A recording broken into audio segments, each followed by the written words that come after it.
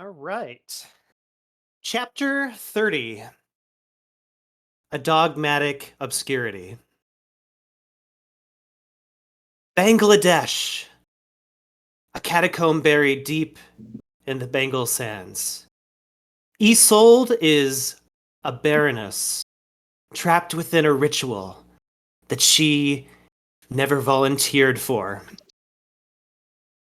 Guarded by the drones of the undead, reliving a single day for all eternity.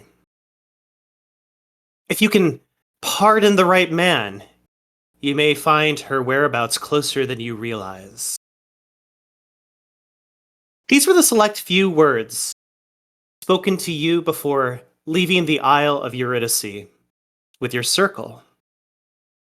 The venture into the underground graveyards of South Asia was definitely not an easy one.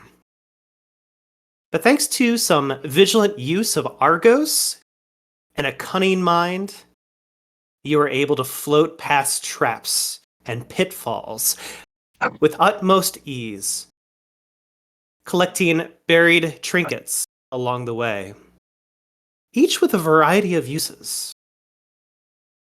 Before your sight right now is a mysterious sigil, bright red against a jet black obsidian slab. Earl Fenwick once spoke of a four-armed cross cushioned by the infinity symbol down below.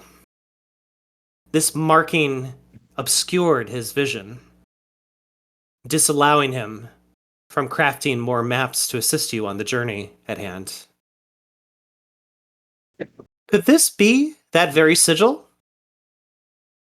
The scent of profuse, rotten earth enters your nostrils like a plume of unwanted smoke laced with decaying weeds. Despite this irregular sensation, you are reminded of the burning magma induced floors that you skimmed past, surrounded almost by this encroaching threat.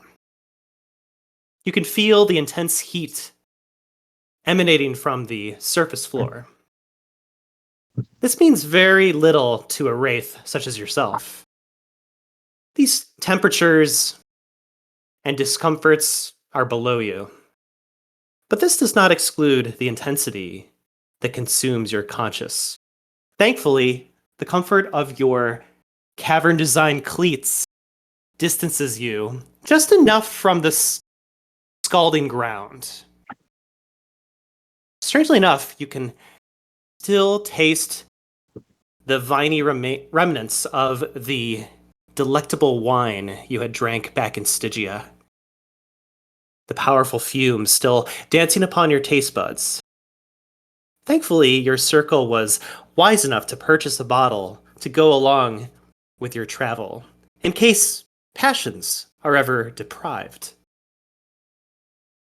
Your unnatural hearing swears that it can still pick up the creaking sails of the Naglfar, a ferryman's lofty boat made of bones and fire. Quite possibly more ugly ingredients. But goodness, did you arrive faster than most methods of transportation in the world of this land of the undead?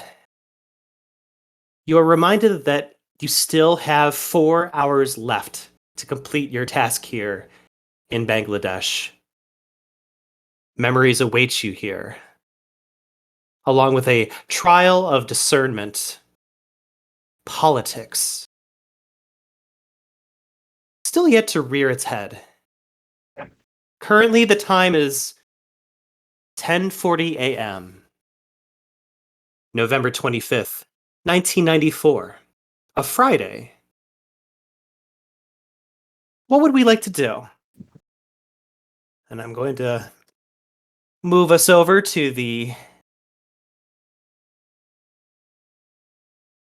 last area of interest, you will see all of our characters on the bottom right of the map.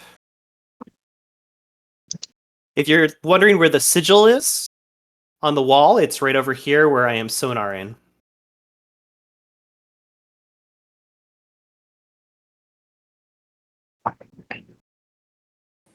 Can you sonar again? I was zoomed in a little too far.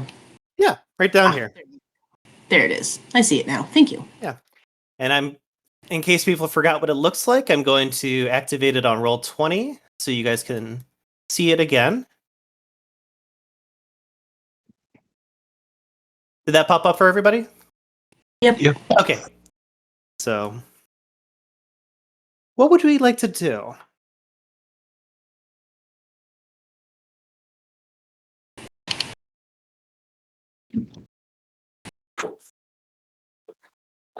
I think last time I tried to... I wasn't able to recognize the sigil. Okay. I made a note because that was the general explanation or description of what gave us, which I don't have that document up. Give me 1 second here while I pull that up. No worries. Let's see. If you guys are looking for ideas in which to enact on this sigil, it is most definitely going to be an intelligence roll. I'm also looking for streetwise, bureaucracy, occult, politics. If you don't feel like you're very good at any of those things I just mentioned, you can also use your wits plus enigmas. So if anyone wants to investigate anything on this sigil, you may do so. Otherwise, we can ignore it and continue on. I wouldn't mind doing some streetwise. Yeah, I've got 4 intelligence and 2 streetwise, so I would also like to roll probably separately, since I can explode 10s, and I'm assuming you can too. Okay. Anybody else? I've got Rob and Jay down. Alex, what would you like to do? Was alertness on the list of things that we could roll, or It was not. Nope, it was not. Okay, then I'll do wits and enigmas. Okay. Nicole? I would like to do intelligence and occult. Okay. So let's start with Rob. Rob, I need you to roll intelligence plus streetwise. Difficulty 7.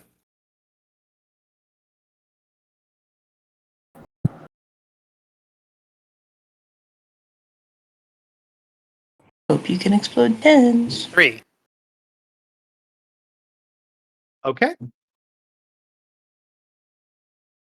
Rob, as you are recalling some of the stories that you've heard, probably from some of your contacts and individuals that you meander with, you seem to recall someone mentioning an organized cult called Otis. I'm going to put it in the chat for you. Otis.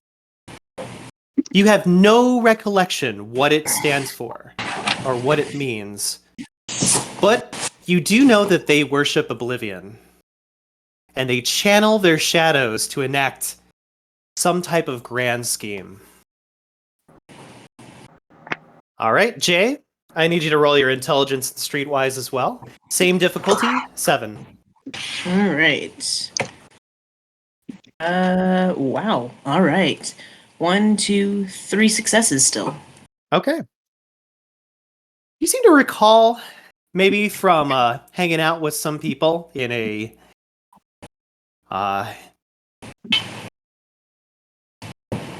more like free wraith area, maybe a mixture of heretics and renegades in the blend.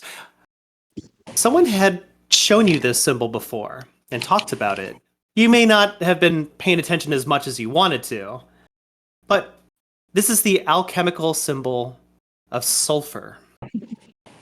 You don't know why it's here or what its significance is, but you recall old folk stories of it symbolizing sacrifice of the soul to connect with the forces of hell. Ooh. But that could have just been a myth. All right. Alex, I'm sorry, Nicole, I need you to roll your intelligence plus occult, difficulty 7. Sorry, that was sacrifice of the soul for what was that? Nicole, I need Nicole to roll her intelligence plus her occult, difficulty 7. How'd you do, Nicole? 3 successes. All right. With occult, this is clearly the sigil of a group known as Otis, and you seem to recall, maybe your mentor mentioning, that Otis, I'm going to put this in the chat as well, stands for the Orthodox of the Infernal Serpent. So, Orthodox of the Infernal Serpent, or Otis for short. You sound like nice guys. Right? Very trustworthy. Oh. With a name like that, they're obviously not trying to hide anything, so.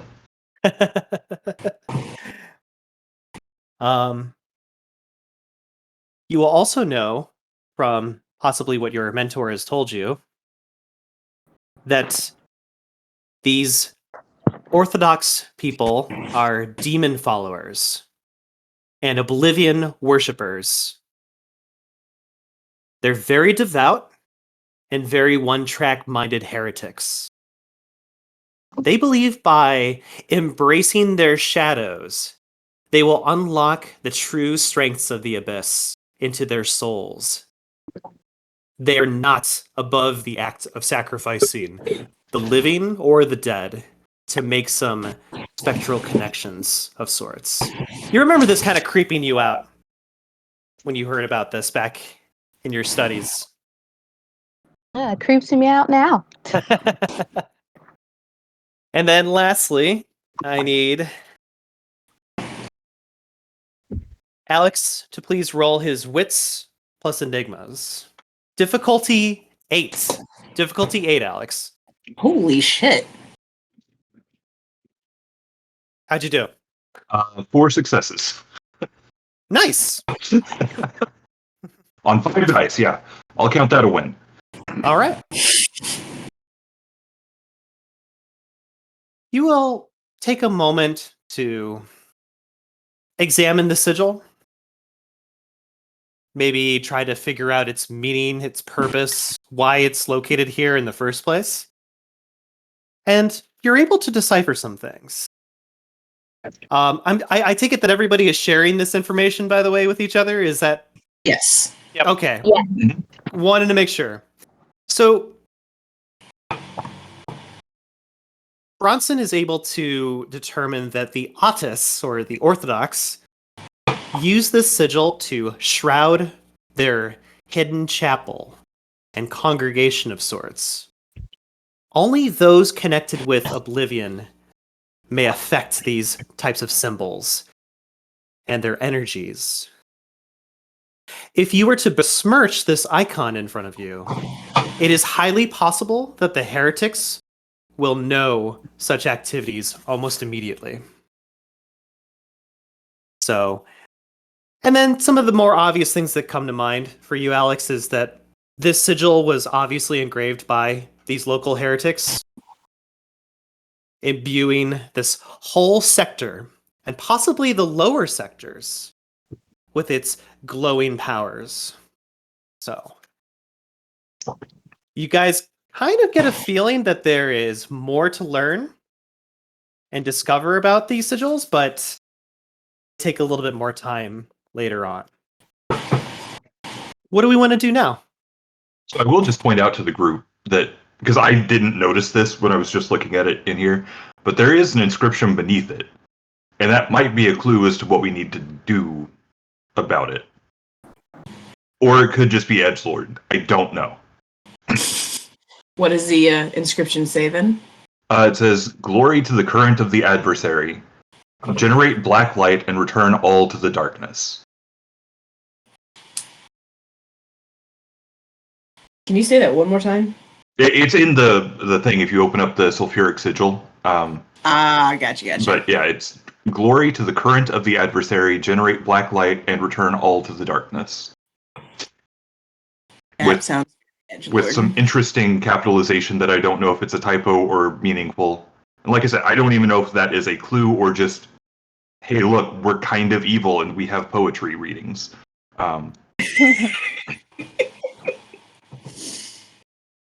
Richard will look to the group and say, "So what's the game plan, guys?" Is the sigil blocking us from continuing? No. Do we get a sense that going on without doing anything to the sigil could set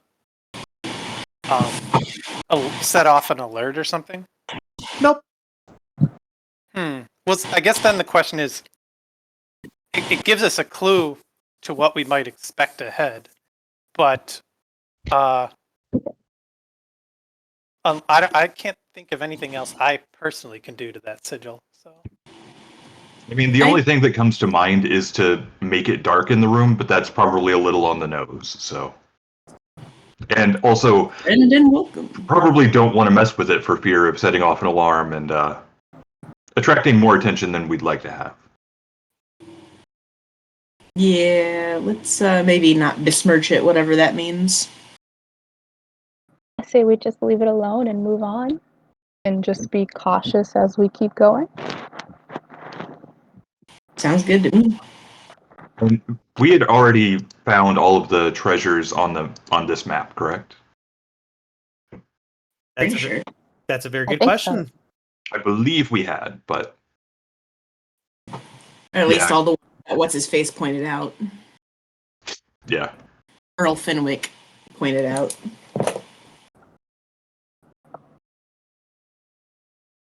Let me take a look. Sulfuric. Okay, I'm just looking at the maps again. So the red marks are traps, right? And then The plus EN the is blue. the map. Yeah. Blue is Okay. treasure, red is danger. Got it. Well, I think blue is points of interest, but I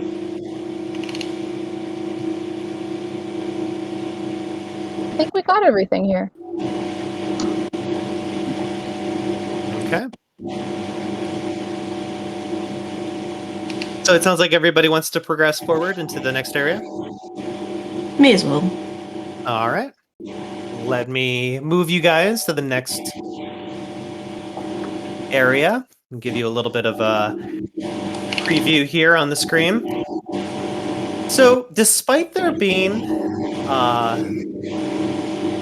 candles and small amounts of torches lit down this cavern, this is probably the darkest area that you've explored and went into yet. In fact, it seems to be getting even more grim and ominous as you travel down. So there really is no need to make this area any more cold and dark than it already is. It's kind of doing that naturally by itself. You just have to determine what to do in this next little area. Thankfully, you do have a map that can correspond to where you are traveling to. If everybody looks at the map, you will notice that we are now at the northeast or upper right-hand corner of the map. Let me know what you guys want to do in this area.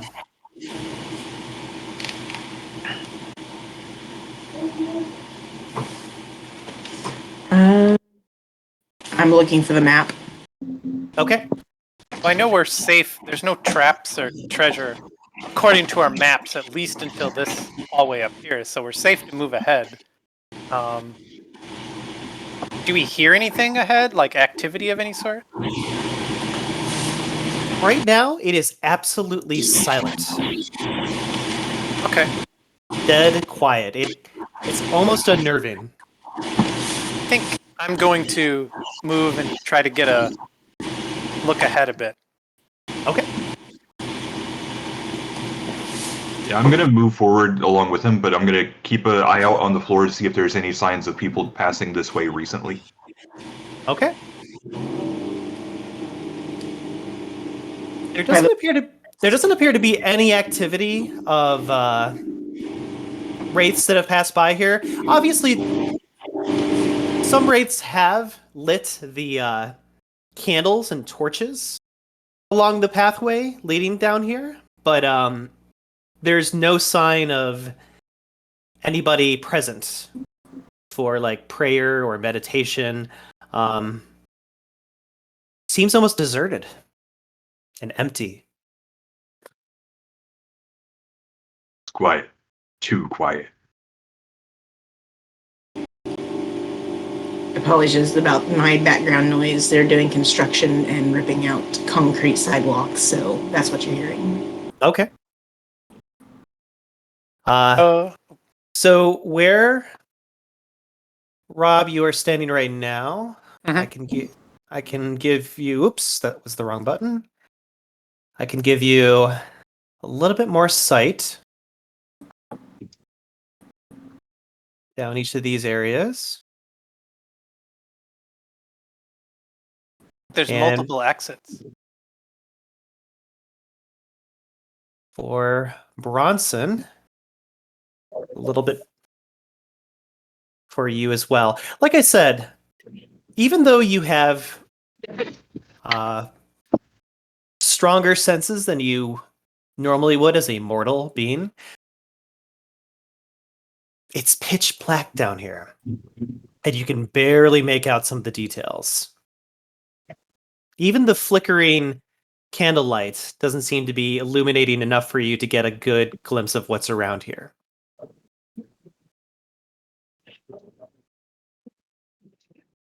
All right. Does anybody wish to do anything, or? Well, I suggest we head to the northwest. It looks like there's one trap and two things that we might find interesting. We paid good money for the map, so. Well, I would also like to activate my floaty skill. Okay. Now that I have it, because this seems like a good idea to avoid traps that way. Gotcha. So you want to activate your phantom wings? Yes. All right. I need you to roll your stamina plus Argos.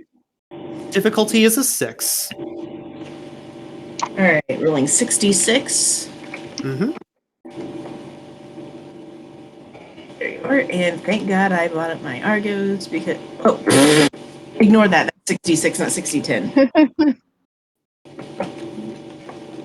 My brain. Well, at least 1, 2, 3 successes anyway. You said 3? Yes. All right. With 3 successes, you are able to emerge some wings from your back. Jay, could you describe what Josie's wings would look like? You know, I didn't actually think about that. Can I? Did you want? Yeah, we come back to you and you can come up with an idea. Sounds good. All right.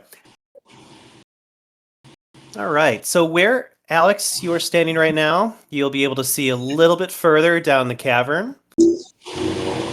And up above, you will see a little bit as well.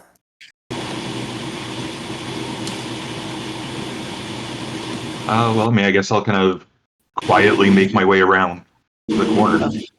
All right. So we're heading up to the north, huh? I mean, unless Oliver, you have a better idea. No, I think, like I said, I think there's two. It looks like there's 2 arrows, which probably point to exits on the north and the east. Well, I was probably misreading that then. Okay. I don't know that the arrows. Actually, there's 3 exits. I don't know if that does exits, but the arrows look like they're pointing off the map.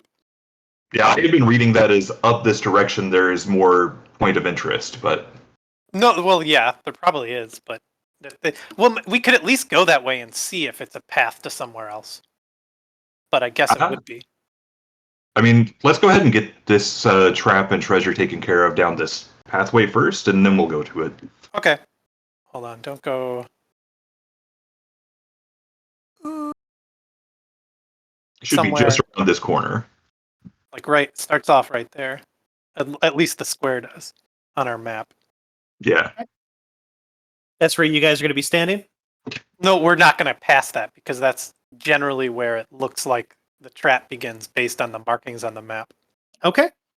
Could I have one of you please roll your perception and investigation? I'm pretty perceptive. I'd explode 10s. And I have... I have 2 dots in investigation, and I can also explode 10s for perception. Yeah, I have 4 perception and 2 investigation. a bit Can we low. all roll separately? I mean, if we all... I have 3 and 4. I say you go for it. Okay. Yeah. Because he said one of us make the roll, so. Well. Are we Can you assisting two or rolling assist? separately? Yeah. Yep. Other teammates can assist if they want to. I'll help you. Yeah. As long as you have investigation on your character sheet. How many people are assisting? I would like to withhold until after they roll, just in case they don't, because I will assume that if they don't say anything, I will roll separately. So I'll assist. you will? Okay. Because I'm holding back. It looks like So- you got 2 assisting. Yep. So Rob, add +2 die to your dice pool. Okay. Difficulty 6. How'd you do? Looks like 6 successes. Excellent. Damn. With 6 successes, you are able to kind of take a look further down into the cave, and you let your vision start to adjust, and you examine more and more. As you do this, you start to notice that the floor itself is beginning to shift and move, and you start to see small amounts of light start to flicker and crisp and burn from the floor. There is definitely some active magma underneath this floor that you are approaching. Your unfortunately, your cleats will not protect you from this.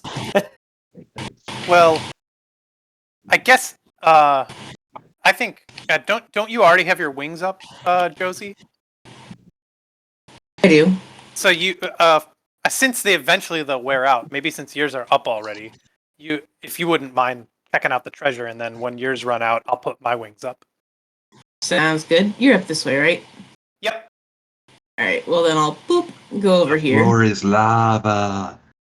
Thanks. All right, Jay, I need you to roll 2 d10s for me. Okay. 2d10. Oh no. How'd you do? I failed. I got a 1 and 2. What are the 2 numbers? 1 and 2. 1 and 2. Okay. It's a mimic. Dear God. I'm going into the catharsis. This is another bad day. So, Jay, as you open up the box, you will immediately notice a very sublime orange-looking potion inside of a soul-forged glass. Kind of like stare at it for a little bit, and remind me, Jay, do you have a cult on your character sheet? I have 1 dot in a cult. 1 dot is enough. You will immediately identify this as a potion that is made by specific types of wraiths. And when they make these potions, they can have pathos inside of them. So if you were to drink this potion, you could get up to 3 pathos back to yourself. Rarely. So, side note for the GM to you guys, if you decide to use this potion, the pathos that you gain has to be used within that same scene. Otherwise, the effects will fade and everything is disposed of. Just a heads up. Gotcha. So I'm going to add that to your character sheet, Jay. It's going to show up just next to everything else that you have. And that is what you find. When I saw a yellow Alright. glass container on a 1-2, I thought you were going to be like, you found a jug of yak's piss. Oh, God. All right. I will just pick it up and be like, well, it's this. It's fervent potion. It's very temporary. Funny D. Yeah, it's Sunny D. I'll just put it in a pocket, assuming nobody, is like, ooh, I want. So. Well, I mean, it might be good for... It sounds like it'd be a good spike in power if we get caught up in anything dangerous. No, I mean, I'm just going to put it in a pocket, like in my own pocket, unless somebody else specifically wanted to keep it on hand. Oh, yeah. No. I mean, I don't. Anyway. I'm not going to fight you for it. Anyway, so what's up next, boss? I say we head to the north and see what's up there. Sounds like a good idea. Okay. Sounds like everybody's heading up to the north. Is this going to knock my wings off? Yes, it will. If we leave. If we leave, yeah. Okay.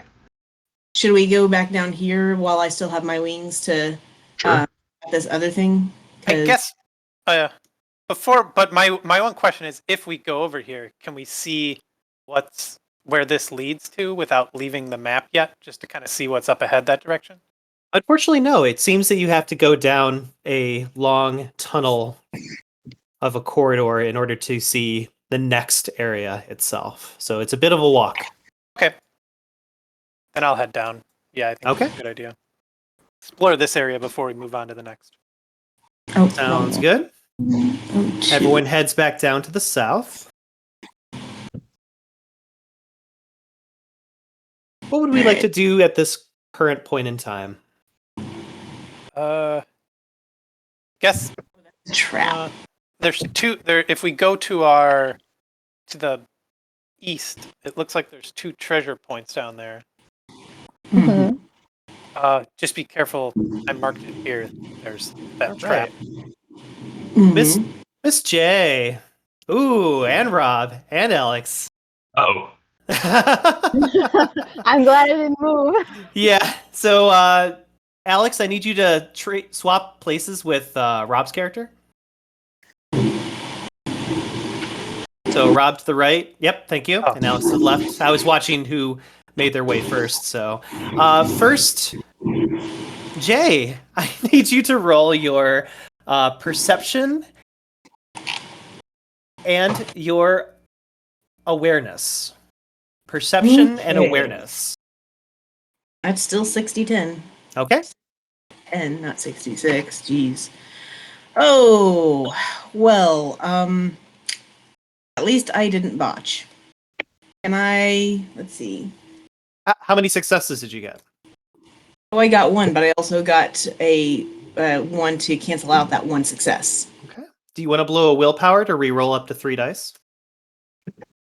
I think I will. Okay. Go ahead and re-roll 3d10 for me. What was the difficulty level again? It's just a standard 6. Okay, well, at least I got one success this time. Excellent. I'll make a note of that. Next, Rob, I need you to roll your perception and awareness as well. Okay.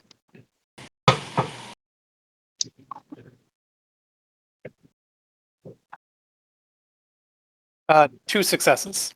All right. Jay, Mm-hmm. as soon as you stand where you're currently standing right now, there is a sound of mechanical whirling and gears and some kind of mechanism starting to power itself up. And the next thing you know, you see a red light right around this area here, kind of go off very, very brightly. And I need you to now roll, because this is instinctual for you, your dexterity and your dodge. Dexterity and dodge. Well, shit, I can't explode tins, but I don't have any dodge. Why didn't I buy dodge? Okay. Let's roll 3d10. Before you do that, did you check Wait. on the bottom? Because dodge is separate because it's not with the skills, so you might have it, but it would be down under below other arcani. I printed out what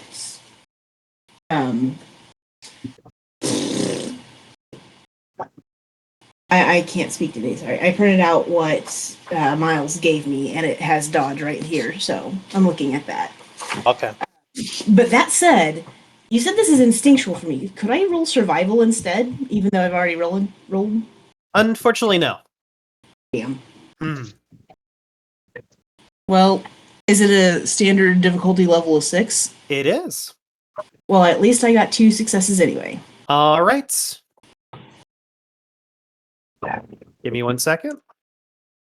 Back the fuck up. Nope.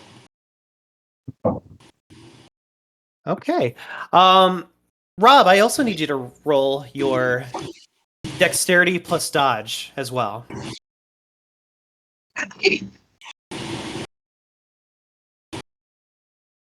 1 success. Okay, 1 success is enough. So here's what happens for you guys. As Jay has kind of like gone forward to like examine what was ahead, there was some kind of light that just kind of like pierced through the veil of darkness, and she immediately just kind of like jumps over and dodges out of the way. Jay, you will notice this very, very bright red light. That is not what I wanted to do. Let me try that again. There we go. This bright light just kind of suddenly just pour into the area where you were once standing. The light will catch part of your leg the moment that you dodge out of the way, and you will only take 1 aggravated damage from this piercing light. Oh, only one. Oh. Only 1 aggravated damage from this piercing light that is kind of like screeched out into the cavern itself. You guys will hear a loud sound as if pressure and air and heat has just suddenly fluxed into the open area. For a moment of time, your senses of sight are just overwhelmed by this very sun-like power that comes down into the hallway, but your vision adjusts again, and again the darkness enfolds everybody, and then the silence starts to echo and become one with this area. The sounds of gears and whatever mechanism caused that bright light have come to a stop and are no longer making any noise. So, Jay, you are lucky. Yeah, no kidding. Yeah. And Rob, you got out of the way just in time not to block Jay from basically tumbling towards you. Okay. All right. What are we going to do, guys? So, like, without crossing where Jay was, I'm going to kind of look really intently, see if there was, like, a pressure plate or a tripwire or something like that that set off the mechanism. I mean, I still had my wings up so I assumed I was floating. Yep. Well, I mean, or, like, a beam of light that she crossed going across the thing or whatever, so, okay. Nope. Could I check this out with my survival skill, or... Like, I want to see, because they're okay right here, I want to check it out, see if there's anything, because, I almost didn't survive, so Yeah. survival. You didn't need that toe. Yeah. So you Did can you? use. So Jay, you can use your wits and survival if you'd like to. I would, because I've got 4 wits and I've got 4 survival, so... Alright, rolling 8d10. Ooh! How'd you do? Say that again. Standard 6, yeah. Okay, 1, 2, 3, 4, 5. 5 successes. All right. So with 5 successes, you are able to determine that whatever mechanism is up front was obviously invented by the people who dwell down here. The heretics have probably created some kind of device to prevent intruders and people such as yourselves from coming down here. This device is easily triggered by the corpus of other wraiths. You kind of get a sense that when it fired at you as quickly as it did, it had nothing to do with your phantom wings. It just had to do with you as a wraith. Now, it kind of crosses your mind, since you rolled so well, it kind of crosses your mind, well, if that's the case, how are the heretics able to walk back and forth down this hallway without getting zapped like I just did? So that kind of crosses your mind as well with your survival. I bet I haven't. I think I know based on what their whole shtick is.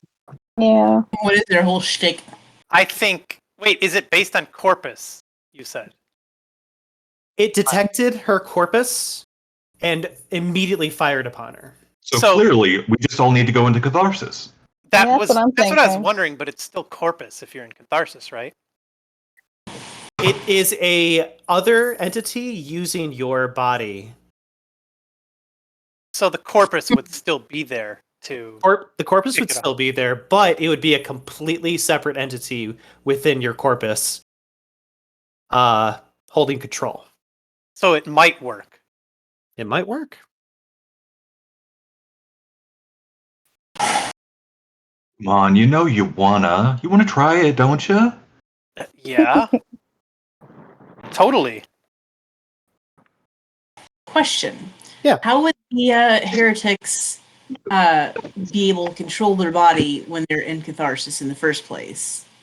Like, what's stopping their shadow from just fucking off and be like, LOL, we have the body now? That is a very good question, Jay. My guess would be that since their cult is built around embracing their shadow, they probably have secret cult methods to, and there's a good chance if they're literally Oblivion worshippers that embrace their shadows, they probably have goals that are very aligned with their shadows.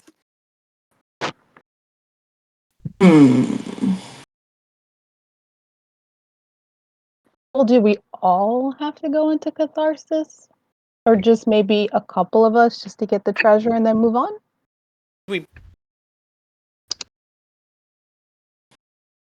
Hi, friends. You want the treasure, right? Come on, we both know you're the only one that can pull this off. Don't we need a certain number of angst to be able to go into catharsis? Oh, it's true. Yes, you do. So I don't think any of us are in a position, or at least I'm not. Oh, that doesn't sound good. I'm personally not in a position to attempt catharsis right now. I'm gonna be your friend and try to get that treasure for you. Totally gonna. I think I'll go ahead and try to roll for catharsis. Just for funsies. Really that high? All right. So, let me look that up. Are you resisting this, by the way, Nicole? Yes. Okay. I am. Do you have Eidolon? I do. I have one. You have one. Do you want to add that to the difficulty for Jay, or do you want to subtract one of her die?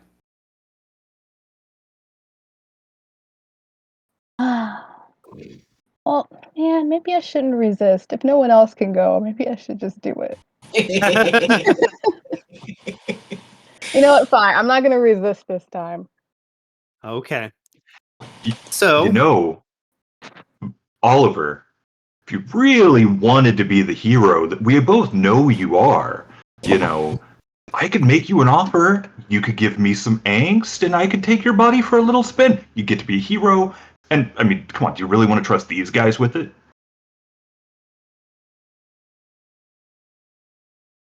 How do you give your shadow angst? Well, see, you give me some permanent angst, and I'll teach you some new arcanoi. It's a perfect match, and it helps us get our goal done. I Just think saying. there's more options we can explore before I start tumbling down the path of darkness for treasure. so Jay, I need you to roll. Yes. I need you to roll 8d10 for me. Wow, what's the difficulty level again? 6? Standard 6. Well, the good news, bad news is I get exactly 1 success. All right. Yay! Nicole, I need you to roll 9d10 for me. I'm safe. 1, Holy 2, shit. 3, 4, 5. Not 8. Did you say 8 successes? Yes. Okay. Jay, your shadow, unfortunately, gets pushed back. You spend the angst, but your psyche is far too dignified to allow you to control its actions, and you get shoved back from whence you came. Am I allowed to try again, but with a higher difficulty level? You are in due time. At this current moment, you're a little frustrated, but I will let you know when you're allowed to try again. Okie dokie. Yeah. Myles, do I have enough to try catharsis on Josie? I don't think I do. I'm gonna check. The answer might be no, but I'm gonna take a look anyway. That was both a good and bad roll, and I'm really... Gotta get him out of the way now. honestly, yes. I'm very glad so far the ones where I've rolled crap have been ones that are not awful places to roll poorly. Nicole, you do not have enough angst to try catharsis. That's what I thought. Okay. I don't think I do either.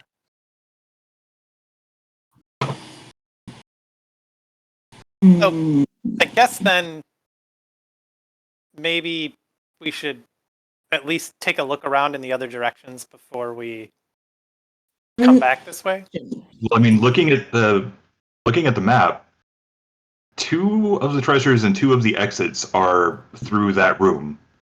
There's only one exit all the way back up to the north that wouldn't require us to go through that room.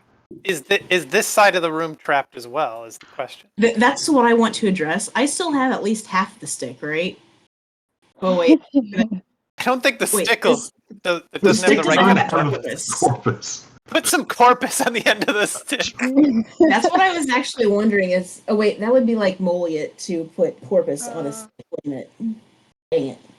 Just hack off your arm and go, nope. Okay, here's a dumb question. Throw your arm down the hall. It's that kind of game today. No. Yeah. Myles, quick question. Would pandemonium work against a trap? Most likely not. I had a feeling, but I wanted to check. Mm-hmm. Here's another question. Yeah. If I know, or if I am assuming that the trap, since there was a trap right here, I'm assuming that the weapon is like right here because it's, shooting. I can't. Let me do the drawing thing. Freehand.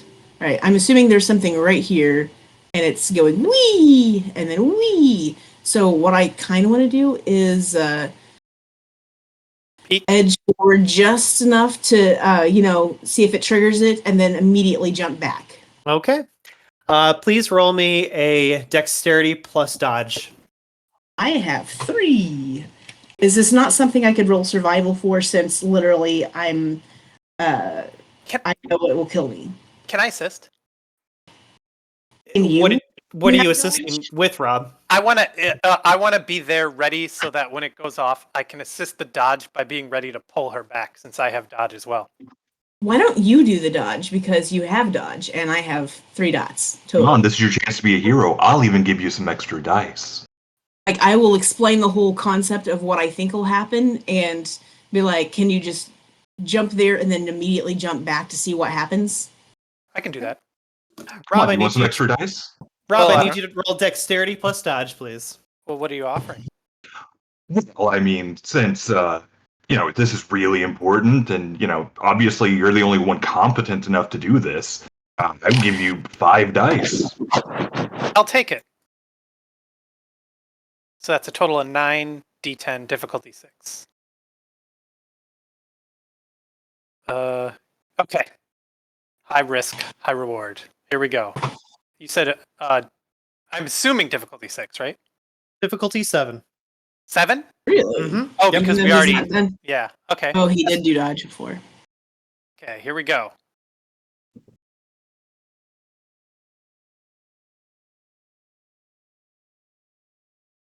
No. 5 successes. I actually kind of wanted to roll some 1s because we might. it would help us out in the future if we That's decide what to. I'm saying. It's a win-win, Okay. Rob, you kind of experience what Jay just did.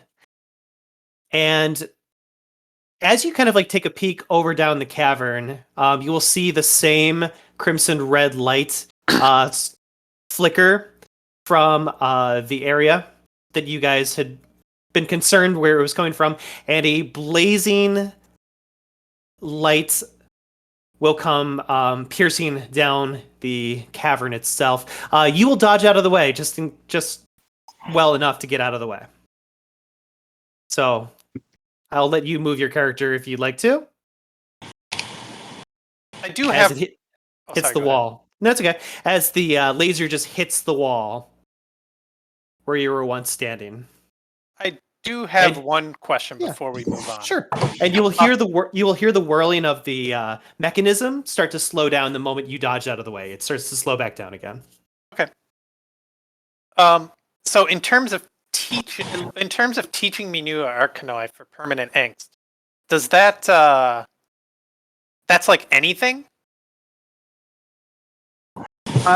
Please try that question again. What was it? In terms of teaching me new arcanoi, that's anything that my shadow decides. Like, Whatever what's your shadow would have to decide that. Yes. Okay. So the second question is, I have to have the experience to get it, don't I? If you're talking about the thorn, Yes. then if you're talking about the thorn, no, you don't. And I get it permanently. Yes. And does my shadow know enough about arcanoi to know if there's one that can deal with traps like this? That's up to your shadow. I'm not saying he has to truthfully tell me, but if he wants to know that, I'll say that. Well, I don't know if I'm ready to say that to the shadow, but I'll. You know what? I'll say I might consider taking you up on your offer if you can provide me a arcanoid that can deal with this trap. But perhaps that'll be for if we decide to come back this way again. So, out of character, I actually don't know what that would be. If I, as the shadow, would know, let me know. But I'll, until I figure that out, I'll reply back that, look, if we do this, I want everything to be fully above board. I'm not going to pull any monkey paw shenanigans. You tell me what you want to know. We'll see what you can do. Okay, well, I'll have to think on that. I'm not quite ready for that decision yet.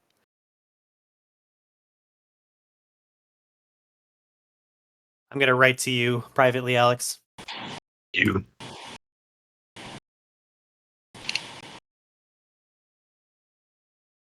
Any other ideas from Nicole or Jay? I am. Let's see. I'm actually looking at the map because can't really go. I'm wondering if the arrows mean, like, what if it's kind of like a circular maze or whatever. So if we go up, we actually come down from below. That way we can avoid the lasers from up here. I don't know. I'm just guessing because why are there arrows? You know what I mean? Yeah. But we also need to So get that. Well, there weren't arrows on the previous map, were there?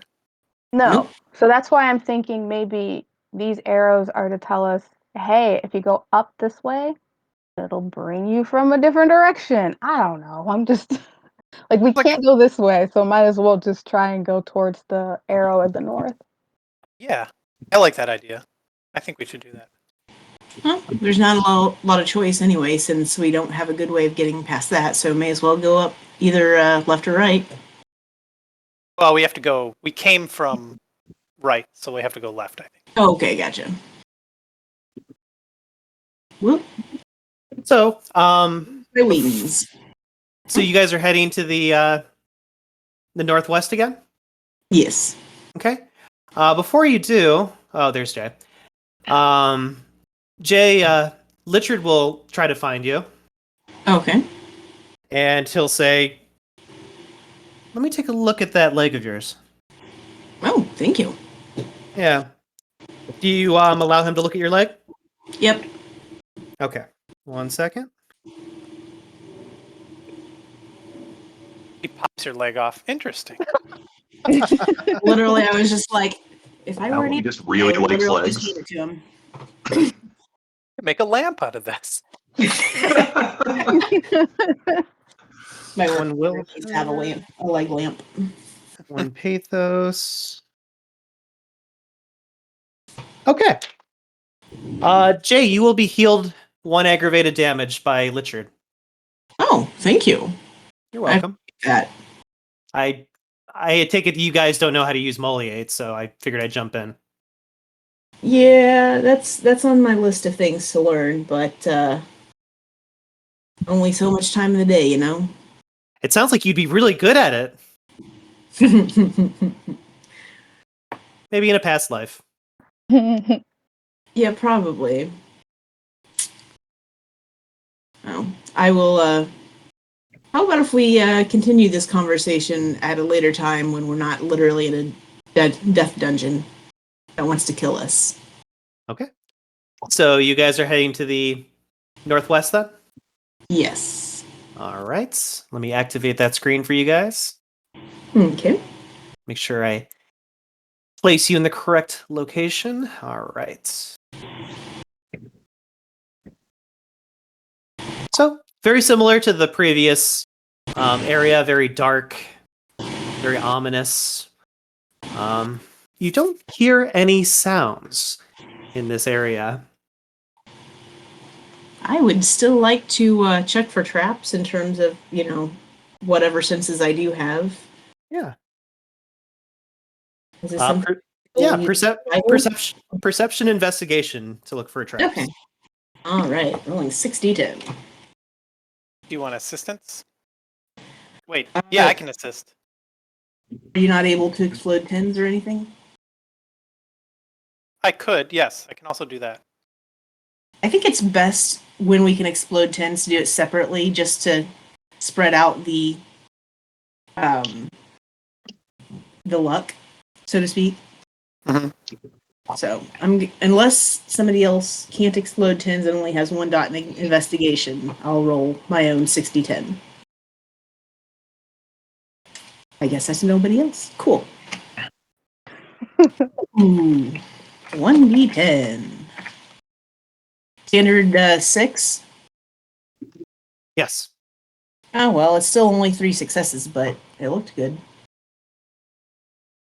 How many successes did you get? 3. 3? Oh, that's good. So with 3 successes, you will examine this whole area.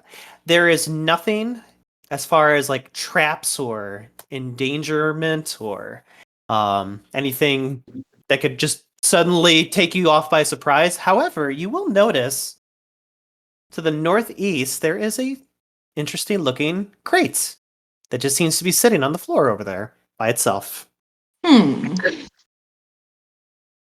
Oh, also, is this just a natural thing in the floor, or do I need to be concerned about that at all? Sonar, what you're concerned Just about? this thing in the middle. It just seems to be like a pillar of earth. Okay. Yeah, Well, like a stalactite that goes into the ceiling. Gotcha. Well, I am going to slowly make my way up this way and be cautious, looking and testing every step with like a tap of the foot because I still don't trust it, but Yeah, While she's moving, can I use sense intellect? you certainly may. No intellect here. So, just pulling that up in front of me right now. Let's see here. Perception That's- and Mnemosis, I think. Oh, do you have it in front of you right now? I think so, yeah. Okay. The player rolls perception plus Mnemosis against a difficulty of 6. Success Sounds good. indicates Yep. people within 10 feet. Okay. Yep, just found it. Go ahead.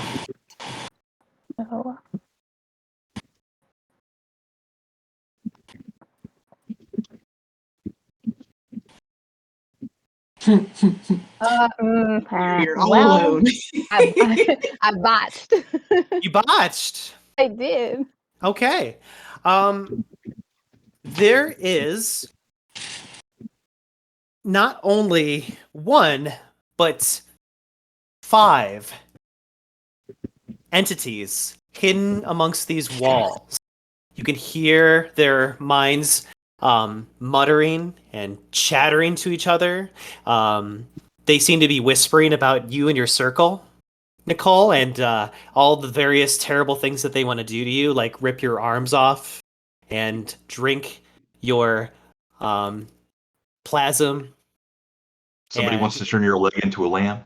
Yeah, it's almost unbearable to just listen to this. But you just hear the voices of these spectral creatures within the walls, kind of chuckling and snickering to each other, waiting for you guys to explore forward and go for the box, so that we can pull you into the walls and rip you apart. I There's- instantly grab Josie from behind and try to pull her back. Mm-hmm. Stop that. What are you doing? There's something here. There's multiple things here. I hear things. We should not go any further. Let's just go back. Just a little bit closer. Come on, just a little bit closer. You're almost there. Open the box. You know you want to. There could be anything inside. Yeah. What if I was? We're not supposed to open the box. We don't open the box. Let's just What keep if I going. used Enshroud? No, there's like at least there's just things in the wall. I don't know what's going on, and they want us to open the box. So I think it's best we don't open the box and let's just go back the other way. Well, they won't be So- able to see us if we use Enshroud. Did you hear that? One of them wants to use Enshroud. That means they're going to try to make themselves invisible, but they don't know So that we can actually they can see hear through you. that very easily. What a fool to be speaking out loud like the way that he is. This is too easy. Oh, this will make child's play. Oh, I can't wait to rip that one apart. I wonder what he'll look like once his head is completely detached from his entire neck. Oh my god! No, okay. Hey, Myles. So Yeah. Can I try for catharsis again? Because this seems like a hilarious time to do that. Yes, you may retry catharsis. hey, why are you doing this? Because I am the worst. All right. You really I'm trying to fight catharsis. I'm still pulling both Josie and Oliver and trying to keep them from moving. I kind of want to just flicker over there. I mean, Okay. go for it, but also I'm I'm just the worst. I love how my whole group does not trust her. They're like, she's talking about voices. We're still gonna go ahead. I love this. Jay, roll 7d10 for me. Oh well, good news for everybody. I fucking Yeah, Nicole, you don't even need to roll against that. So basically, you just kind of get a sense that your shadow is trying to quote unquote help with these voices, But you're so frantic about the situation that you just tell her to shut the fuck up, putting her in her place almost immediately, and then you kind of like get your focus back in on what's going on around you. And again, the voices hear someone mention, did you hear him say he's gonna flicker? Oh, if he flickers, he'll be even quicker and faster over here, making it so much more easier to rip him apart and tear out every single ligament. It'll be perfect. I hope he does that. I can't wait anymore. I am just insatiable. I just want to eat him right now. Just pull every single limb off of him, and it just keeps going on. And you just feel like you have to leave this place if you want the voices to stop. Okay. Is there, like some kind of where rule are I they can? at? Is there some kind of Bronson, buddy. Out where they are? what's that? Wait, what? I said Bronson, buddy. Yeah. You're not gonna run scared from some walls, are you? Because I know you're a better man than that. Yeah, I know. I'm seriously trying to like eye Arwen and be like, "Are you okay? Are you having like a moment? Like, do you need to have a sit down while we go looking? Because you don't sound okay." This is great. They think that they're turning against each Don't other. like Listen being to them. treated It's like a child. Oh my I'm You gosh. guys I'm are not not listening to me. I'm They're not trying to falling treat you as a child. I'm saying you sound a little hysterical. They're falling apart piece by piece. Listen to them. They're arguing with each other. Before you know it, they're just going to slip. And then all of their weaknesses are going to be exposed. And we're just going to pull them apart. If you guys go Like, any further, I swear they're just gonna die. We shouldn't be here. We should just leave. We should just move. You know, I've tried to tell you guys I gotta go. And then I'm just gonna I'm leaving. Okay. Myles, would Castigate do anything to help with that, or is this just botched roll can't help? Botched roll can't help. Lichard sees her leave and actually walks, like, kind of confused, actually walks behind her to catch up. I'm gonna go with her. I mean, I know she has the powers to sense things, right? Yes. You know that she has... Yeah. Then I trust her judgment as a character, and I'll follow her. Okay. Yeah, no, I mean, like like in character, I don't have any reason to really suspect that she's wrong. So Okay. Oh, you know they're there, but you need to go fight them, man. I will help you. I will throw everything we have at it. Remember what I said about pushing yourself to the next level? Don't run away from treasure. Let nothing stop you. I mean, You are the angel of death, my friend. You will teach them to fear you. Not only are you going to take on these walls, you're going to bring that roof down. okay, well, I'm not going to turn on the roof, but Attack the walls. okay, up until that moment, you've never really steered me that wrong. I'll just kind of call out to Oliver and Josie, say, I'm going to try something. Just cover me. I'll sit there or stand there and look at my broken stick and be like, I guess I'll try. What you doing? Well, I'm just going to keep away from the walls and be very careful about searching for traps because I'd really not like to get lit up. But I'm feeling my moxie. I'm gonna go for it. Fire a warning shot at the walls. I'll stand on this side so I can see you, and then be like, "All right, go on. I'll keep an eye on you." Side note, Jay, I need you to roll 4d10 for me. Oh, yay! This is how many hands come out of the walls, isn't it? Ooh, do And I it get takes to, you back to the beginning of the dungeon. do I get to explode tens? You cannot Too explode soon. 10s, but how many successes did you get? Standard difficulty 6?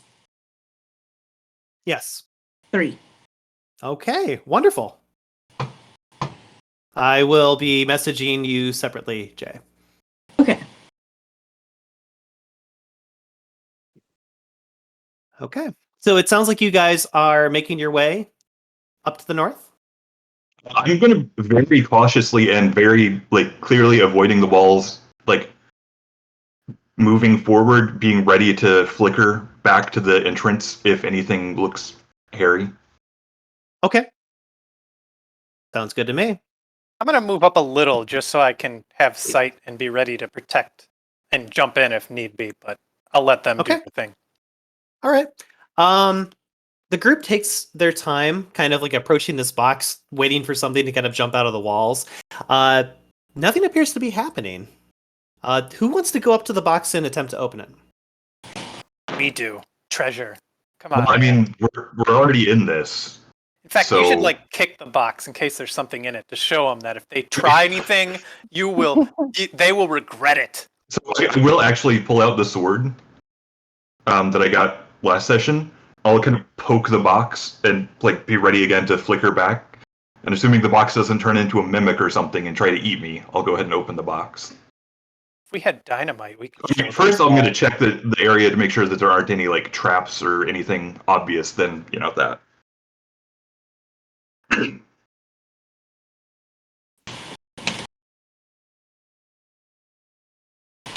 Oh, are we popping this open or are we being cautious?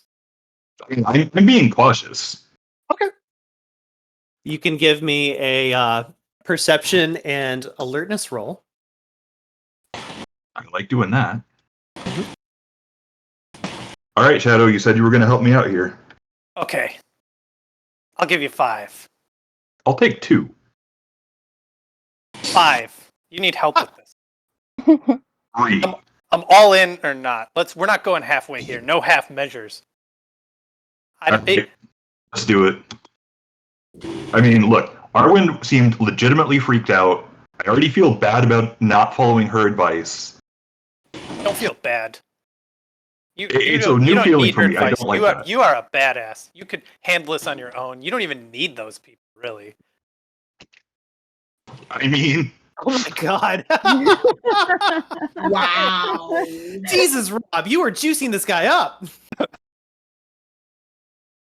5, assuming that it's 6 that we're looking for. Yes. Alex, there is nothing in this room except for the box and the various debris on the corner here. There's nothing in the walls. There's no creatures. There's no specters. It's just you guys and this box on the floor. So there must be something wrong with Arwen or her powers. They saw me coming and decided to make the wise move and get the heck out of here. Damn straight. Yeah, so I'll go ahead and open the box. Okay. Roll 2d10 for me.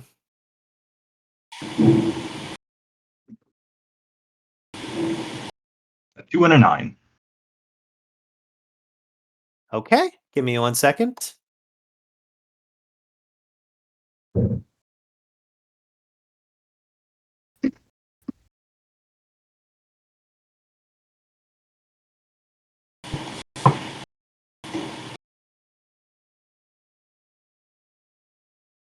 All right. So your shadow will be very happy. You'll find a matchlock pistol. I mean, I don't know why my shadow's happy because I'm happy with this, but Oh, good. You check. Yeah, you check for like any kind of like munitions or anything that you would need to like use it in the first place, such as just any ammunition nearby, and there's nothing. So there's there's no magazine, there's no ammunition. It's just the pistol. So you would have to either purchase or find ammunition. Side notes, in Wraith the Oblivion, ammunition is a very rare find in this game. But if you can find it, then you have yourself something great on your hands. yeah, I was looking at the book when I was building the characters. Like that's the reason I've got the rifle as Relic 4. Because anything less than that, you have to have ammunition for.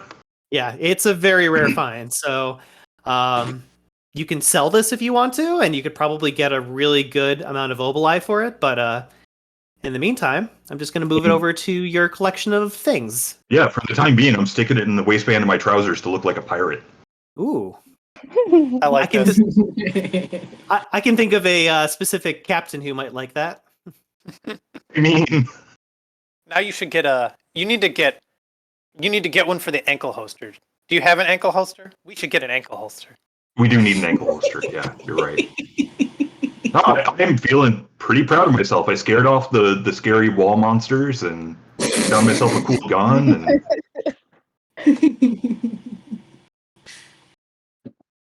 saying, Shadow, I know you only have my best interests at heart.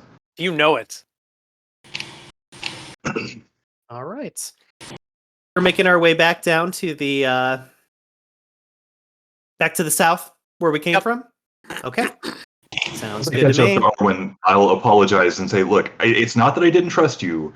It's just I know I can handle myself, and even the wall monsters buggered off when they saw I wasn't backing down. So, like, I'm sorry. I didn't mean to treat you like a child. Nicole, you no longer hear the voices. Okay. Of course not. They ran away. Sorry, I'm rolling for catharsis again.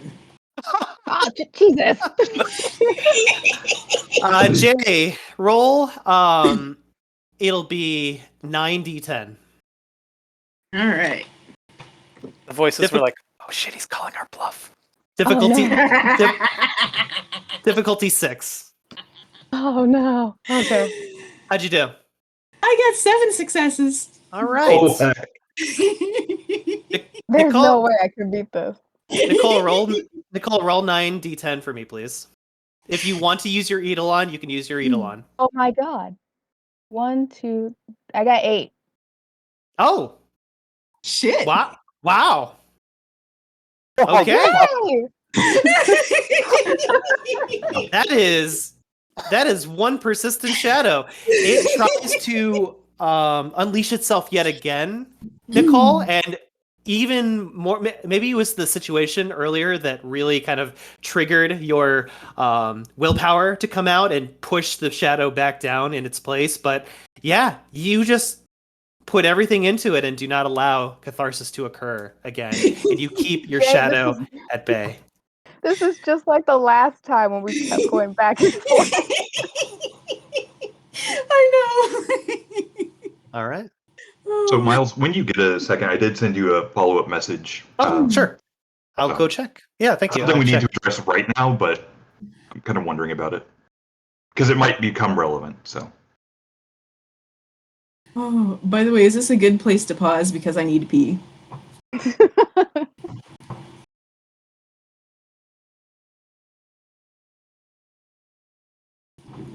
feel like Arwen's gonna become like the Velasco of our group. Her shadow will be like afraid of her. I'm trying to be your friend. You want the treasure, right? Just don't hurt me. And other shadows conspiring. So, speaking of shadows, hey, Oliver, look, I know you said we'd come back to this, but honestly, you guys haven't been able to think of any other solutions to this whole trap problem. And, I'm pretty sure. Now, don't quote me on this, because, I'm not an expert, but I'm pretty sure that if I taught you, say, 4 dots of inhabit, you could just take the machine over and own it as your body for right now. You'd be in complete control of the machine. It sounds okay. This is my guess, but taking 4 dots in a skill, but that you don't have it all—that's a lot of permanent angst. Yeah, but think about all the useful situations you could get into. You could take over any machine, anytime. I mean, you know that you're the best suited for it. You're the only one that someone would trust with that level of power. You'd be indispensable, even more indispensable to the party than you are now.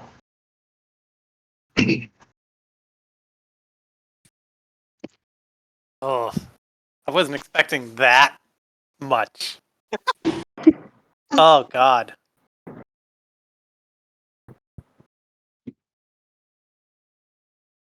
Well, you seem like a nice guy, and I know that you only have your party's best interests at heart. I'm just trying to help you out. And so what if I wet my beak a little and get a little bit of extra angst? It's not that much.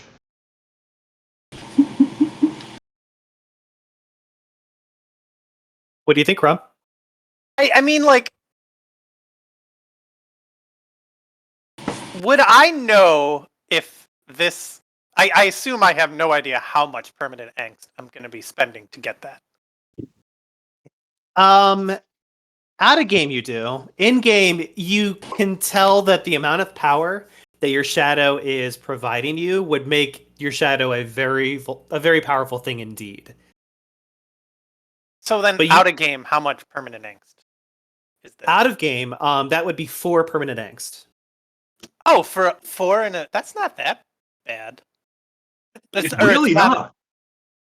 For 4 dots and inhabit? It gives me 4 dots in inhabit, but then it locks out other decisions in the future because I'm already 4 permanent angst up.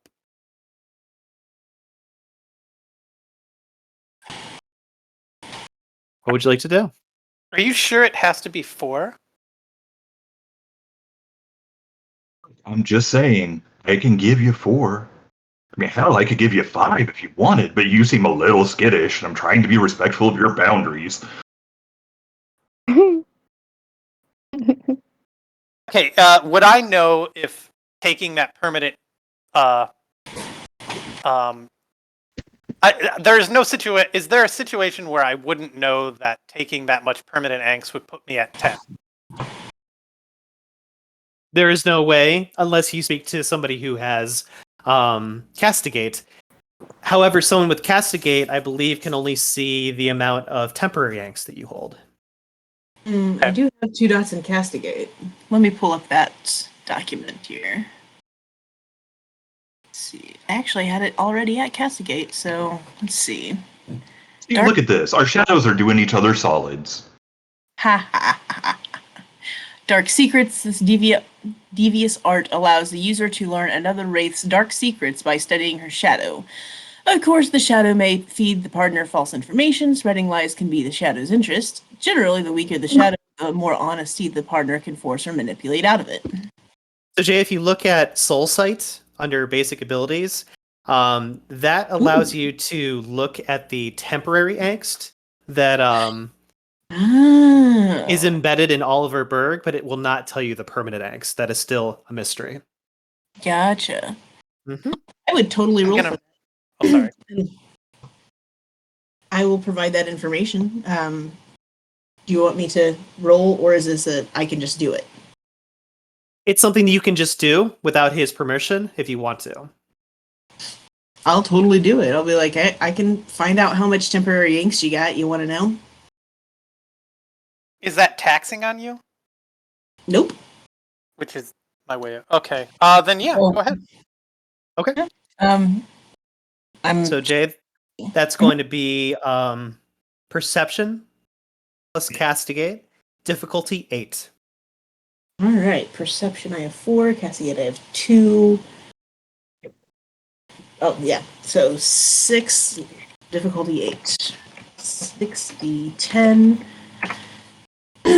Well, I got 2 successes, which is not bad. All right. No. So, you start to kind of examine Oliver Berg during this moment. And you kind of get a sense that the two of them are pretty much on a pretty strong wavelength with one another. They're like, the shadow is not more powerful than the psyche. The psyche is not as powerful as its shadow. They're just kind of in lockstep right now. They both seem to have each other's interests in mind. One of them is not trying to consume the other or overpower the other. But basically, Jay, in out-of-game terms, you get a sense that currently Rob's character, Oliver Berg, has 6 dots of temporary angst. I will pass that information on. Okay. Quick question. If I wanted to read everybody else's shadow, would that be whole new rolls with a higher difficulty level, or is this, I've rolled once, I can see everybody's now? Nope, you would have to do separate rolls, and the difficulty would go up each time you try. Gotcha. Well, then I will wait for another time to check unless they specifically ask or need it. So, Rob, you now know that you currently have 6 temporary angst in your character. This does not tell you how much permanent angst you have. It just tells you the strength of the shadow currently. I'm gonna pass on that deal. I think I have other options I could try. You know, before we take this deal completely off the table, because like I said, I'm trying to help you out. And I'll be honest, there's a possibility this wouldn't work anyway, but I could teach you, say, 3 dots, and you could use gremlin. You could just, put a little gremlin in the system and take control of it. It wouldn't become your body, so it wouldn't be nearly as cool. But you could still probably shut down the machine. And it wouldn't be nearly as angsty for you. See, it's a win-win.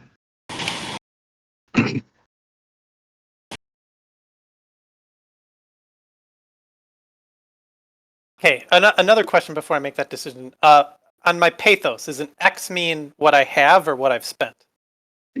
An X means what you've spent. You've spent 1 pathos so far. Oh, okay. So then,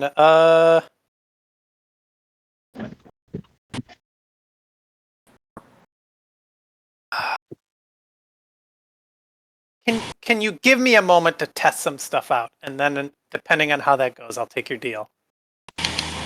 Well, I mean, if you want to take the chance on, me changing my mind and deciding, oh, you've actually got this anyway, then I mean, sure, that's a choice you can make. Okay, I'll take your deal. Whoa. Damn. I guess I will teach him 3 dots of embody. Okay. Give me a moment to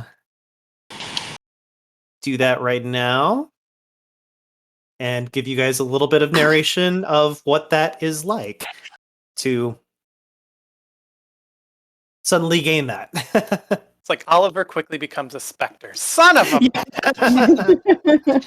This was easier than I thought. I mean, look, if you still don't want the 3 dots, we could always give you 4 dots of Argos and you could just flicker over there. Yeah, but I can't flicker anyone else. Well, no, but... Okay. And let me move to the permanent angst for Mr. Bronson. Congratulations, Alex. You'll gain 3 points of permanent angst. What's up, Nicole? Flicker, you can only flicker yourself. You can't take other people. Nope, you can only flicker yourself. Unless you have Comrade in Arms activated, which is a completely different ability from LifeWeb. Gotcha. Yeah. So let me see here. Okay. So, narration-wise, everyone will notice that Oliver Berg takes a moment to kind of like sit down on the ground and kind of meditate to himself as if he's thinking good and hard about something that he wants to accomplish. In this moment, you will start to notice, strangely enough, that there are some interesting patches of light and dark that start to kind of like weave and move along his corpus. You'll see the skin of his corpus start to like change into different tints of colors and like I mentioned earlier, darkness and light. With these patterns on his skin starting to kind of meld into the cavern around you, Oliver will feel the darkness enfold around him, and everyone will notice Oliver Berg disappear amongst the blackness of the cave itself. Rob, I need you to roll. Oh my god, Inhabit is awesome. I do not regret. I'm reading this right now. I don't regret this. I'm sorry. What do you want me to roll? Honestly, like, out of character, it's one of those abilities that once I got reading into it, I was like, I wish I had taken this. Like, this is great. Well, when you told me about Gremlin Eyes, I'm like, that does sound really, really useful. And it's like, I always say, go big or go home. So I took 3 permanent angst. Yeah, you didn't take 4, which would have let you have a machine body. Yeah, but I can always level to that or something eventually someday. So, Rob, I need you to roll your dexterity plus inhabit. Okay. So inhabit is currently at 3. Okay. Plus dexterity.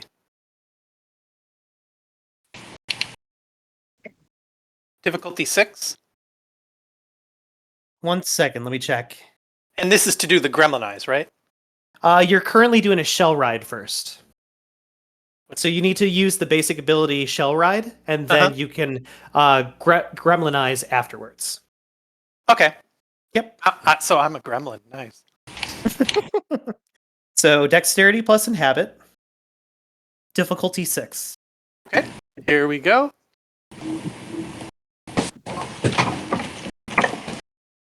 2 successes. Okay. You will successfully possess the machine contraption that is located down here in the south. When you do so, you can kind of like feel all the gears and mechanics all around you starting to like slightly move with your presence within it. At the same time, you also get a moment to kind of like stretch your soul, as it were, inside of this machine. You feel like you have full control over what its processes are. So right now, you can either use your surge to create a temporary short in the machine. I can allow you to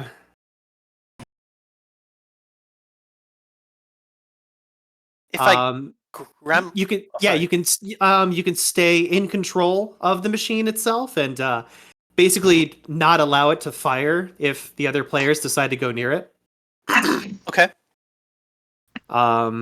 Unfortunately, you cannot communicate with any of the players. You would need to communicate with a player trying to connect with you. So, for example, Nicole can use her Mnemosis to try to communicate to your mind, and you guys can speak through each other's minds to each other.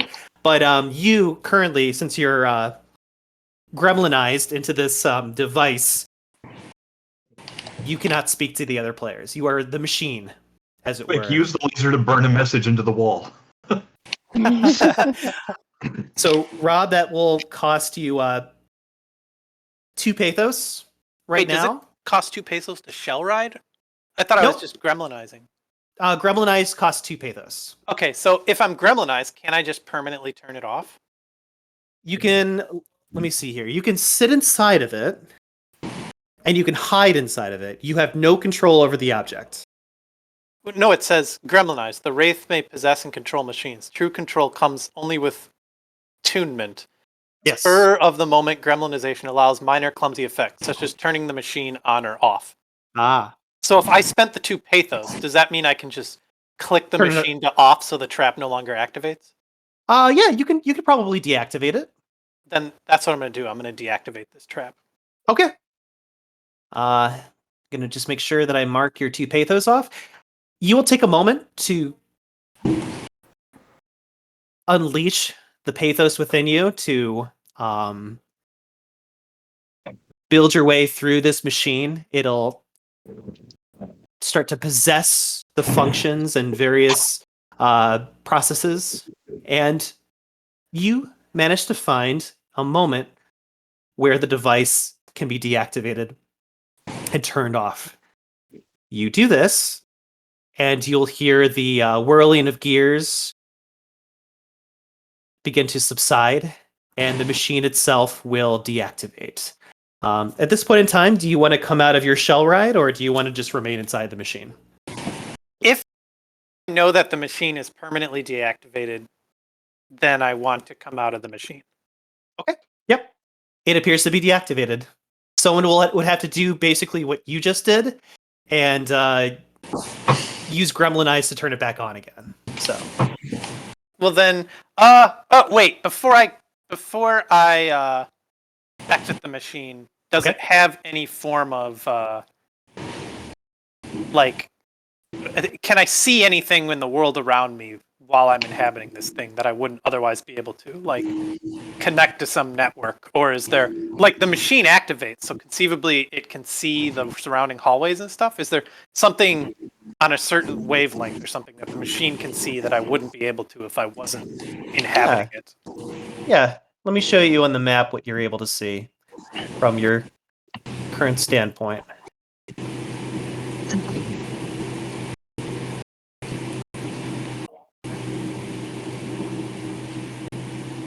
All right. Nice. Is that appearing on your map, Rob? All the openings I made for you? I think so, yeah. It looks like a line going all the way out to here, and then I see this part of the hallway, and then this whole part. Yep. Can I see whatever treasure's over here? Not exactly, no. Okay. As part of this device, does that give me insight into the creators at all? Unfortunately, it does not, no. Okay. I guess I can't think of anything else I would get out of this, so I think now's a good time for me to uninhabit. Okay.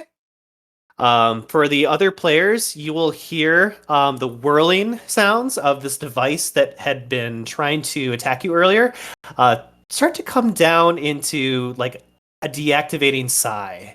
And the machinery that you were so concerned about does not sound like it is operating properly any longer. After a little while, you will also start to hear the footsteps of a very familiar character making his way away from the machine itself and walking towards you guys. Machine, did I disappear? You disappeared when you went inside the machine, yes. So at 1 minute I'm here, the next minute I'm in the machine. Mm-hmm. But when I exit the machine, I exit where the machine is. Correct. Okay. Just curious. Interesting. So I guess I'll walk back to the group and say, should be safe to go ahead now. Did you just like sneak over there and turn it off? Yes, I've deactivated it. Dope. Shall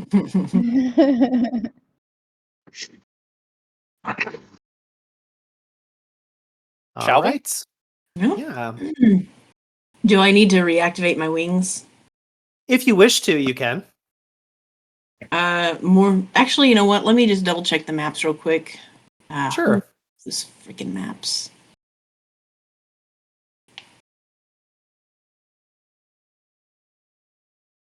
Literally, I just had them open and now. Oh, there they are. So, which way are we going? Left or right? I would suggest to the right. Well, I'd suggest first straight down and then to the right. This is this. I mean, this area we know there's something down there, so let's just search that quick, and then we can decide. Sounds good. I will cautiously approach this and kind of peek back, jump back. Happens because I'm assuming nothing happens. Just keep on going. So you guys are heading. I'm Right trying here. to see. Okay, just down there. Because that's Got what it. we know something is, and it's less risk. All right, let me take a look where you're at.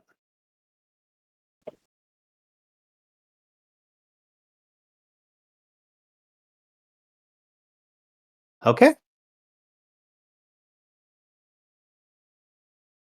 Yeah, everyone will make their way down to that area, and when you do so, you'll kind of examine the cavern, as it were, for anything that kind of like stands out or jumps out at you. There does seem to be something buried under the bricks. I'm just double checking my map to make sure I'm looking at the right one. Yeah. So in the bricks themselves, there does appear to be something hidden. Once you kind of like push everything aside, you can pick it up if you want to. Otherwise, you can leave it there if you want to. But that's up to you. What would you like to do?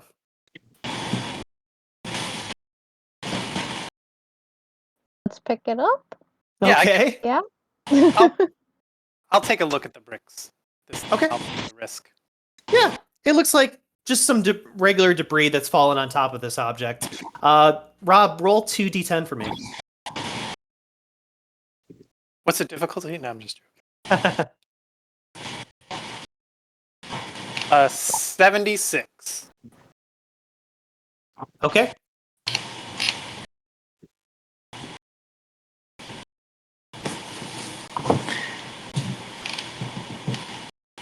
All right. So as you're kind of pulling this out of the ground, and moving the bricks out of the way, you will actually discover what appears to be a sledgehammer.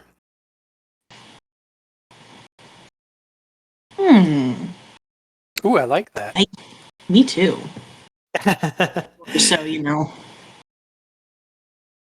What would you like to do with the sledgehammer, Rob? I would like to. I would like to put it, hang it on my. I'm gonna hold on to it. I don't know. Is there somewhere I can put it? Along with the large sweeping eastern axe that you're still kind of like holding along on your side, you kind of like look at it and go, well, I guess I could place this at my side, you know, and attach it to my clothes. What else am I holding? You're holding a sweeping eastern axe. It's kind of like holding like a giant walking stick in your hand, except it has a giant axe at the end of the stick. Oh, okay. Yeah, I forgot I had an axe. Let me. It kind of makes me a dick if I have two giant weapons and everyone else is like, My weapon has been destroyed, so while I have a destroyed weapon, may I hold on to it, and I will let whoever else use it once I get my weapon fixed. Are you particularly strong? I have 3 dots. Okay, so either of us could use either weapon. 3 dex and 4 stamina. I don't know if that helps at all. I guess I'm gonna keep the axe. Can I? I cannot be concealed. Okay, so I have to carry the axe. Yep. I'll give the sledgehammer back. Whatever. No. I'm not concerned about getting it back. Would you rather have an unconcealable axe that's more powerful, or a concealable sledgehammer that's less powerful? It's whichever one you want. You can have. Honestly, it's a toss-up for me, but I do like the idea of being able to keep people at a distance. So, the axe is bigger. That's fine with me because you know I can poke people, keep them back. So, okay, then I guess, and that is true, right? The sweeping eastern axe is bigger, right, Myles? It is, yes. Then I'll give you the sweeping eastern axe, and I'll keep the sledgehammer. sounds good to me. All right. I'm making that occur right now.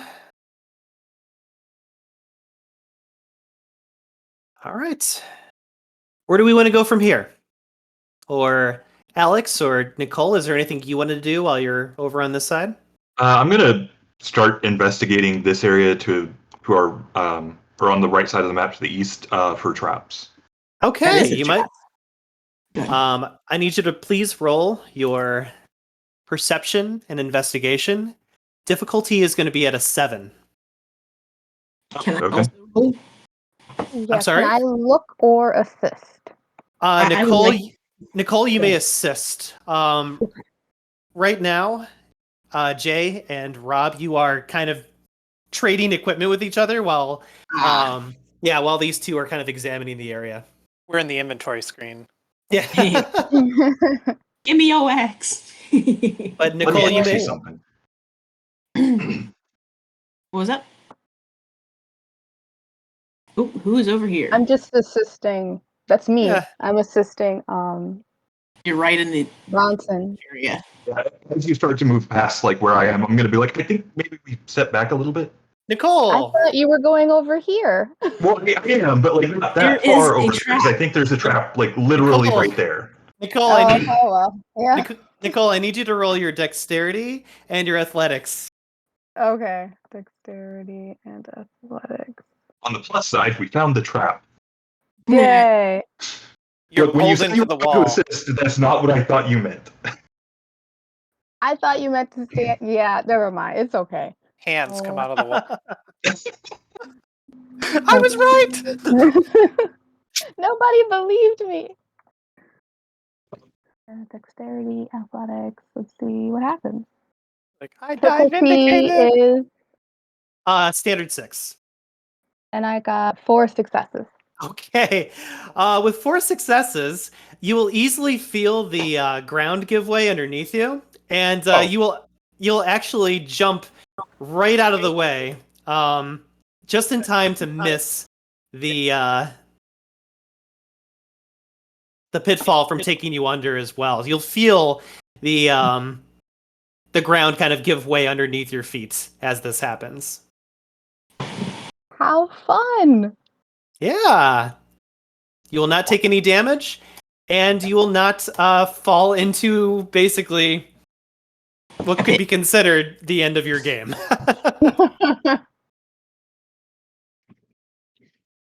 So, All right. So I guess I will. I'll use my phantom wings and fly across it. okay. I need What do you your to- wings look like? They are just full-on Murica bald eagle, heck yeah, wings. Oh yeah. I will also activate my wings, which I decided on what they look like in chat. The second Okay. one. Well, first, Alex, I need you to roll your stamina plus Argos, difficulty 6. Smaller number than I'd like, but okay. Mm-hmm. That would be 2 successes. Okay. With 2 successes, your phantom wings will erupt, and you are capable of now floating over this pitfall. Jay, I also need you to roll your stamina plus Argos, difficulty Alrighty. 6. Ooh, and I can explode that. 10. Well, still 1, 2, 3, 4 successes. Okay. Your wings will also activate, and you are capable of getting over this pitfall as well. Excellent, because I assume we should probably split up. Okay.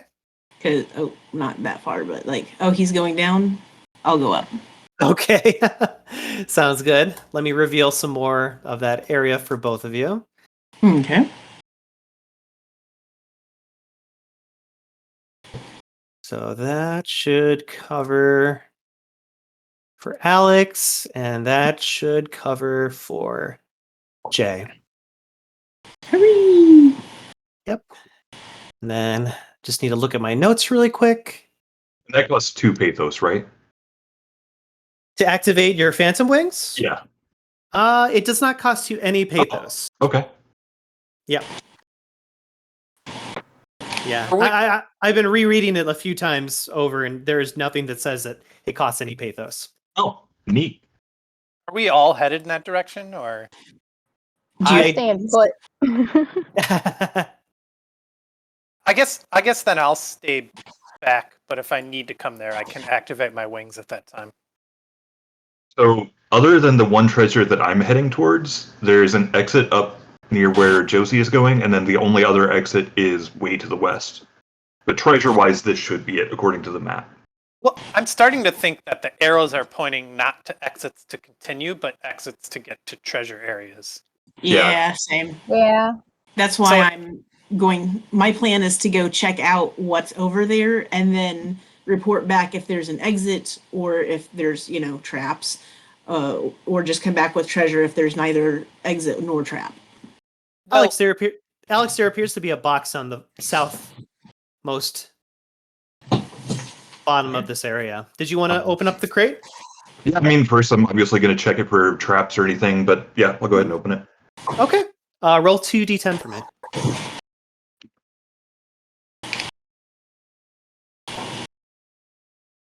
Okay, that's not what I meant to do. How did you do? I'm rolling it now. Okay. My dyslexia kicked in, and I rolled D210. Okay. So yeah. Anyway, I got a 10 and a 1. A 10 and a 1. Okay, 1 second.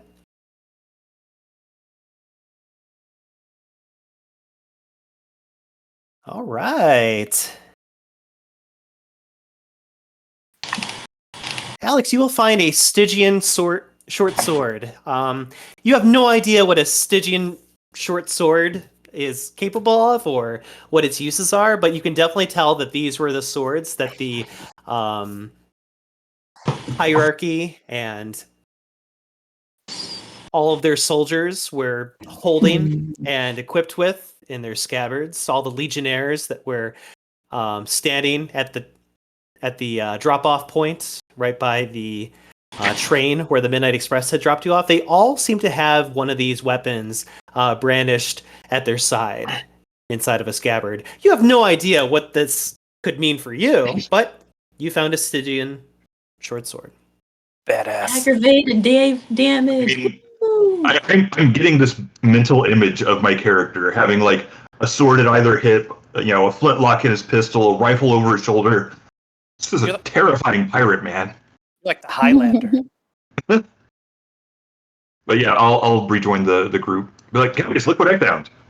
If Josie's leaving the map, I want to activate my wings and go with her because I assume she won't be within shouting distance if she's not on the same map. Okay. Is that correct? You said that she would not be able to hear you if you're what? Like if she's on a different map, she's isolated. Correct. Then I'm I'm not going to go with yodeling her distance. because we should at least go in groups of 2 if we're going on entirely separate maps. I mean, fair enough. So I'm going to activate my wings. Okay. I need you to please roll your stamina plus Argos, difficulty 6. Okay.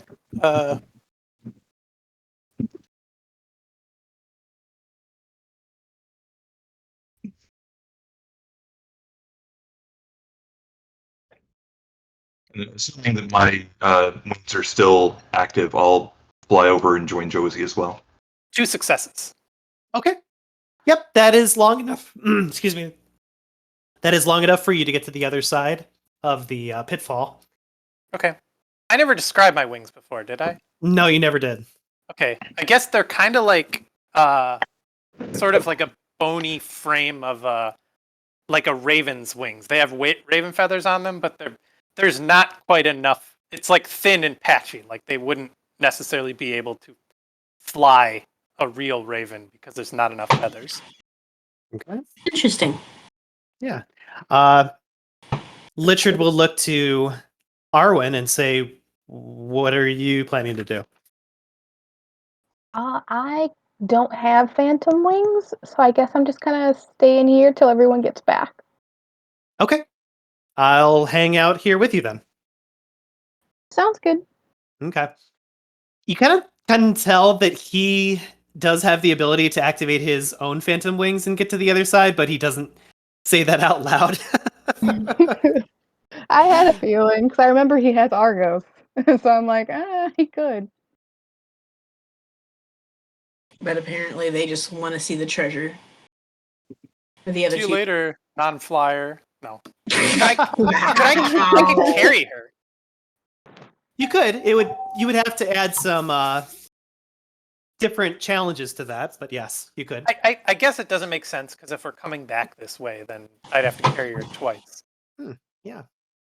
So two separate scenes are going to take place. The first one is going to take place in the new area that you guys have just entered. The three of you you can see each other on the west side, on the leftmost of the map. And as you enter this area, you kind of get this stench of decayed, rotting things. Once living, no longer. You can see the glimmering spider webs up against the cavern walls and floors, as if a spider has probably set itself up in here. As you examine the northeast corner of the room, you will actually see a box that seems to be floating in the air and stuck within a spider web. It is sitting on top of the spider web up in the air. Issa? No, I'm just joking. Yeah. Well, I'm going to do that whole perception investigation in order to check for either traps or spiders, or Okay. traps or things that could actually hurt me. Okay. I'll assist. I'll assist as well. Sounds like a good Okay. idea. All right, 8d10 it is then. Flippin' hate spiders. What is the difficulty level? Standard 6. I only got 1 perception, and I've only used 2 willpower, right? You only have 1 perception? Huh? No, you No, had one success, you mean. I had 4 okay. perception. Yeah, I had 1 success. Oh, okay. I misunderstood. I've only used 2 willpower. Right? I just want to make sure before Yeah, I go. I'm gonna check your character sheet really quick. 1 Okay. perception. Actually, Josie's legally blind. I don't know if you knew that. Wow. Well, I mean, my character has 1 stamina, so like I have no room to judge. So, Jay, you've used 2 points of willpower. Okay, I feel okay. I'm gonna go ahead and blow another willpower because this is not the place I want to, die. Okay. So Go ahead and re-roll 3 of those d10. Well, I'm assuming the one bot does count as not a botch, but does negate my success. It does No. not. It is just a failure. Oh, thank God. Well, at least I have 2 successes. Okay. Jay, you don't notice a single thing. Well, That's concerning. Yeah, the GM Right. just rolled some dice and said, "You don't notice a thing." well, I'm going to keep the axe out because based on Arwen's experience, I feel like this whole dungeon has it out for all of us. So I'm going to keep my axe out anyway and cautiously tap my way forward over this way. Okay. I like how in the room that there wasn't a danger, we were convinced that there was, and in the room where there's pretty clearly a danger, we're convinced that there's not. We are Oh, I'm not not good at this. convinced. I'm convinced that this entire dungeon has it out for us. Oh, go ahead. Oh, no, go ahead. I was just going to. So, Jay, where you're currently standing, you will eventually hear the sound of something scampering across the cavern walls and ceilings, making its way towards you.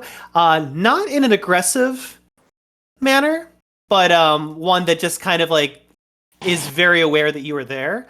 And you will see, once it has kind of adjusted to your wraith eyes, that to the bottom corner there is indeed a large spider, about the size of a Volkswagen Beetle. And Wow. yeah, it just kind of like goes up to its webbing and just looks down at you. It doesn't seem to be aggressive. It doesn't seem to be thirsting for, eating your soul or your corpus. It just seems to be kind of like staring at you to see what your next action is going to be. It just kind of looks at you. Hey Jay, talk to the stranger. Spider boss fight. I'm going to take one cautious step forward to see what it does. What does it do? Okay. It just keeps watching you, and then it looks at the box and looks at you. I'm going to take another step forward. Does it do anything? Nope. Just watches you. You can see its legs start to kind of like stir against the wall as if it's kind of like, it looks like it's ready to react in case you try to do anything like, disturb its web or the contents in the web. So it's waiting for you to basically take an action towards its web, and the moment that you do, it'll react in return. But right now, it's just watching you to see what you're going to do. Okay. Well, I'm going to talk to, dang it, not Bronson, Oliver. Oliver, Bronson, this guy is going to protect its web, I think. You want to go around on the other side and distract it maybe so I can try to dislodge the box with this axe? I have a hunch. I know kind of how some spiders work. I'm gonna go up to the other side of the room, and I'm gonna mess with this web over here, and maybe that'll distract it. Interesting thought. Shoot it. For some spiders that works. I'm definitely unslinging my rifle, but Shoot it. Let's try not to be aggressive until it's aggressive to us. Alex, I need you to please roll your stamina plus your melee. stamina plus melee when you do this. Okay. First strike is the best strike. I'm starting to wish that I'd gone that route because that is a botch. Oh Okay. no. You're in the web now. Yeah. So Bronson thinks that he's being clever and starts to touch the web to draw the attention. What he doesn't realize is that the webbing starts to get caught on his entire hand, and by pulling to like resist it and get himself out of it, only causing more webs to kind of like crisscross over his shoulders and his legs and his torso. Right now, Alex, you are completely covered in webs and you can't move. You are paralyzed. I don't suppose I don't suppose I could use a willpower to re-roll that. Let me check. You can use a willpower to re-roll up to 3 die. Do you want to do that? I would love to do that. Yeah, that would probably be a good decision. I don't suppose my shadow can offer me dice on the re-roll, can he? No. Okay. No, I mean, I physically can't. You can't offer dice on a willpower reroll as far as I'm Oh, concerned. nice. Well, so Oh, that's you 3 did so well. successes. Okay. So I'm guessing that creates 1 success overall? Overall, that would be 2. Overall 2? Yes. All right, let me just mark that off your sheet.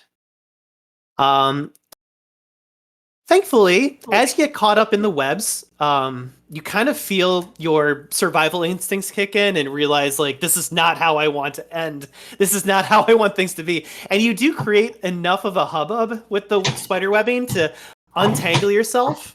The spider just watches you with, like, immense curiosity, almost as if was kind of, like, curious to see if you would actually get stuck in its webs and make its job a lot more easier. But it just kind of like watches Bronson very, very just curiously to see what he's doing over there. It does not budge though, and continues to stare currently right now at both Oliver and Josie. Guys, I'm being judged by a spider and I don't like it. Oh, honey, you're being judged by so many more than just a spider. Yeah, but spiders have like 4 times more eyes than you, so. I think we should just leave it. I mean, it's not aggressive, and it's laid claim to it. We are kind of stealing from it if we decide to aggressively attack its nest, and we're not entitled to this treasure necessarily if a spider has already claimed it and lives here. Well, something I would like to try is, well, this is a wide fan, right? It's an axe with a wide fan. Yes. And the box is small enough I could feasibly put the axe under it and then just kind of pop it off and get it off the web, possibly. Okay. The moment you take out your sweeping axe, the spider gets very, very unsettled by this and starts to kind of like make its way towards you and moves its legs over the box and stares at you very, very angrily. Ah. Mm-hmm. I say we leave the box alone. I mean, So Jay, if you remove the axe, if you like put the axe back, Mm-hmm. the spider will take a step back and actually look at you and no longer be aggressive. Interesting. Do you want to give me a wits plus science roll? Wits plus science. Well, the good news is I have 4 dots in wits. The mediocre news is I have 1 dot in science. So let's do that. 5d10. That's Wait, good you want enough. some help before you roll? You can't. You're all the way over there. No, as your shadow. Oh. That depends. What are you offering? I'll give you 3. Will you? Yeah. You know what? Why not? This is totally going to be backfiring, but out of character, I probably deserve it. All right, I will go ahead and roll 5d10. Or Okay. 8d10 because plus 3. Words are hard. Oh, shit! And I get to See, look at that. roll 1d10 I didn't get anything, but that's still a damn good roll. So, standard level 6. Yes. All right, 4 successes. All right. With 4 successes, Jay, thankfully your character has enough experience and understanding with animals, and being a person who has worked in a zoo or two, you start to kind of like go back into your mind about various behaviors that you've observed before in the past, and you kind of construct it together of what is happening in front of you right now with the spider and the way that it's behaving in front of you. When you do this, you kind of come to the conclusion and understanding that the spider is looking for you to leave something behind in its web, and it will give you the box in return. So it's looking for an even exchange. This creature is more intelligent than you may give it credit to, and it's more supernatural than any other spider that you would probably experience. So, at a game, Rob, remember when you said Issa? I didn't want to metagame because I was joking about the spiders, but yeah. So, All right. Well, it just wants to say tribute. Well, the only thing I have. Oh wait, hold on.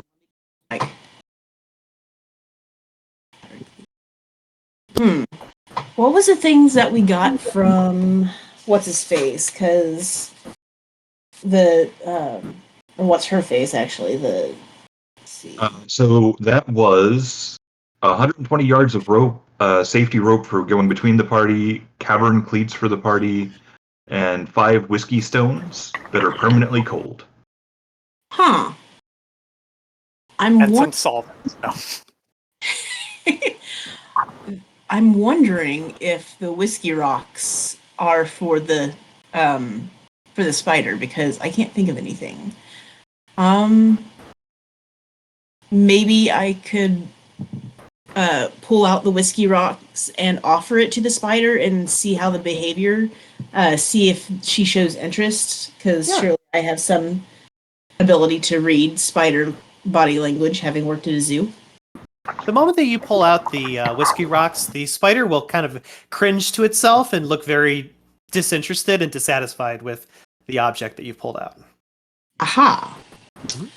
Then I will put it back. I mean, you could try giving it that potion you found. Yeah, well, I'll pull it out, see what it says, see what it does. Okay. It kind of looks at it with interest and just stares at you as if being accepting towards this offering.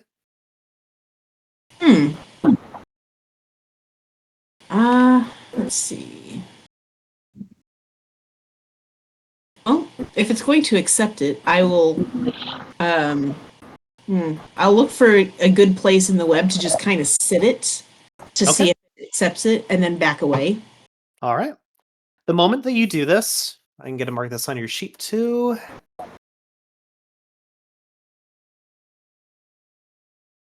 All right. The moment that you do this, the potion immediately becomes stuck in the web and just entangles itself.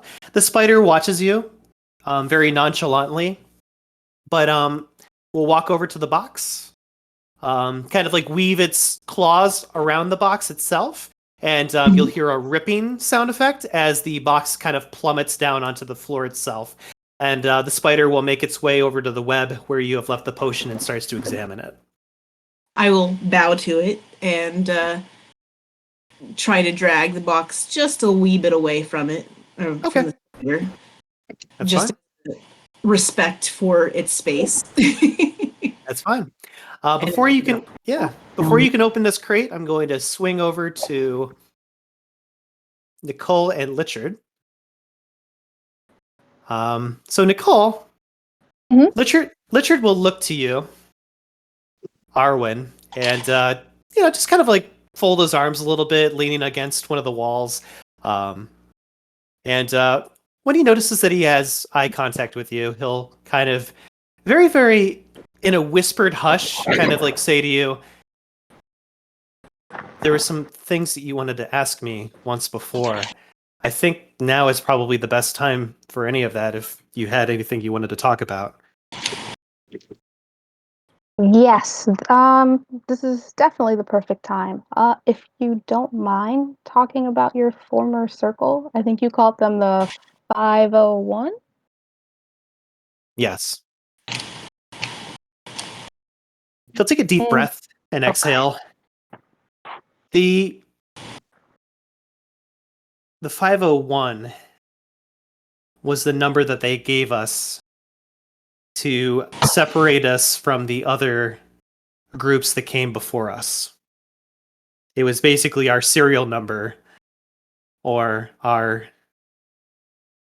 I guess you could say, next attempt to obtain the memories of Charon. My circle didn't make it. If I had to take a guess, you guys are probably 502. Oh. So I'll let you decide what that means to you and your circle. Should you continue this, honestly, it seems like an impossible quest. You guys do seem to be different. Don't get me wrong. I will give you credit. You guys do seem different than any other circle that I've seen, but the fact that there were so many before us that have attempted this before just tells me so much. And to see the faces and the reactions of the oracles back at Eurydice just kind of dismiss me as if I didn't matter to them in the first place it just told me how disposable I was. You know what I mean? I can understand that. Okay. Is that why you were upset with Peter? I kind of saw you had a little bit of like an argument back there. He'll kind of bite his lower lip a little bit, but then kind of like look to his side and say, Peter made he made my entire circle feel like we were special. Like we were chosen for this grand prophecy that his book had foretold for us. And that we were going to be embarking on some kind of, almost like a pleasure cruise to go out there and explore the world, find other people who possess the memories of Charon. That sounds so gimmicky, right? It sounds like something that you would read out of a book. Yeah, So that's true. So I want you to bear in mind that your group is not the first to do this. You're not considered special in the eyes of the oracles. They see you as cannon fodder, pointed in the right direction. I just happen to be some of that cannon fodder that survived, thanks to you guys.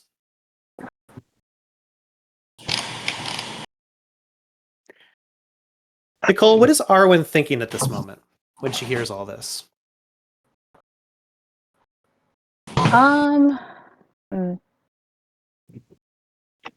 She's just trying to put it all together because, like, it kind of makes sense. She did notice, the looks that the oracles were giving Richard or Lichard. Is it Richard with an R or is it Lichard with an L? Lichard with an L. Lichard with an L. Thank you. So like it adds up. And she's definitely feeling a little hurt because she kind of thought maybe they were special, like their group was special. So to hear that, like, they're 502 potentially does hurt her feelings. Yeah. Okay. Going back to the group that had traveled off in the eastern corner. Jay, I need you to roll 2d10 for me. Okay. Darn it, I know what's going on. And I'm so sad. I don't know what's triggering it, but I'm so sad. By the way, that conversation, Nicole, was between you and Lichard alone. Obviously, Mhm. he felt like he could open up to you because the others traveled away from the two of you. Okay. So if you wish to discuss that with your circle, you are perfectly welcome to do so. But obviously, Lichard told you that because he trusted just telling you about that particular detail in privacy. Understood. Yeah. How'd you do, Jay? I got a 1 and a 5. A 1 and a 5. All right. Let me tell you what you found. Show her what she's won.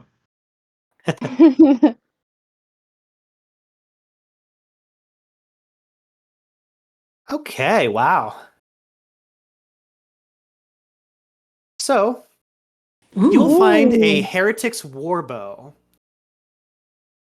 So, it is a warbow used by the local heretics. Because of the intensive damage that it has received in combat, the bow has been riddled completely useless and has no working processes until it has been completely repaired. Due to it possessing the sigil upon its cast, the minor part of the bow still possessing the icon on it is most likely still minutely fireproof. Once it's been reassembled and repaired, the warbow itself will not be entirely fireproof, but if repaired with heretical methods, this relic might be salvageable. It comes with some destroyed arrows that are more useful as kindling than they are to be repaired for battle. So you have some useless arrows along with this heretic warbow, Jay, but the warbow is in disarray and needs to be repaired. So I'm gonna place that I will in do your to, inventory, unless you want to give it to somebody else. No, I'm definitely going to talk to Richard about this because he's got Moliate. And after that, I will investigate about, once I talk to him, I will get more information about it and find out what skills or stats I need to fire it in the first place, and then also what I would need to do to get more ammunition because apparently not great for battle. Okay. What would you guys like to do while you're over here? Mm, I mean, I guess, seeing her get the bow and get it settled, I'll just kind of like nod and like sort of almost bow to the spider and then start kind of backing back towards the entrance. Okay. The spider seems pretty transfixed with the potion that Josie had given it earlier and is more focused on that than paying attention to you and your circle. I will just actually I will say, hey, Alex Bronson, do you still have any of that spider goop or spider Any of web? that spider? I mean, I'm assuming Spider that there's webs stuck to probably you? some still stuck to me. AGM, Myles, does he still have Yeah. some spider web stuck to him?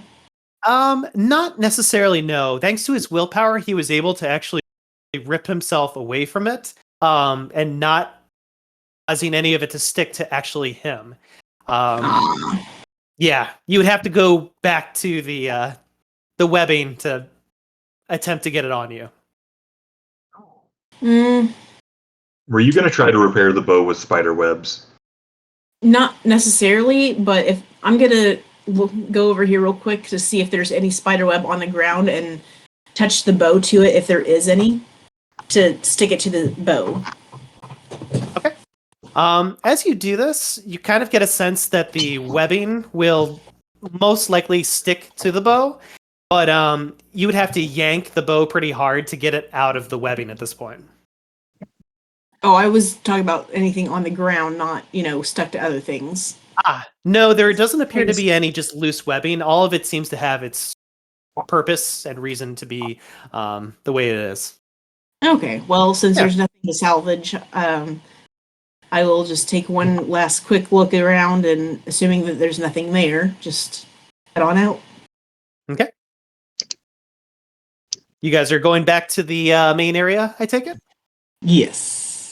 Sounds good. I'm going to move the map over to us. So Arwen and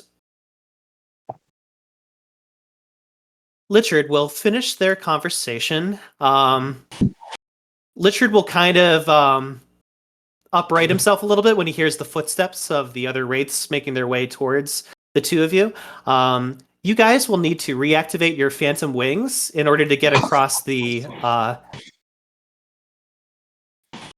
pitfall that's in front of you. So everyone needs to roll their stamina plus Argos.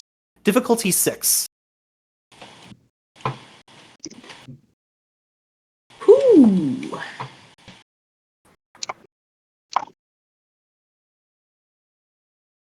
Still have 4 successes. So, all right. You will easily cross over using your wings. Alex, it looks like you succeeded as well. Yep. And Rob, it looks like you succeeded as well, if I'm reading your numbers correctly. Yes. All right. All 3 of you will make it to the other side using your phantom wings. Lichard will take a step back to allow you guys entry over. Yeah. And he'll look to you guys and say, where to now? Did you find anything of interest? Yeah, I'm just gonna pop over and like, hey, so we found this bow. It's basically trashed. I was curious if this is something fixable. Not right now, mind you, but like in the future, would this be fixable with Moliate? He'll look at it and he'll say, unfortunately, Moliate cannot fix that. If you know somebody who can do soul crafting or soul forging, they can repair it using other materials. I am myself am not a soul forger at all, but I'm sure that there are some people either in Stygia or Eurydice who probably can lend you a hand with that. Gotcha. Well, that's all we found, except for there was this really cool spider back there, and we ended up trading her that potion that I found for this. So, well, it was for a box, but the temporary pathos was useful, but I feel like once we get this repaired, will be more useful. So we did okay. Yeah. He'll kind of point out the sigil on the heretic bow itself and say, that symbol for the heretics, that means that object is probably mostly fireproof. So if you can get another heretic to fix that bow for you, not only will it be fireproof, but it'll probably be useful to you on that in that fashion as well. So unfortunately, only heretics know how to use that type of soul forging to create that. I don't suppose you happen to have any heretic contacts, would you? I do not. I am not a fan of heretics. Totally understandable, but it was worth asking, so I appreciate it. Sure. Also, even if it doesn't get fixed, it looks like you have yourself a new fireproof trap checker. Assuming that it doesn't check for corpus. So where to next? I guess walking around this machine and going over to the next trap. Yes, because that's the last arrow that potentially points to treasure. Yeah, I will edge up close and kind of go one step forward and one step back just in case there's another fucking laser. Okay. Need to roll for anything, or is there nothing there? Let me check. That's a very good question. I'm just trying to reveal more area for you guys to see. All right. Appreciate it. Yeah. So, Jay, I need you to roll your perception and investigation for me. I will assist. Right. Will assist? All right. Yes. I'll assist as well. Okay, glad you said that before I hit enter. All right, 8d10. Ooh, at least I get to re-roll those ones. Or those 10s. We can reroll Words are ones. hard. All right, standard difficulty 6. Correct. Well, the amusing thing is after that fucking roll, I only got 1 success. Okay. As you are approaching and standing where you're currently standing, Jay, you will notice that the ground underneath you starts to crackle under your weight. Nothing to the extent of you being in danger from where you're stepping right now, but you can hear in front of you a lot of the foundation of the ground is starting to kind of give way. So there's most likely another pitfall up in front of you. Well, of note, I still have my wings up because I got 4 successes. And Yes, you do. So, would it be possible to just kind of like hop, like kind of do a jump and then a jump and then well, I know that there's something around here, so just kind of. Everybody who has Phantom Wings activated can actually hover and float over this possible trap and make it to the other side. Lichard and Arwen will have to find another method to get to the other side.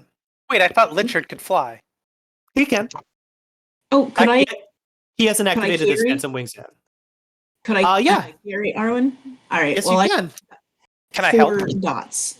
Yep. So anyone who wants to assist Arwen to the other side, I need one of you to please roll your strength plus athletics.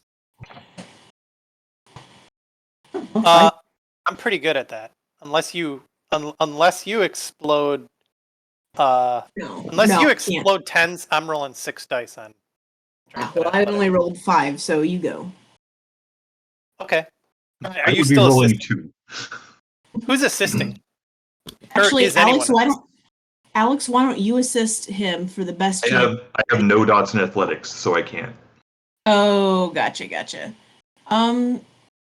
Would it be smarter for you to roll by yourself and then me as a backup in case you? Would it be smarter for me? No, because if I fail, I drop her in the trap, and it's too late for you to roll back up.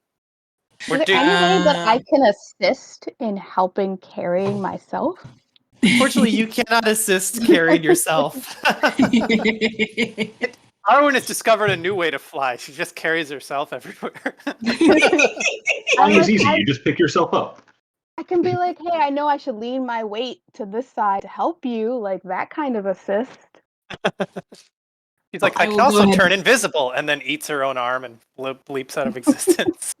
Well, I will go ahead and assist then. Okay. So whoever's making the dice roll, it'll be your strength plus athletics to assist Arwen to the other side. Well, drop me. Beam footage. Oh. 3 successes. All right. 3 successes is good enough for the two of you to easily help Arwen from each side. So one of you will grab her arm and shoulder and the other arm and shoulder and just kind of like lift her up and get her over safely. At this point,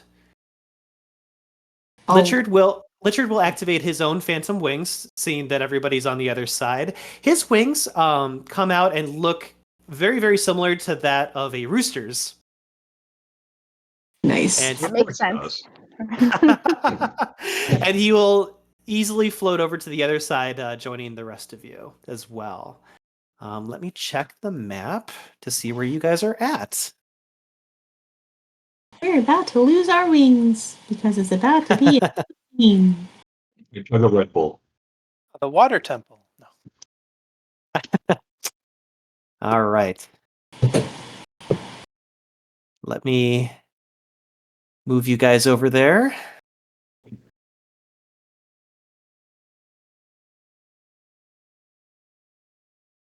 Uh-oh. Another one, huh? Yes, it appears that there is a spider web to the southwest. Oh, I will again roll to check for traps, etc. I'll assist. Of course. I'll assist as well. All right. Okay. I'll do it too. You'll assist. Everyone's 90 assisting. Hooray! 90 10s and exploding 10s. Well, roll 1d10. Okay, standard level 6. Yes. 4, 5, 6. I have 6 successes. Okay. As you and your group make your way to the cavern itself, and you're kind of looking around, looking for any dangers or traps, there is indeed a spider in here that is watching you. It's completely motionless, so unless you were looking for it, you would never have noticed that it was up here in the corner. But relatively the same size as the other spider. but very different looking. Very, very interesting kind of designs and features across its body. So you can tell that this is a completely different type of spider, but its behavior and mannerisms seem to be very similar to the last spider as well. And it just watches you and your group. Oh, well, in that case, I will walk up here and, and just bow to it, and then just to see what's going on, or see if the thing that I tried last time would work. And I'll hold out the whiskey stones to see if it's interested. It keeps walking away from you as if not interested at all. Okay, well then I will keep on walking towards it because, reasons. And what else do I have in my inventory? Sure. Let's see.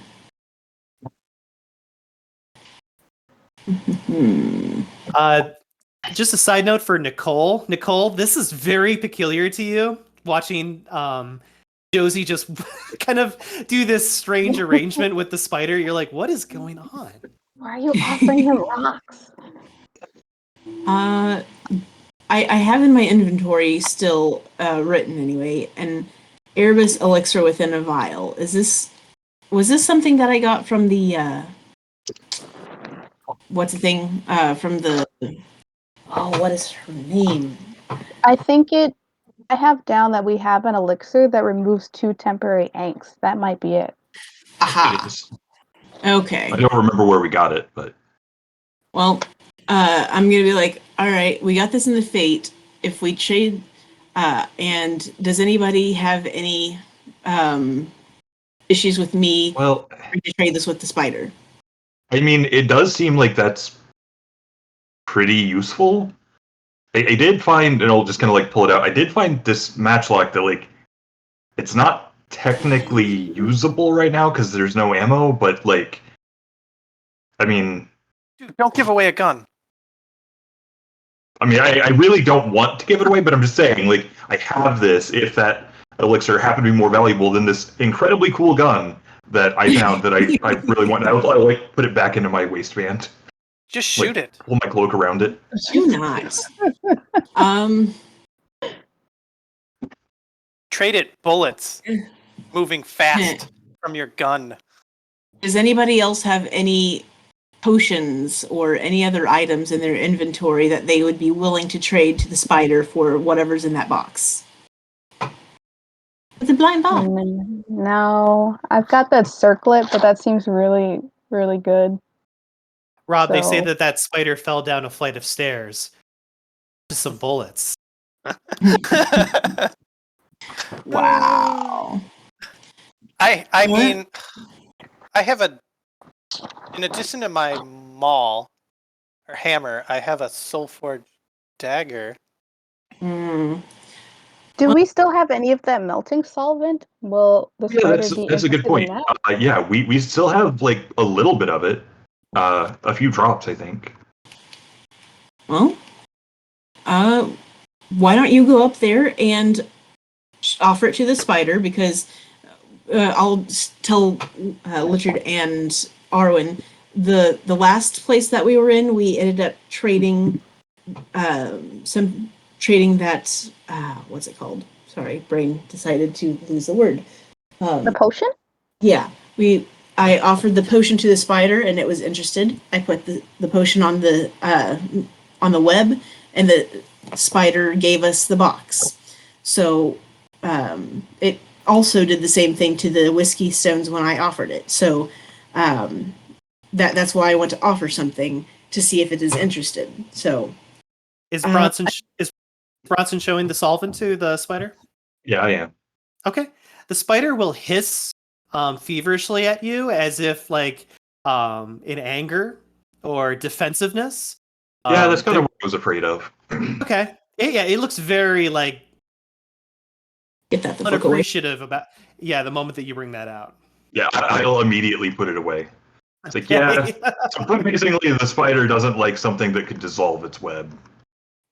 All right. Does anybody else have any other ideas before I go ahead and offer this one potion thing that I have? I mean, what do you think's more valuable to the group? me having an extra dagger that's soul forged, or that potion which can remove temporary angst? Honestly, I have Castigate, 2 dots in Castigate. Like, we can do without that long enough for me to level up my Castigate to deal with shadows. So you're saying the potion is the better trade? At this time, yes. I agree. All right. Well, Okay. in that case, I will walk up and offer that one potion, the Okay. extra removal. Yeah, the Erebus. So you place the container in the web very similarly to how you did earlier. Well, I'm, Right? I'm first going to verify that the spider is interested in that trade before I do that. Yeah, the spider seems very, very interested in the container that you have. All right, then yes, I do put it in the web. Okay. It will examine this, become very, very pleased and happy. It'll make its way over to the box in its web and again move its claws against the webbing, allowing the box to break and fall out of the web onto the ground near you. It then makes its way over to the potion and just kind of like examines it very Okay. happily. I will again drag the box a little bit further away to respected space and then open it up. Okay. Roll 2d10 for me. All right. Oh, I got 7 and 9. All right.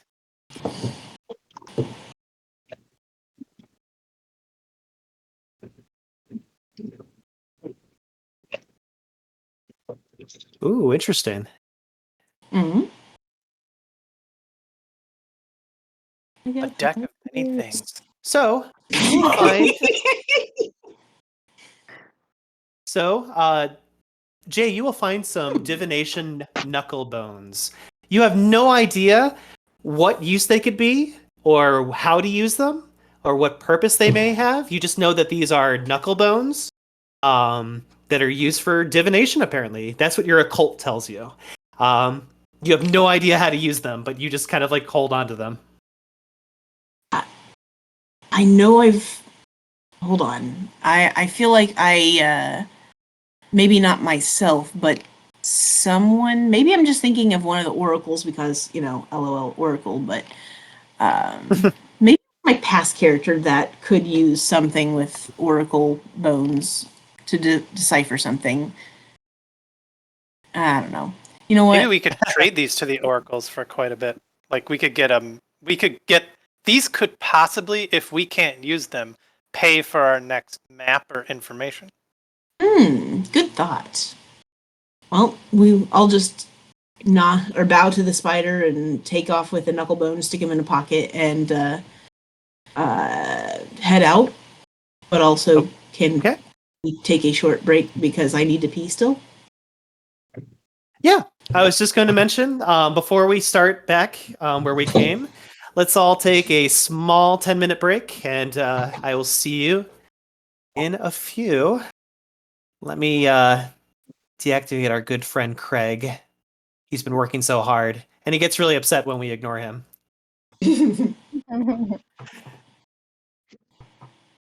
All right. As you guys make your way back into the original area, you were reminded that indeed there is a bit of an obstacle still in the way to try to get back again. What would we like to do to get over this? Do we want to continue using our phantom wings and carrying... What is it? Did we ever actually look to see what the trap is? Most likely it's probably going to be another cave-in. I mean, I'm fine with going ahead and activating my wings and flying Arwen over. Okay.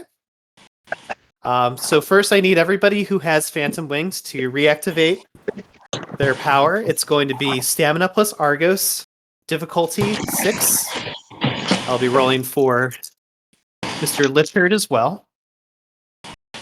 Okay.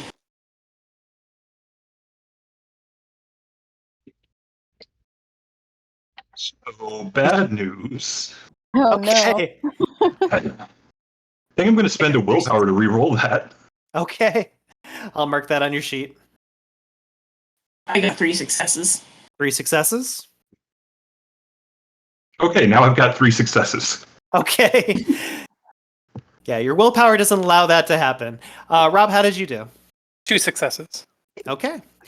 Who is going to be attempting to help Arwen to the other side? I'll help. Okay.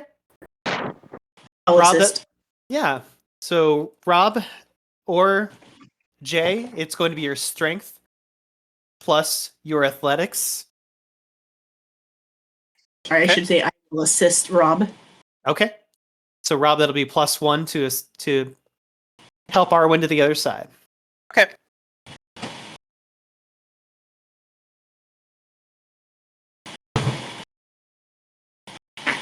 Three successes. All right. That is enough to get everybody over to the other side. Lichard will also activate his own Phantom Wings to make it safely as well. So I will move him over. As you guys carry Arwen over, she's just like, having wings probably wouldn't be so bad. Yes, it is strange that Arwen is surrounded by all these wraiths that have Phantom Wings. In fact, for Bronson, he's probably like, wait a minute, I thought all wraiths had Phantom Wings. What? I just thought she didn't like flying.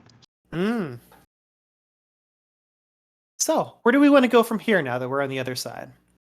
So before we do anything else, did I cast Sense Strand on the fetter that I have? I don't remember having done that last No. game. Not yet, no. Hasn't happened yet.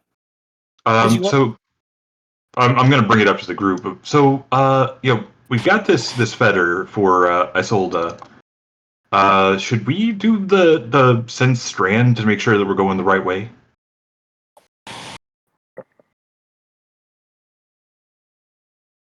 I mean, sure, why not? I mean, I don't see a harm in doing it, right?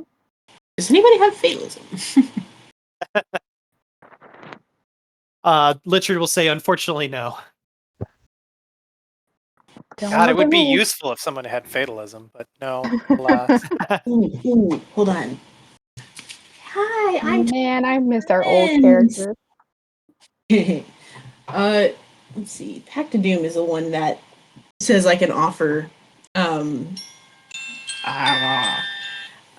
of Doom is the one that says I can offer dots and whatever for permanent angst, right? Yes, that would be a thorn that your shadow can provide. Hey, friend! Do you want to learn fatalism? What's your offer? Give me a second. I'm checking to see how many dots you need for the fatalism thingy. So, fun I'm fact, actually- I didn't actually know how permanent angst works. I looked it up and I'm like, oh, that was mean of me. Yes. That's why I was like, wow. To be fair, Rob knew exactly what he was getting into when you did that. You don't feel bad about it because he knows what he's doing. But I was just like, oh, that's much meaner than I thought it was. Because I know what I'm doing doesn't mean I make good decisions. Oh no, but you made them knowing that it was a bad decision. Yes. Yes, I did. Let's see. It's I'm also just reading Fatalism to see, like, is it worth it for me to have this? yeah.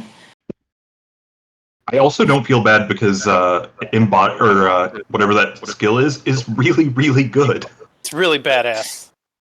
Like, I spent 3 permanent angst for it, so you better believe I'm gonna use the fuck out of Embody. Rightly so. You mean inhabit, right, Rob? Inhabit, yeah. Inhabit, yes, sorry. Embody is just part of it, I think. Ooh. Al- Is it interpret? Oh, go ahead. Alex, did you want to use your sense strand while the group is... Yeah, I do. Okay. That'll be your perception plus life web, difficulty 8. It'll cost you 1 pathos to use this power. Okay. Myles, what was the fatalism thing where you showed me they go this way and that way and this way and that way? Oh. What was it? Because that was fatalism, wasn't it? I think so. I think that was your Kismet. Okay, that was just a basic ability then. That was a basic ability, yep. Oh, good gravy. I don't suppose my shadow wants to give me any help on this. I don't need that. What are you trying to do? Use Sense Strand on the fetter to make sure that we're going in the right direction to find Isolde. Why would I? Why would I want to help you? What's in it for me? Convince me. Talk me into this.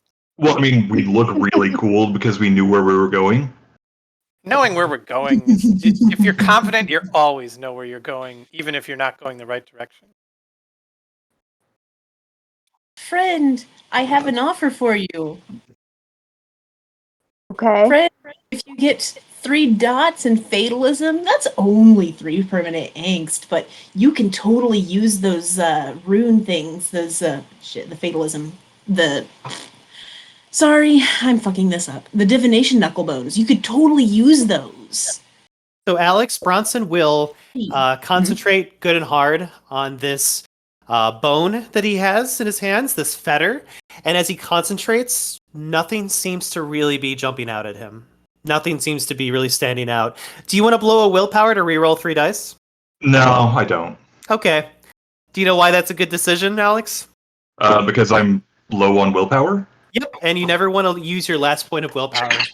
Yeah. For some reason, at first I was thinking that it was similar to angst, but then I realized as I spent that last one, it's like, oh no, I only have 5 willpower total to spend. Correct. I should not do this.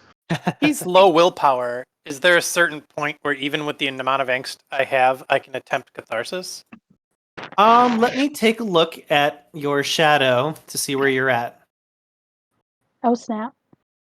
And then to Jay, my shadow, I decline your offer.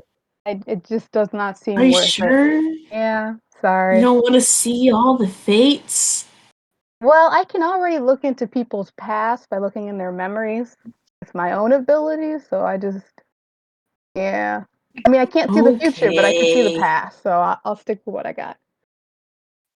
Just trying to be your friend. No, I understand. Wait a minute. Rob, Yes. you are 1 temporary point of angst away from being able to enact catharsis. Just so you know. Okay. Good to know. Almost kind of glad I didn't get those dice then. Actually, definitely glad that I didn't get dice from you then. So whatever connection that you're trying to make with this fetter in your hands, Alex, does not appear to be working at all. You're not even sure if you're going the right direction, but yeah, nothing seems to happen. Yep. Okay. So where to? To infinity and beyond. Sounds like Oblivion to me. We can always go back to that what's it called, the thingy, the sigil. And you said you have something that can see the past. Can you see the past on the rune? No, I can only see it on an actual wraith. Well, I mean, there's also the pathway to the south that we haven't looked at. Oh, is there? Oops. I forgot about that. May as well go south then. Okay. So Yeah. flutter When you my guys when you guys go down to the south, oddly enough, you will see another sigil up against one of the walls here on the bottommost where I'm sonaring. Let me activate that on the screen for you.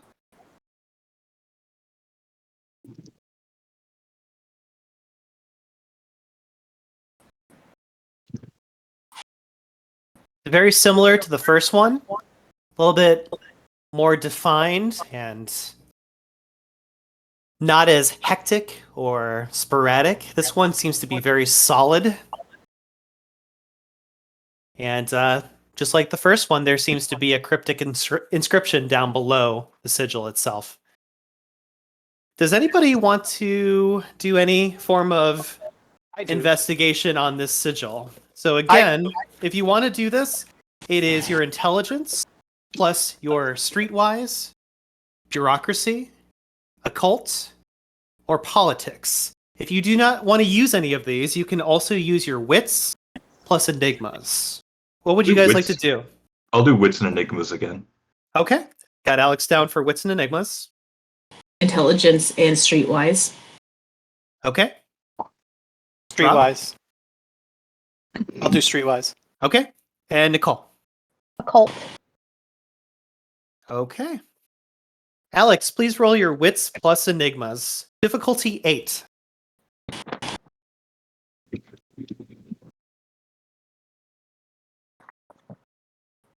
Man, that difficulty went up.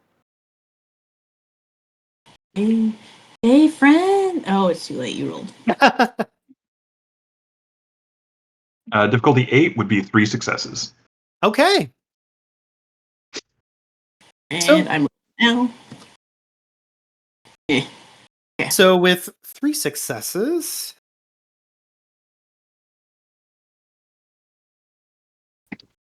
you examine this sigil and try to determine the heretics that you are about to encounter and what it would mean to communicate with, discuss, and talk with them.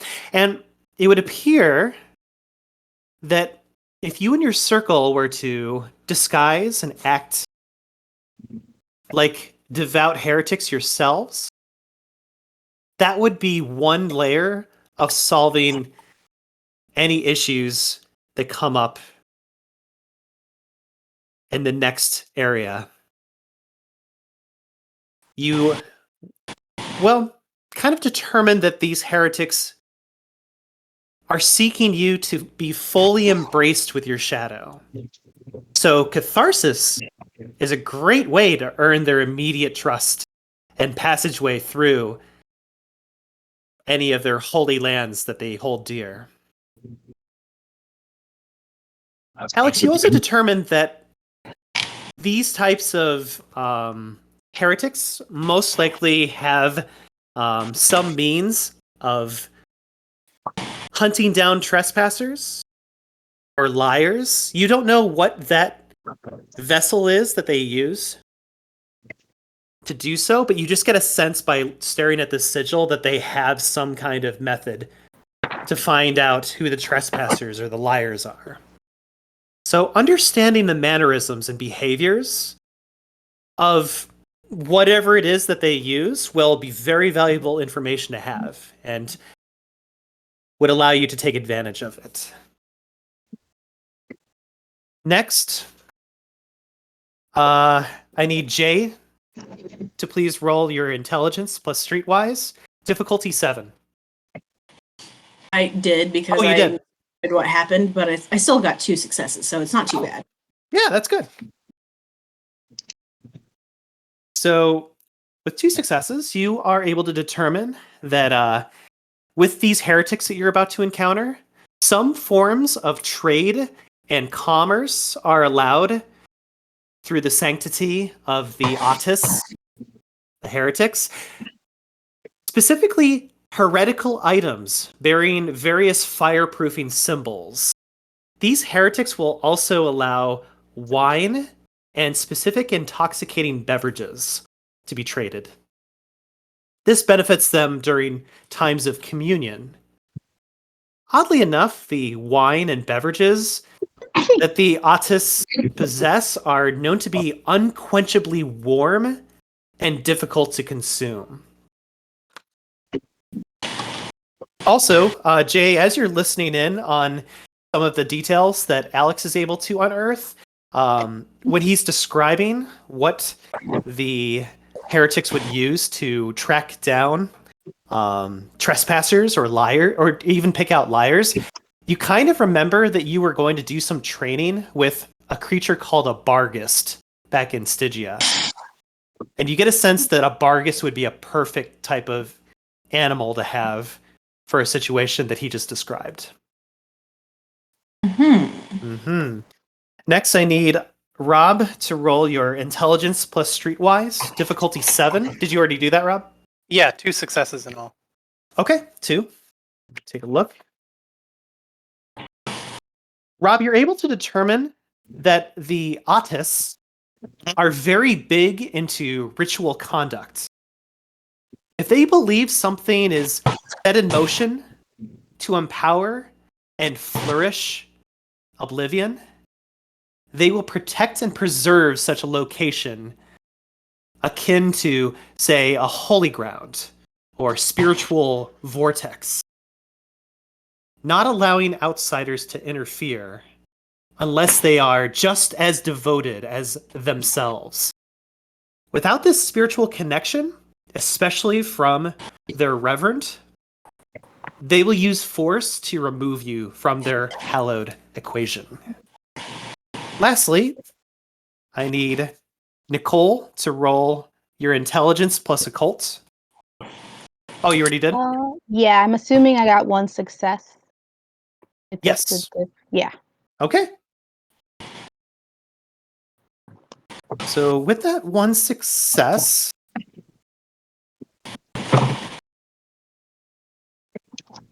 as you're hearing some of the details that Oliver is describing to you, you start to go back to some of the things that your mentor had mentioned as well, and a name came up. And I'm going to put that name for you in the chat. You don't know any of the details of this person. You just remember the name popping up when your mentor was discussing this particular cult or group of heretics. His name is Reverend Curb. Reverend Curb.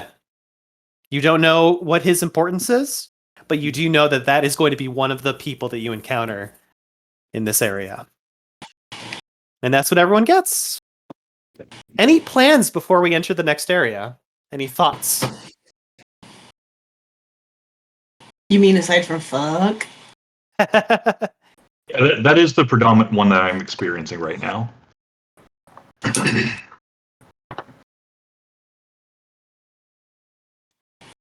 like, I feel like I should maybe go into catharsis, but knowing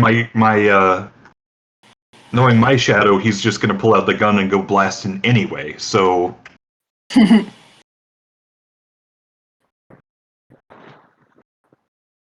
don't know what my shadow will do, but I'm afraid. So that's why I'm trying not to. it kind of sounds like bluffing our way through it's going to be difficult. Like someplace between difficult and impossible. You guys seem to recall that the words of Lady Fate and also the advice from the oracles of Eurydice mentioning that this would be a test of the way that you speak to others, convince others, use your politics to manipulate others. So, depending on who would make a good spokesperson or spokespeople, even as a group, you might be able to outsmart these heretics if you're clever enough. It just really comes down and depends on what you guys are going to do or what you're going to say, how you present yourselves. Do you guys have a cover story? Oh man. Okay. The only thing I've got that look might at help. who is our one or two good like speaker people here. Not me. Hi, are you a Wraith? Does anybody want the book that has the fireproof sigil for, bluffing? I'm thinking that whoever we appoint to the spokesperson, I'm holding on to this heretic forged saber, and we have that broken bow. Like, if you're strapped out in heretic gear, wouldn't that help sell the illusion? Pretty good with I words. think so. I'm pretty terrible with words, but I am partially good, like in certain situations. AKA my wits is a 2, but my manipulation is a 3. I have 4 charisma, but this would be a manipulation thing, and I only have 3. Social. I'm social. I'm always social. Hey, social boy. I have diplomacy. I have a bit of leadership skills. Well, I think we found our leader. Or Charisma, There it is. manipulation. whatever. Hey, you Got want to it hold all. on to a bow for effect? Sure. And you can borrow this sword. Okay. Yep, I will. Rob, what's the Right. plan when your circle travels into this next area? What do you think would be convincing? Um. Can we get the sigil on our foreheads? Wait. What's the sigil on my? My soul forge dagger. That's not heretic, right? It is not. Okay. Is there like you mentioned that they are if I can convince them that I have a spiritual connection and am devoted to their cause, I can talk my way in. Definitely, Maybe yes. perhaps with my streetwise, do I get the sense that they have multiple like basically different factions in different areas? Like is Otis isn't just here. There might be other chapters of it, right? There are different groups with different ideals, and yeah. So Otis has their own specific reason for being out here. If you can play towards that, you can definitely convince them that you are there for good reason. Yeah, I want to convince them that that we're like-minded followers of Otis, and we've come here to see this great holy site, and we like. Is this the only chapter of Otis? Like, are they elsewhere in the world? You can't really determine that, but you do have an idea that this is one of their strong focal points. This is where they would come to worship. Okay. Would it be helpful at all to use Splice Strand? Or, Splice Strand to create a temporary fetter of the heretic forged saber with Oliver? Like, if a wraith has a fetter that is a heretical item. But can a fetter be? Wait, fetters are on the other side, right? That is correct. Oh, okay, never mind then. Now, here's the funny thing about that. If he had created that sword into a fetter and it gets destroyed or damaged, you would be destroyed and damaged as well, Rob. Mm-hmm. We learned this from fighting the Archangelic. Oh, I remember. That was fun. So my plan, I think, is for us to go in there as devout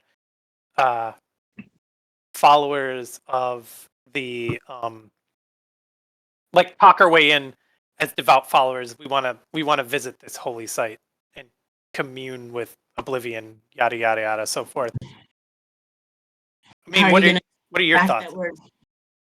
How are you going to explain the fact that we're not dressed like heretics? Are we going to be spies? I mean, do all heretics dress in a specific uniform, or are there heretics out amongst the world who may not dress as the Otis do? There are many heretics that have a different type of wardrobe that they'll usually wear around each other. With the Otis, you're not exactly sure what their clothing would look like, but the safest way to go with heretics is usually just wearing robes, like religious robes. And most heretics will sometimes have very similar features in their death masks, so their death masks will look very, very alike to one another. That way, kind of like showing that they are a foundation and of one mind. With your group, you might want to have a convincing idea of why your group looks so varied and different, because on the outside, if the heretics were to take a look at your group, you look like a bunch of free wraiths who just wandered in out of nowhere. If there's no unity between the group, uniformly, then most likely the heretics are going to suspect that you guys are just a bunch of trespassers. We maybe our story is that we dress this way because we operate amongst the, like, within the hierarchy. We hide amongst them to observe and spy upon those who would act against the spreading of oblivion. And we've been so far away from these holy sites that we've come to commune at this site before we go out again to continue our duties, because we've been too long away from the loving embrace of oblivion. Okay.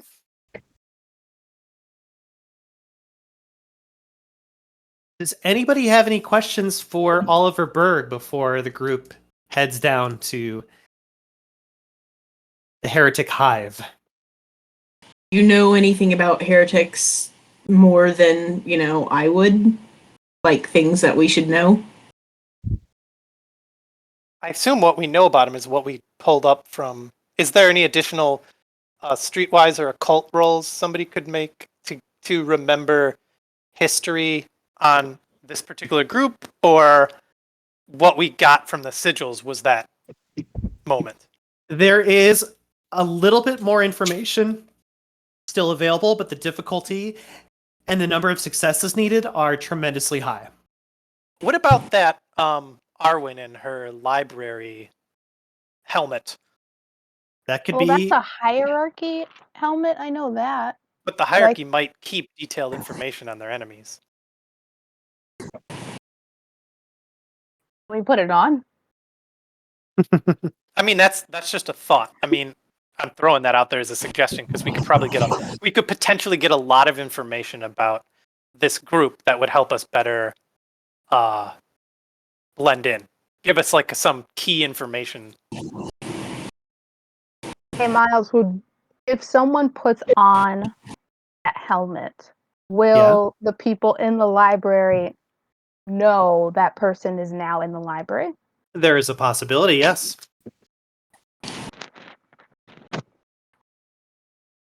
Huh. Do you want to give it a try? I'm gonna look at the group and say, are we willing to risk that? If you're in the library, can they? Are you in the library, or do they know you're connecting with the library? Like, can they attack you while you're connected? They cannot attack you, but they might be able to do other things that could make your life a little bit difficult. So, allow me to read the description for this item for you one more time. So, the helmet that she possesses is a slender circlet of Stygian steel that is meant to be worn around her forehead. The wearer of this helmet is able to make a mental connection with the soul book of the legions and may peruse its contents as if she were present in the great library of Stygia itself. So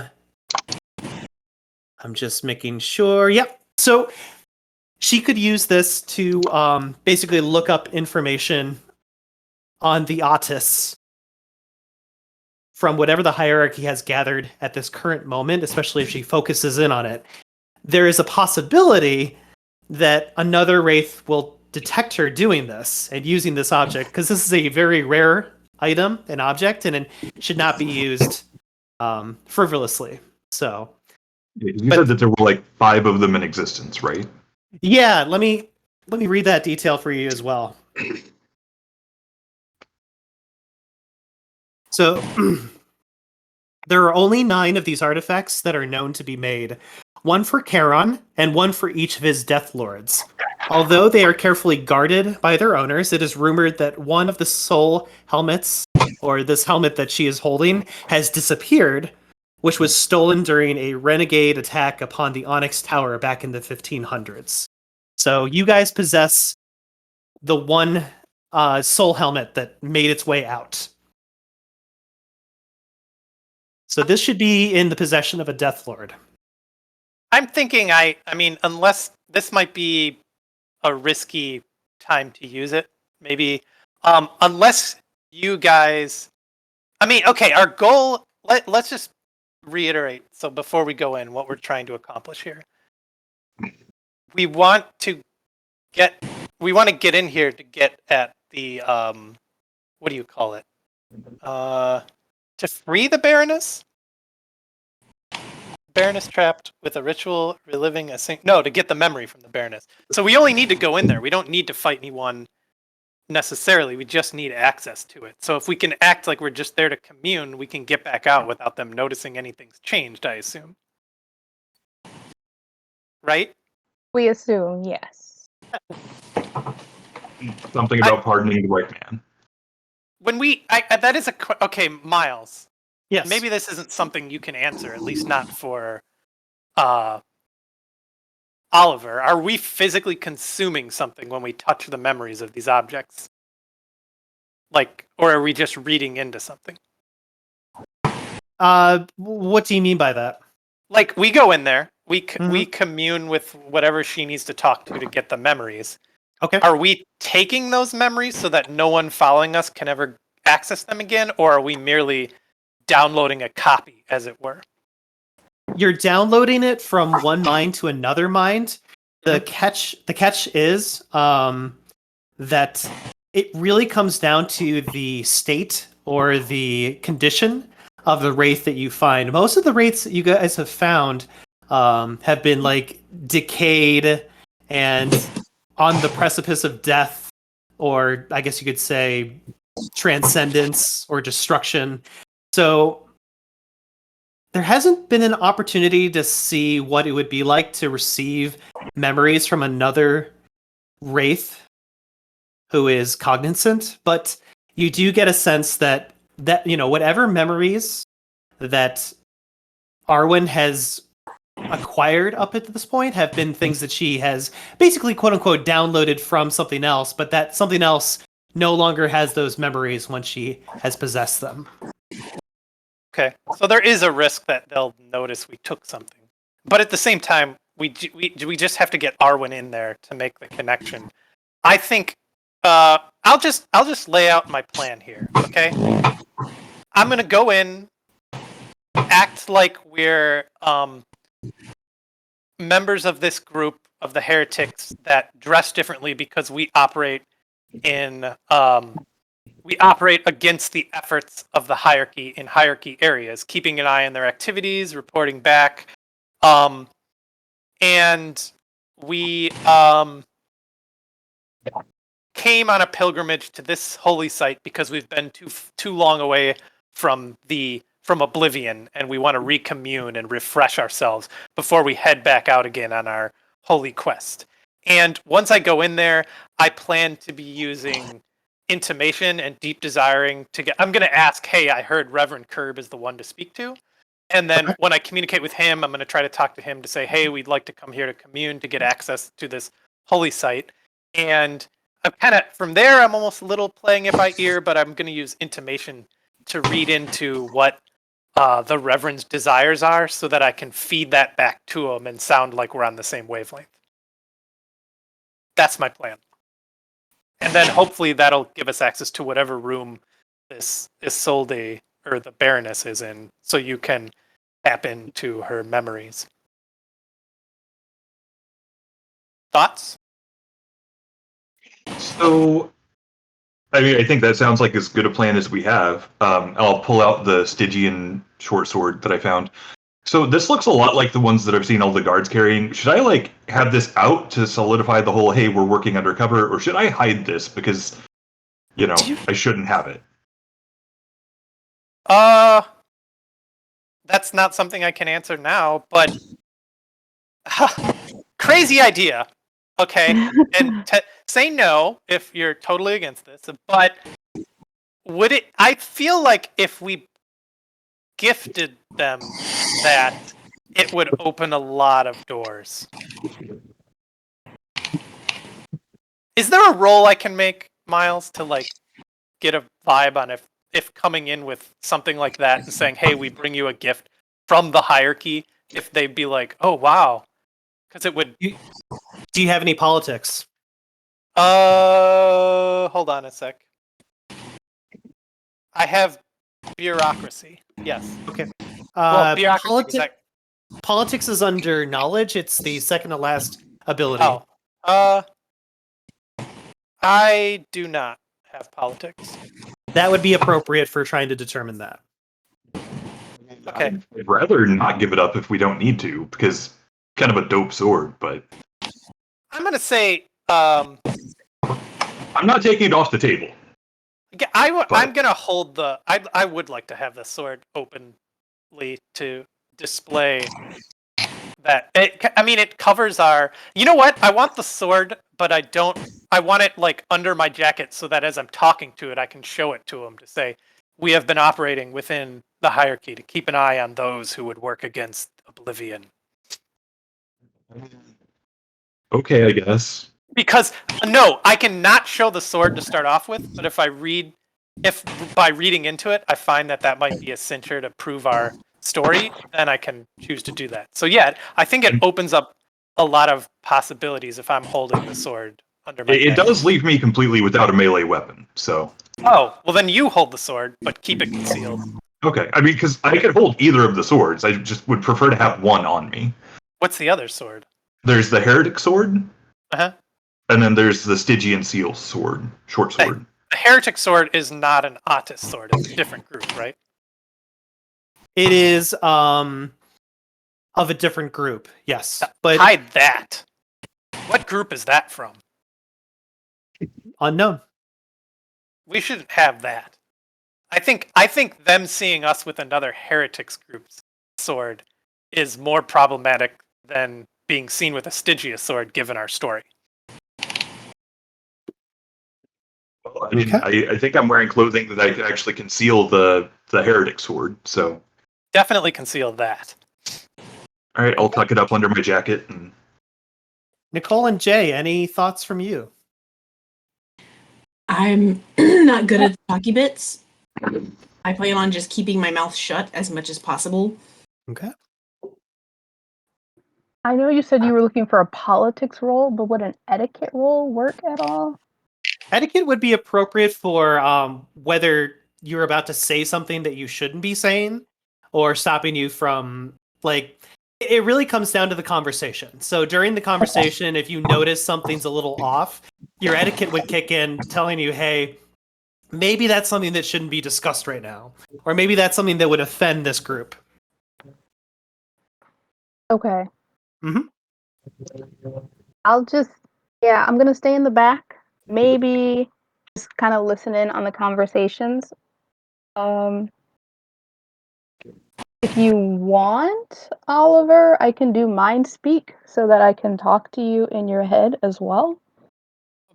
Yeah, I was going to suggest that might be helpful to at least have, because obviously we're not going to be able to talk amongst each other, but it might be helpful to have at least one person I can throw hints to so that they can perhaps hint stuff to the others if we need to be doing something.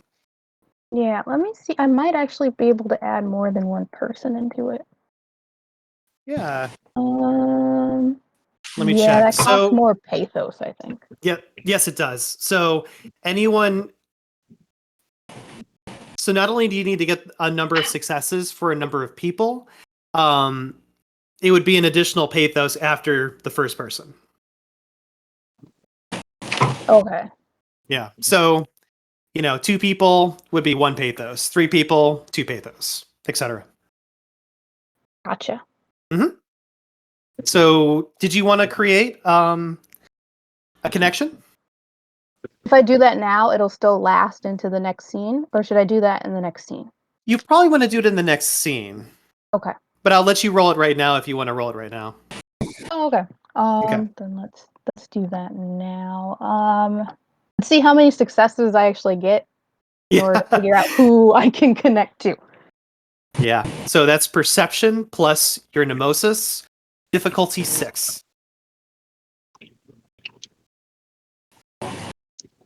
Got 1, 2, 3, 4, 5 minus 1, 4 successes. How many? 4. 4? All right. You are able to connect your mind with 4 other people. I'm sorry, with 4 people.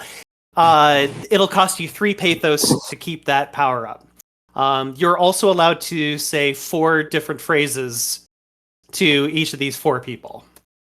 Okay, so just be clear. I can connect to everyone in the group. It'll cost me 3 pathos, and I can say 4 different lines to each person. Correct. I'm just checking to see. And they can say 4 different lines to me. They can't talk to each other. They can only talk to me. Back to you. Yep. Okay. They cannot talk to each other. They can only talk to you. Sound good? Yes, I Okay. will do it. I will connect to everybody. Excellent. I will make note of that when you guys enter the new scene. And I will now be officially moving everyone to... Before we actually move, Yeah. would enshroud be a good thing or a bad thing to do right now? Probably a bad thing. Okay, that's roughly where my brain was going, but you know. Yeah. So you guys will come into this new area. It looks as if there are like coves and small little shelters and areas of worship that have been engraved and carved into the sides of the rocks and mountains of this cavern deep down underground. There are various torches and lanterns and candles that are illuminating these small areas and some of the steps leading you into new directions. The group will walk forward, and you will definitely hear the sounds of both Wraith and Bargists in the next area. If everyone looks, you'll see that we are currently in the top right of the screen in this map. The first thing that you will see and notice is a Wraith standing with a Bargist upon entry. Who would like to speak to them? They notice you immediately the moment you walk in. I'll walk towards him and say, Okay. "Greetings, brother." What business do you have here? We've come to commune at this holy site. Identify yourselves. Who are you? We serve the Otis. And then I'm gonna hold on, give me a sec. I'm gonna say, forgive the garb. We operate in areas where it is not safe to openly display the sigils of our group. Some must keep eyes on those who would work against Oblivion. Okay. Rob, roll your charisma plus diplomacy. Okay.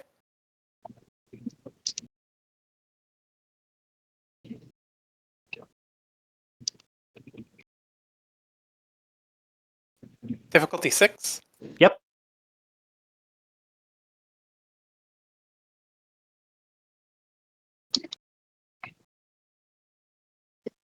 Uh, 4 successes.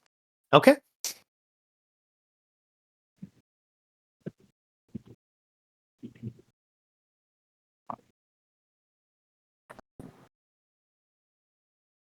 Okay. You said 4? Yes. That beats my 3. The guard that's standing there will nod his head very slowly towards you, almost in a slight bow.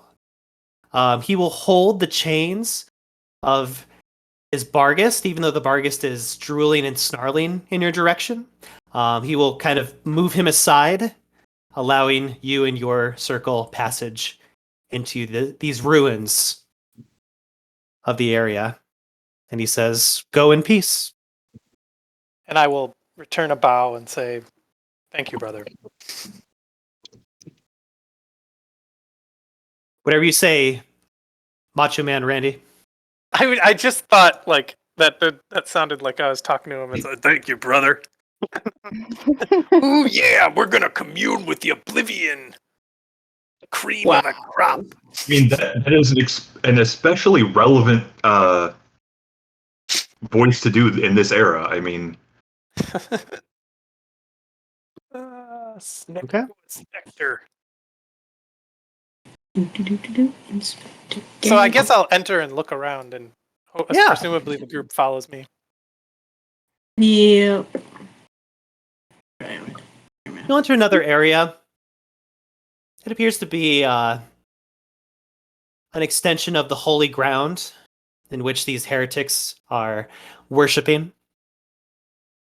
There is a heretic in a death mask who is knelt down in meditation. Across from him, another Bargist who kind of like looks at you in your circle and starts to snarl. I'm gonna project a. What do I know about Bargists? Like how intelligent they are. They were formerly once wraiths, so depending on the wraith would determine how intelligent they might be in their current form. Okay. Can I maybe twinge the Bargist? See what its most recent desire is? Yeah, let's take a look. So I also have a question, and this is just me, like, out of character, not understanding all of the terminology still. Would Spectre Prestige have any effect on the Barghists?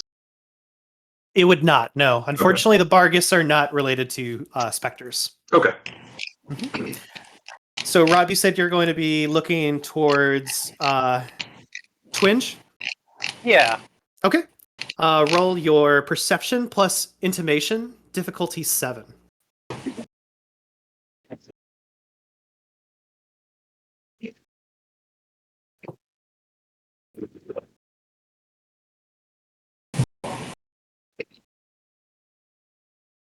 Two successes. Okay. With 2 successes, you are able to get a sense and feel that this Bargist had recently, maybe a day ago, ripped apart a trespasser who was hoping to steal and abscond with some of the artifacts that the heretics keep down in this holy land and area. This Bargist, you get a sense, still has the flavor of plasm and corpus within its fangs and its mouth. So as it looks at your group, it kind of like starts to smell for that familiar sense of danger and intrusion, deceit in your group. So if you progress forward at this point, the Bargist will most likely start using judgment on your entire circle. Judgment, and that's an Arcanoi, right? No, it's more so a extra sense that Bargists get that wraiths do not have. Okay, so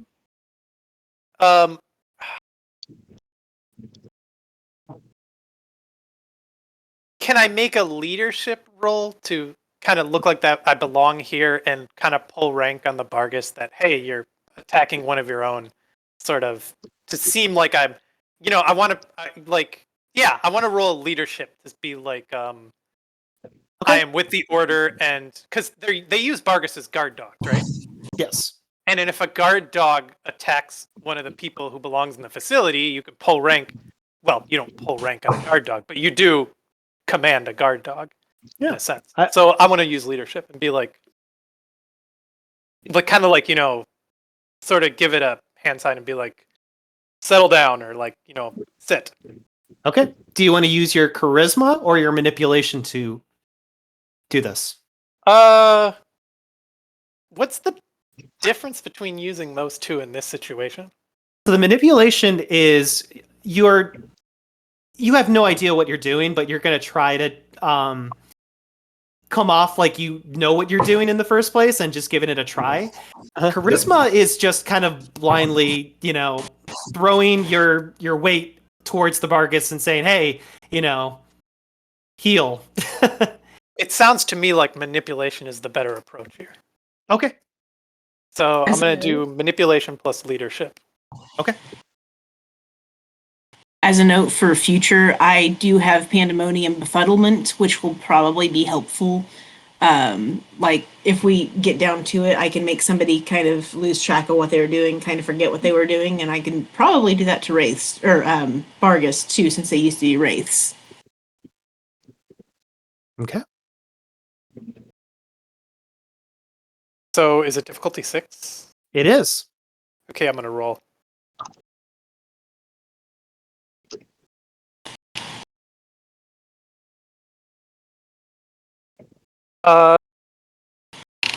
It's like 3 successes in all if you take the ones out.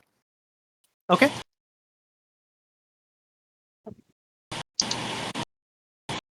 The Bargus does not back down.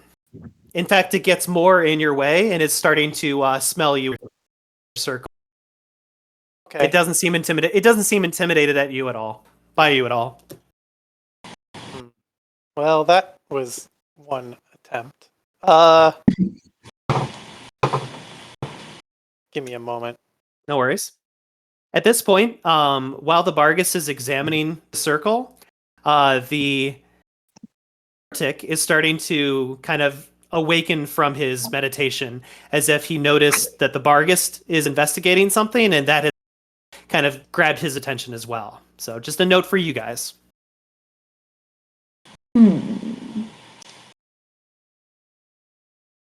I might go ahead and cast that anyway, unless somebody else has a better idea, because Well, okay. I'm gonna say we can't plan right now, but if you consider throwing that suggestion out worth one of your phrases, you can send to Arwen, then you can tell us. So either you have to do Pandemonium without telling any of us you're going to do it, or you have to use up your. I don't know, how many times does she get to talk to Arwen? He can 4. speak to Arwen 4 times. Okay, so you'd have to use up one of your 4 to communicate with her. I will just say, as one phrase, I can use Pandemonium to make a Wraith or probably a Bargus get confused and forget what he was doing. If you want me to use it, signal by wiggling your fingers around. Okay. That's to Arwen, correct? Correct. Okay. So Arwen will get that mental statement from Josie. Okay. All right. I'm not saying anything back because I want to keep my 4 responses. Okay. I guess I will reiterate that to Oliver so he knows. Okay, then I will, as the kind of like in a sort of back off defensive way as the Wraith comes closer, like, hey, I'm going to hold up my hands and I'm going to jazz hand it and wiggle my fingers. Okay, so I will go ahead and cast Pandemonium on this little Wraith guy here. Or the Bargus guy there. Argus, you're using befuddlement? Yes, befuddlement. Okay. That's going to be intelligence plus your pandemonium. Difficulty 6. Okay, that's not bad. 70-10. Ooh, nice. Oh, excellent. 10s. All right, so 1, 2, 3, 4, 5, 6. I got 6 successes. Oh, goodness. All right. I'm going to roll against that in just a moment. Just marking off your pathos. I have a feeling that this Bargus is going to be very confused. You said 6 successes? Yup. That beats my 3. So the Bargus will kind of give out a slight low howl to itself, as if like very, very just not knowing in its clear mind what it was doing the moment before, and it'll just kind of like wander off to the side and kind of like sits and stares at a wall. The heretic who witnesses this kind of thinks that it's just the Bargus, being weird, and ignores this and goes back to his meditation, ignoring it. Oh, good. Yeah. By the way, did did you use one of your statements towards Oliver? Yes. Okay, I wanted to make sure I wrote that down. Cool. Thank you. All right, so you guys look like you have a clear passage through this area of the ruins if you want to continue walking. The Bargus looks like it's going to be confused for about 5 rounds, so... So I guess, wondering if this is worth... No, I'm not going to say it yet. So I'm going to continue walking. Hold on, let me get a good look at this map. I'm going to continue walking south and kind of slowly, as if I am kind of slightly in awe of where we are and kind of taking it in, and that way not to arouse suspicion. Kind of, slowly and with reverence. I'm going to continue walking south. Okay.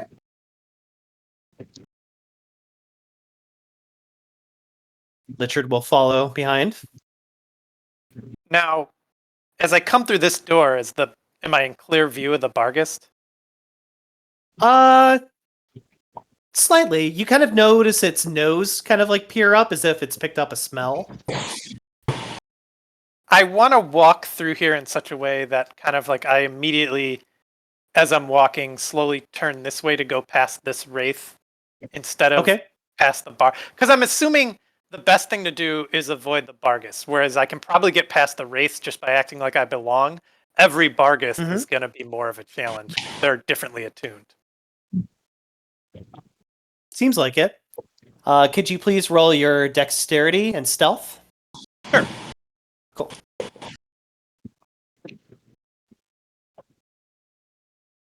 Hey, I could really use some help here. I don't know what to tell you, Rob. I'm sorry. I had just taken a bite. Hold on, I'm talking to the game master. I'm just joking. Rude. You're never going to be able to do this on your own. Obviously, I have to help you. I could give you like 4 dice. I can take those 4 dice. With pleasure. Okay, roll in stealth. Difficulty 6, I'll assume.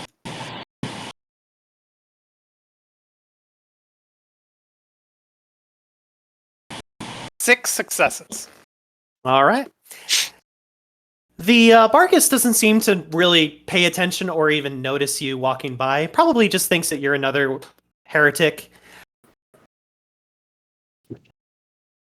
Okay. So you can continue on if you want to. I will continue kind of walking. I can get around this heretic without like jostling past him or anything, right? Yep. Yeah, he doesn't seem to mind you at all. I will continue walking past the heretic as if I belong here. I mean, I'm not going to make direct eye contact unless he's looking at me, and if he's looking at me, I'll kind of give him sort of a reverent nod. Okay. I'll follow after I'm making careful note of exactly where he was walking. I would think with 6 successes, everyone kind of copies exactly what Oliver does to avoid detection. Look around. Yeah. When we get into this new area, Nicole, I need Arwen to give me a perception and awareness roll in this room. I didn't see this guy. It's okay. This is just for Nicole to roll. Awareness. Okay.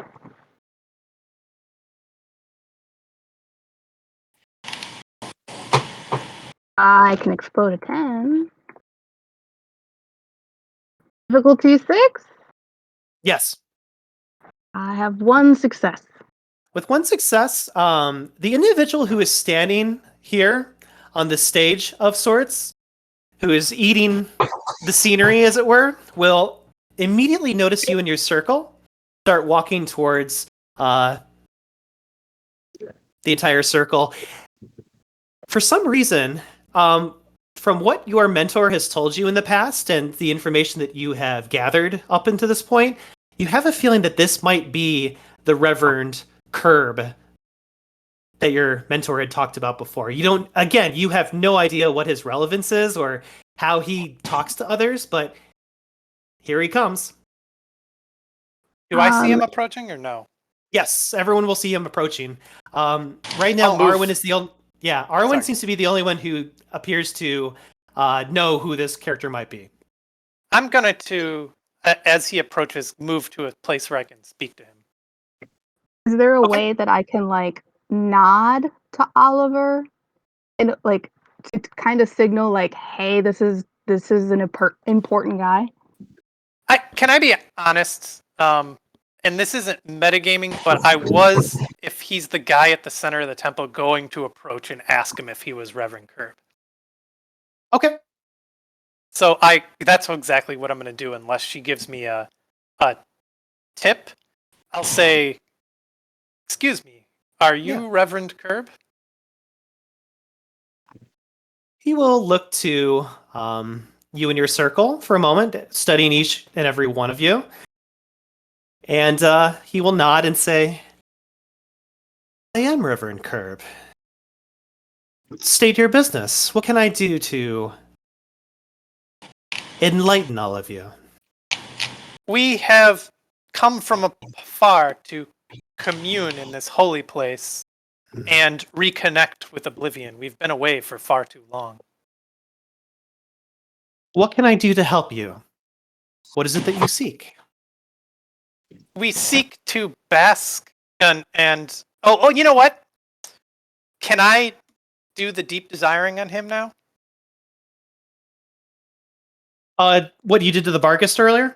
No. That was just a twinge. I want to do the Okay. deep desiring to get into his fondest wishes and dreams so that I can... Okay. This is the part where I want to start feeding back similar things to him.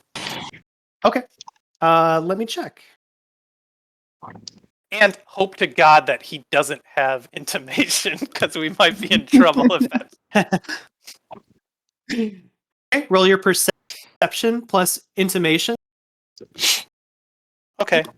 I wouldn't be opposed to a little bump Sorry, here. I was on mute. You know, I'm not sure you can take this without messing it up. So I'll give you another 4 dice. Why not?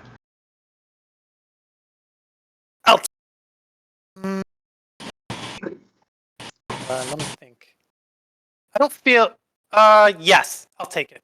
Because, I mean, I haven't gotten any ones since the last time I accepted 4. I know, I need more temporary angst.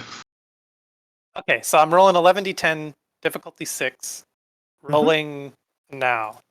Difficulty 8, Rob. Oh, shit. Okay, sorry. Where's my roll? Did it show up? Oh, I'm all the way down. Wow. Difficulty 8, so that's that'd be 1 success. Hold on, let me see what my willpower's at. I'd like to spend a point of willpower to see if I can get a couple more successes on top of. Let me double check. Yeah, so I have a 10. So I'm still 1 up, but I want to see if I can get a few more. So I'm going to spend that willpower. Willpower rerolls, Can they explode as well? They can explode if you are using an attribute that can explode, yes. Okay, good. So here we go.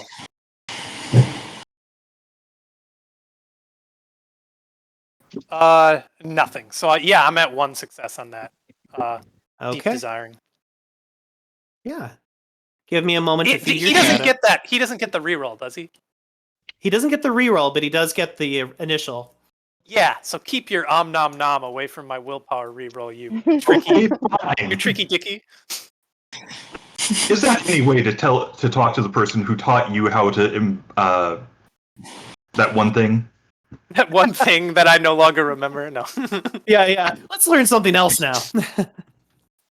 So, Rob, you gaze into the deep desires of the Reverend, and it's a lot more complicated than what you would realize. If you kind of get a sense that with 1 success, you don't really gain a strong surface, like a strong, deep connection with what he's really looking for. But what you do get a sense is that he is looking for the trust and devotion, and basically the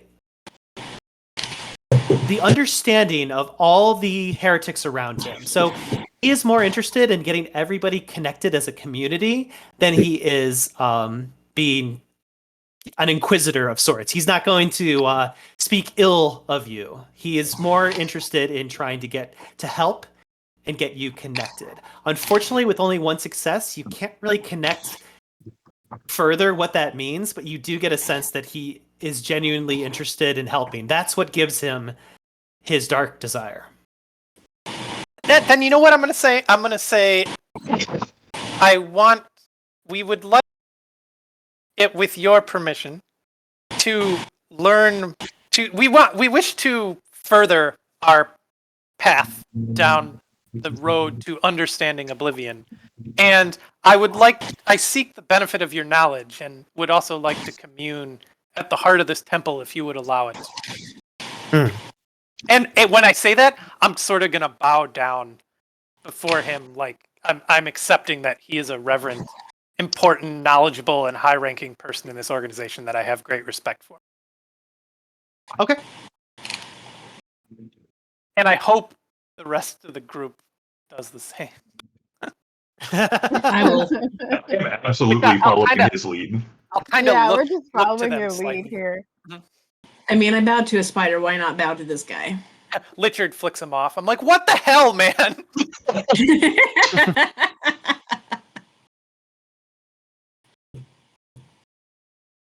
So, Reverend Curb will look to you in your circle. Unfortunately, with this death mask, it's really hard to tell what his expression could possibly be, but he is very fascinated by your group. He's very, very much so wants to learn more about you and learn more about where you come from. And he extends his arms as if to kind of say, hey, everyone, you may rise. Okay, I'll rise. Please tell me, what is it that I can do for you? What is it that you seek? You can be as specific as you want, and I promise that I can help. Hold on, let me let Rob think of how I want to word this.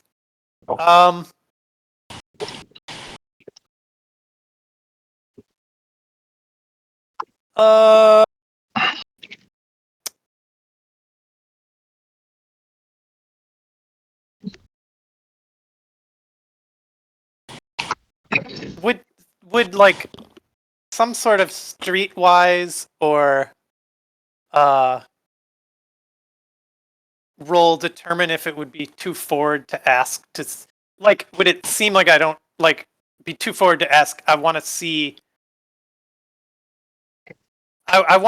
what is at the center of this place that has made it such a great and holy spot.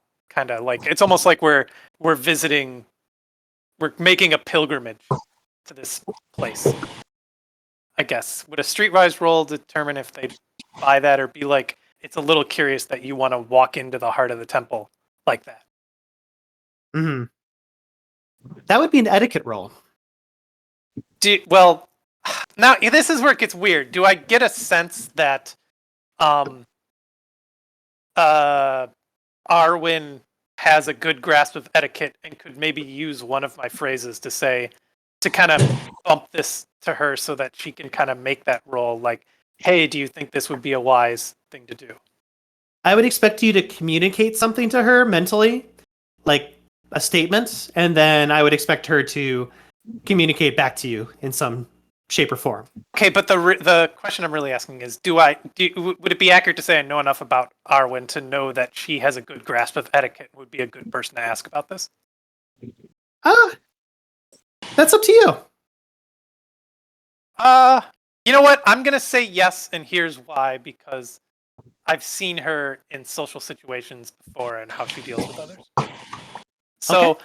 I'm gonna use my phrase to say, I'd like to ask to go to the heart of this temple. Is that a breach in etiquette?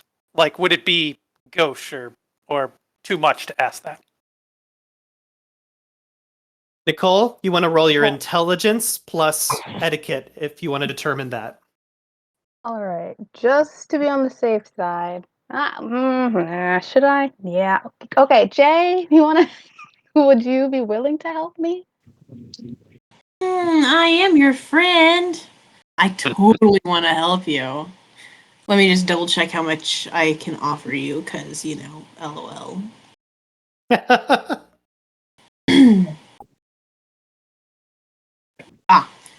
Shadow Guide was all the way at the bottom, and I was looking at the top.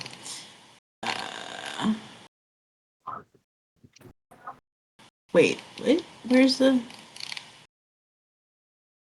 You're Oh, looking this for your is- rank. You're looking for your ranks. Yep.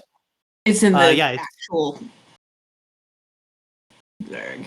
Yeah, it's at the very bottom of your character sheet. If you want, you can say the number. And everyone knows it's pretty high since Jay's been trying to take me over, so it's okay to say it out loud.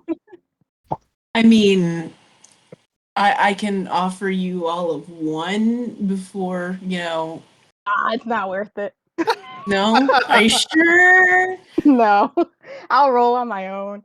Okay, so that is intelligence plus etiquette.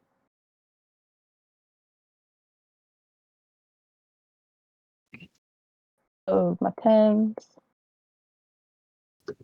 Aw, man. Okay, so that's 2 successes. Yeah. You can tell that with the way that this reverend is speaking to Oliver, that his question would be appropriate as long as he kind of dresses it up with a little bit of his own beliefs and why this is so important to him. So remember that this is a cult that worships oblivion. So if he can get that same amount of like passion from Oliver regarding this pilgrimage that your group is after, then that would probably convince him along those lines. Otherwise, it's just going to kind of turn into a string of questions. And that's the last thing you and your circle want right now. Okay, then Okay. I will use one of my statements to Oliver and say, do it, but be passionate about it. And yeah, there you go. Because I think it has to be like, there you go. Yeah, that's it. And then for what we were talking about, Myles, in private, I'm about to make that roll. Okay, sounds good. Okay. Thank you. I'm going to. So then I'll say. I'll say to the Reverend what we want. Before I tell you that, let me explain why we're here to seek what we seek. We have. You must forgive my garb, but we have been operating amongst those who would oppose Oblivion and seek to fight back. The Void. Is that the correct term? Oblivion and Void are kind of interchangeable? Somewhat.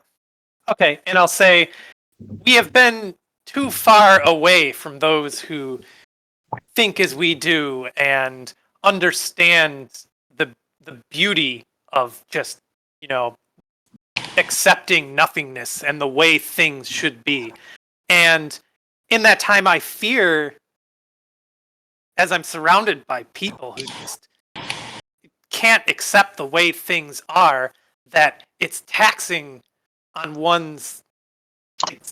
exhausting on one's faith. And in that regard, we've sought out on a pilgrimage a great and holy place, and we want to travel to the heart of that place, to be as close as we can to that experience of oblivion again, to reconnect and re-inflame the passion I have and understanding I seek in accepting, our true cause, so that it can reinvigorate me in working against those that would oppose us. I would like to see the heart of this temple and take it in and commune with it if it would be permissible. And then I'll kind of do a light and respective bow at that. Yeah. Rod, roll your manipulation plus leadership. Okay.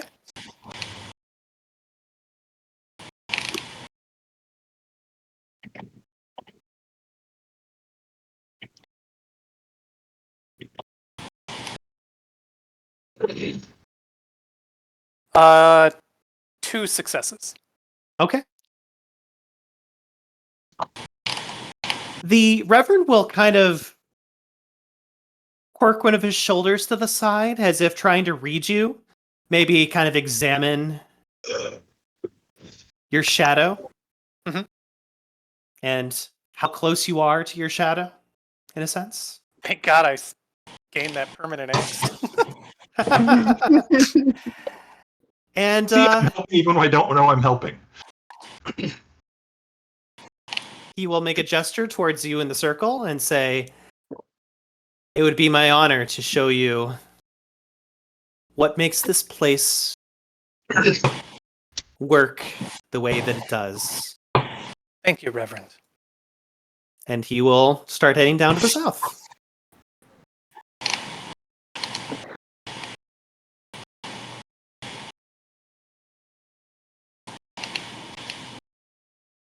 I will follow with Lichard. And he will guide you into a new area. This looks lovely. Place furthers the ruins even further with what looks to be like a past war from years ago. Perhaps the remnants of machines and war and tragedy all warped down into the underworld from previous, let's say, history that has occurred in these lands. What grabs your attention more so are the individuals who are down here. They appear to be wraiths of sorts. Wraiths who are standing alongside one another, almost in single file line. A few of them seem to be carrying what appears to be a giant coffin or casket within their hands, as if they are performing a ritual of burial, a requiem for the dead. And they continue to carry this casket across the desolate lands that are around them. You and your circle just take this entire scene in with the Reverend. The Reverend directs his hand towards these wraiths and simply says to Oliver, "This is the direction that you will seek. You will find all your answers here, my child. Now go. Allow oblivion to dance around you. Like an old friend, lost from the wars." And with that, he will bow to you and your circle. Very, very kindly. And then he will exit, leaving you and your circle in this very auspicious looking conduct that is being done in front of you. And with that, we're going to take a dinner break before we get into these grisly details that are happening in front of us. So, let me give pause to our good friend, Craig.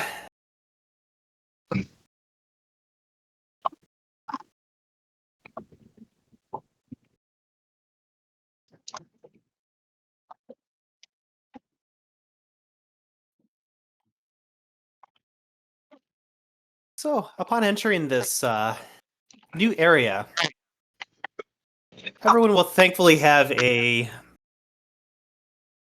good view of everything happening down below in this burial site.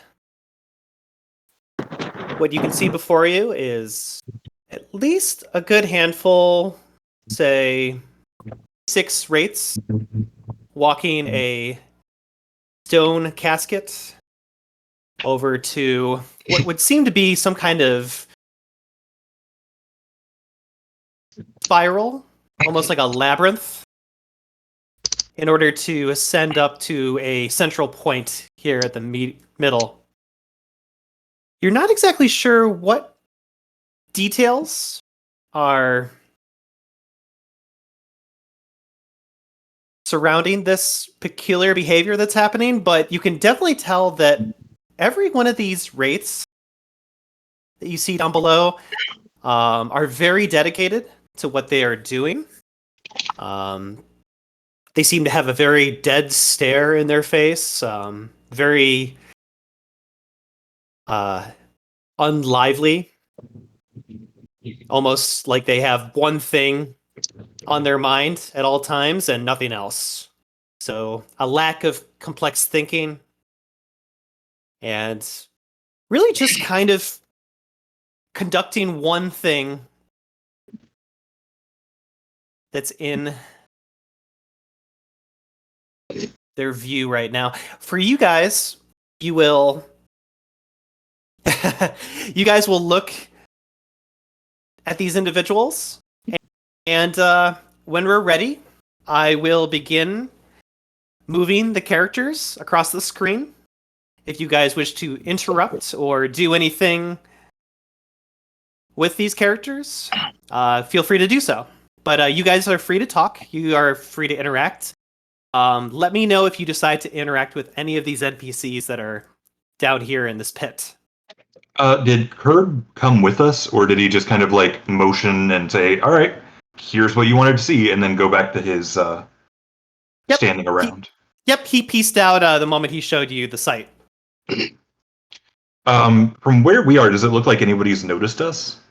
Nope. I'm going to, I guess I'll offer. So, if anybody wanted to get a better look, I've got a pretty decent scope on this thing. I'll kind of pat my rifle. I mean, I'll take a look. All right, I'll double check that the safety's on and there's nothing in the chamber, and then hand it to him. Okay. I'll look down the barrel to see if I'm not going to do that. Rob, go ahead and give me a ping on the screen of where you'd like to observe using the rifle. I guess I want to observe the center of what's going on. Like, is this what we're here for? Like, see if I can identify it. I don't know how I will, but yeah. As you kind of are examining these wraiths carrying the coffin, you do seem to notice some details that are a little bit different when comparing them to one another. I need you to please roll a perception and alertness as you are observing them.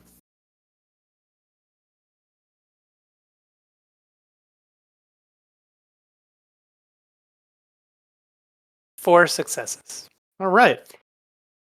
So, Rob, Oliver will notice that one of these wraiths in the group of 6, this one in particular, does not look as degraded or kind of down to his meat and bones of sorts. He still has armor and clothing and weaponry on his person. He looks like he just joined up recently, carrying this coffin in the alignment of wraiths. The other ones look very, very kind of rotten and decayed. Like they've been doing this for a very long time, and they've just not paid attention or taken care of their appearance at all.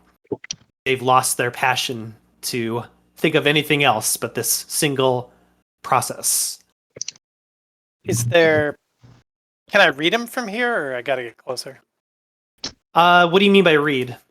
I mean, like, I get an idea of. I was thinking of doing some intimation. Like, I want to. Maybe that can help me figure out. Are they just blindly following steps in a process. Like, are they even going to care or notice that we're there? It's hard to tell from where you guys are standing up there if they would really even notice you. You're kind of just observing from a distance, and it's hard to tell how they would react if they saw you.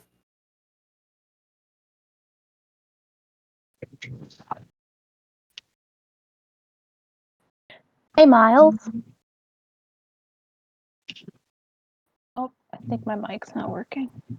I can hear you. I can hear you. Oh, okay, Yeah, we can good. hear you. Sorry, I thought I messed something up. Anyway, is my mind speak connection to everyone gone? Nope, that is still active. Oh, cool. Mhm. Nice to know.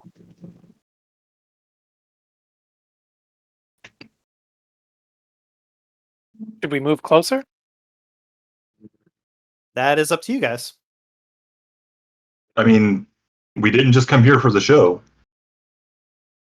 I don't know. It's a pretty good show.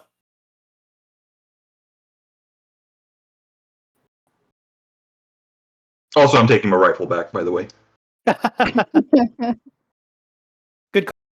I'll move to this point, and then, am I close enough to this guy to, like, read him?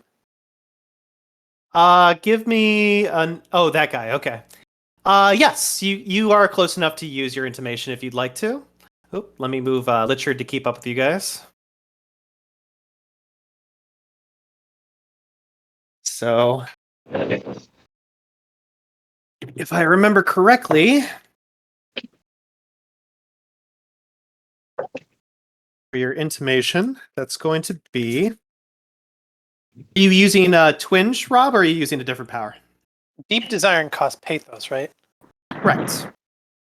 I don't know if I want to use that on that guy. I'm going to use Twinge on him from now, and I think I'm going to save Deep Desiring for if these guys come back around. Sounds good. Go ahead I'll, and roll your perception plus intimation, difficulty 7 against this character.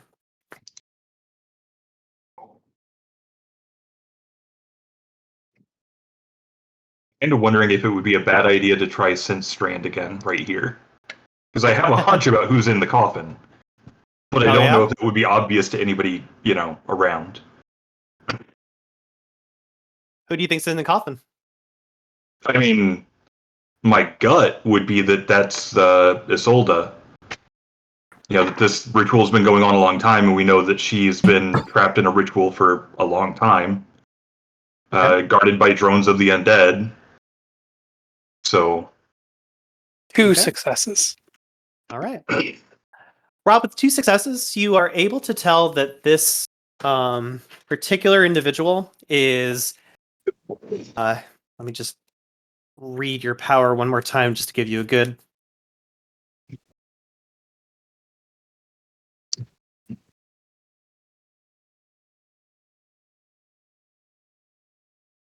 Okay.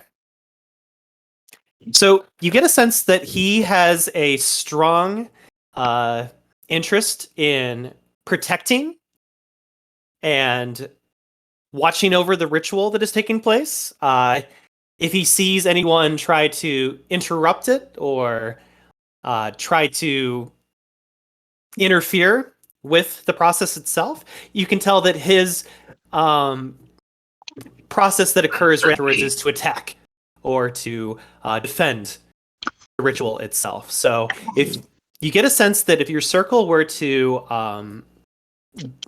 follow up on what Bronson had mentioned earlier and try to relieve Isolde from the coffin that they are carrying, that would be considered an interruption. Okay.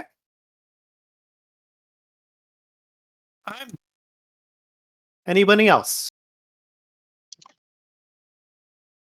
I'm assuming that he'll relay what he's learned. I'll kind of quietly ask if I should cast that spell, Sense Strand, or not. Yeah. Rob, do you share that information with the rest of the circle? Yeah, I'll say these guarding the ritual. Okay. Yeah. I will also say something to the effect of I can roll for Pandemonium again, but it'll probably be a little harder to do it again, but not too hard. So if we need it, let me know. Just wiggle your fingers again, I guess. Okay. I mean, I don't know enough about that to know if it's a good or bad idea. I think. What happens when you do it? Like, is there a visual aspect that other people see? I don't think so, but I don't know. Then I'd say go ahead unless someone else thinks it's a bad idea. Let's do it. Yeah, go for it. All right, I will use Sense Strand. Okay. Out of character, I am desperately trying to burn Pathos to have an excuse to drink that wine. You don't need. Oh yeah. Please roll your perception plus life web. Difficulty 8.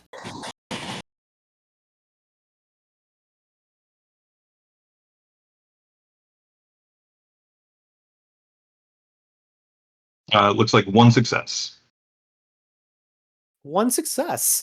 You concentrate on the fetter in your hands, the bones of Isolde, and when this occurs, when this happens, you definitely get a confirmed attention towards that stone coffin that they are carrying. Your best guess would be that she is definitely being held captive inside there as part of their ritual. Now, the real question is, how do we get her out and keep the ritual continuing the way it is going right now? I mean, I'm assuming that has something to do, and I'll be saying this out loud, that I'm assuming that has something to do with pardoning the right man, which I'm kind of thinking is the corpsey guy, or the culty guy who looks less corpsey than the rest. Okay.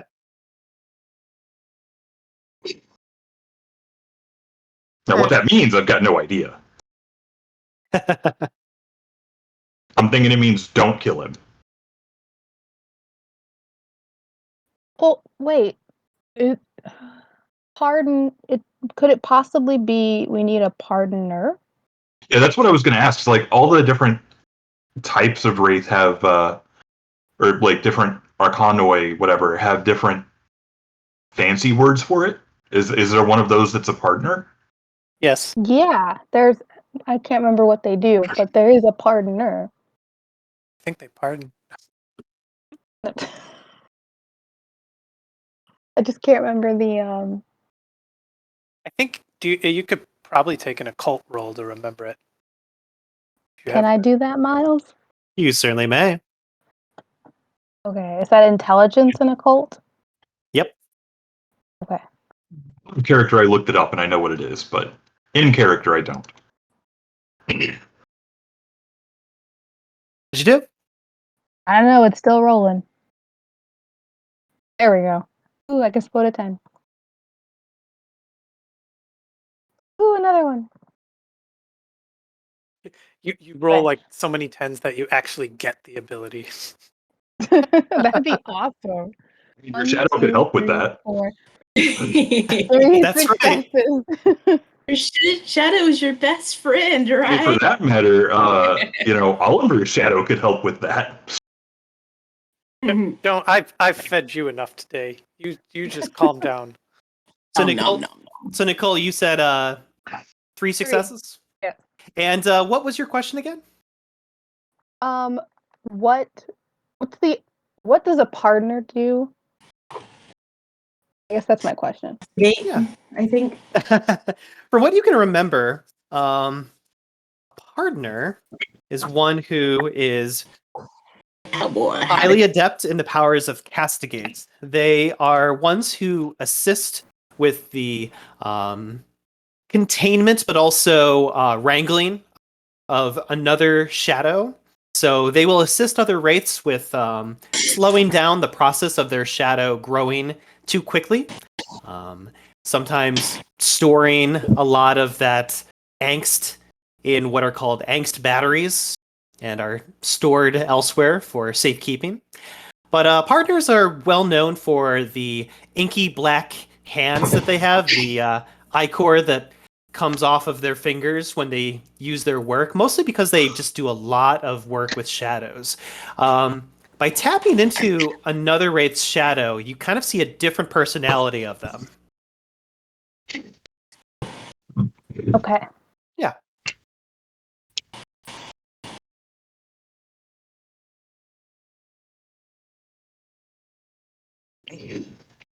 Well, Hi, friend. Do you want some castigate?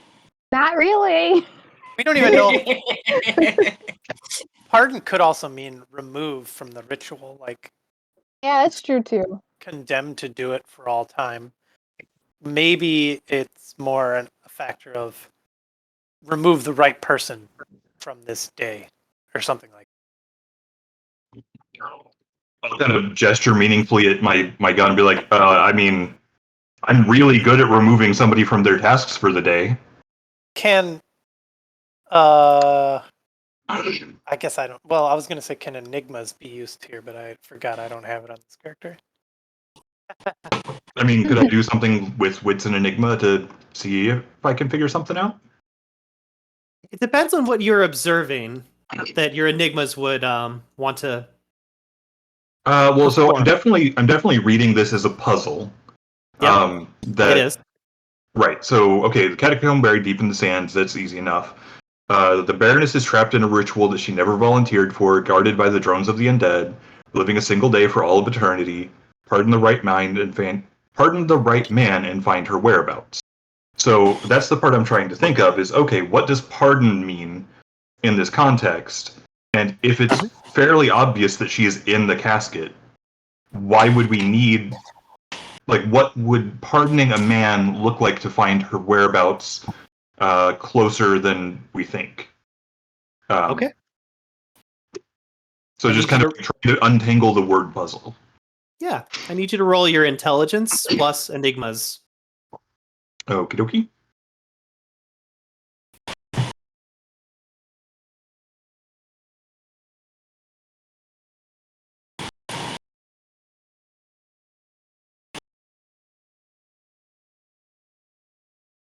So assuming that's a difficulty 6, I have 0 successes. All right. Yeah, everything seems to be in place. You're kind of like almost questioning what's the purpose of, like, needing to pardon someone when you already know where Isolde is. So it just kind of, yeah. The puzzle Hey, kind of like moves away from you. What's up, Nicole? Can we just go kind of just talk to this guy? Because, I mean, we got permission to come here to watch. So if we just tell him, hey, Reverend Curb said we can come and watch, maybe we can get some more information out of this guy. Maybe we could excuse him from duty. Say, oh, yeah, sorry. Herb said that we were supposed to take over because Oliver here is a big, big fan of culty things. And he's supposed to take the place for the final part of the ritual. Well, we don't have to say that, but I mean, maybe we can just And maybe don't talk say that to at him. all. Well, I mean, I'm only half joking about that. Like, that Yes. could be part of a solution. yes and no. This could be like walking up to a communion and saying, "Take a break," to the priest. So, like, everyone here is taking part in a ritual. So, walking up and talking to them might out us as not understanding what's going on.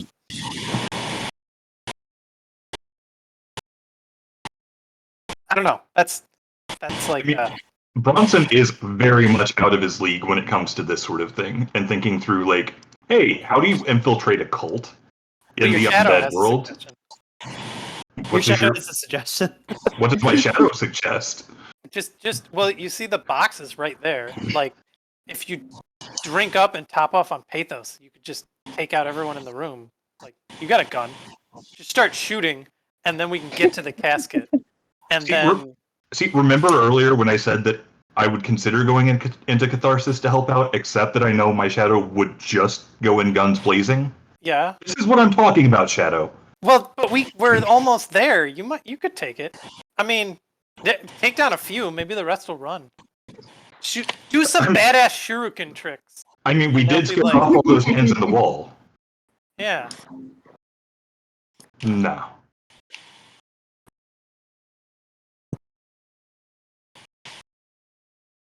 Although, and this is me out loud, I would suggest maybe we hurry the pace. They seem to be getting closer to the end of the ritual. And I don't know what that means for us. It does repeat, but yes. Well, it repeats, but our ride home, I'm not so sure about. Oh, good point. Pardon the right man. I'm out of my league in terms of puzzles. I'll admit. Like, the only thing I can think of is finding some way to remove the one guy who isn't like the others from the picture. Does that mean we kill him? Does that mean we walk up and take his place? Does that mean you use castigate on him? These are all good questions that I don't think I'm equipped to answer. This is not my forte. Yeah, it's really not mine either. Sorry. There aren't any bar guests around, are there? There are No. not. I mean, we could enshroud and jump over to him and, I don't know, do something from there. Do you want to try that?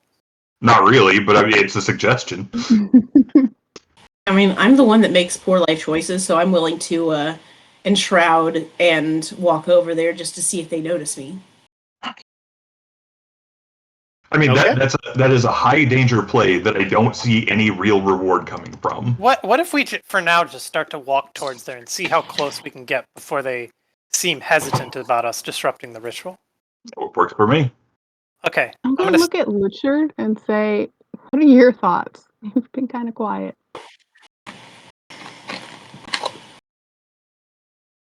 Sorry, Nicole?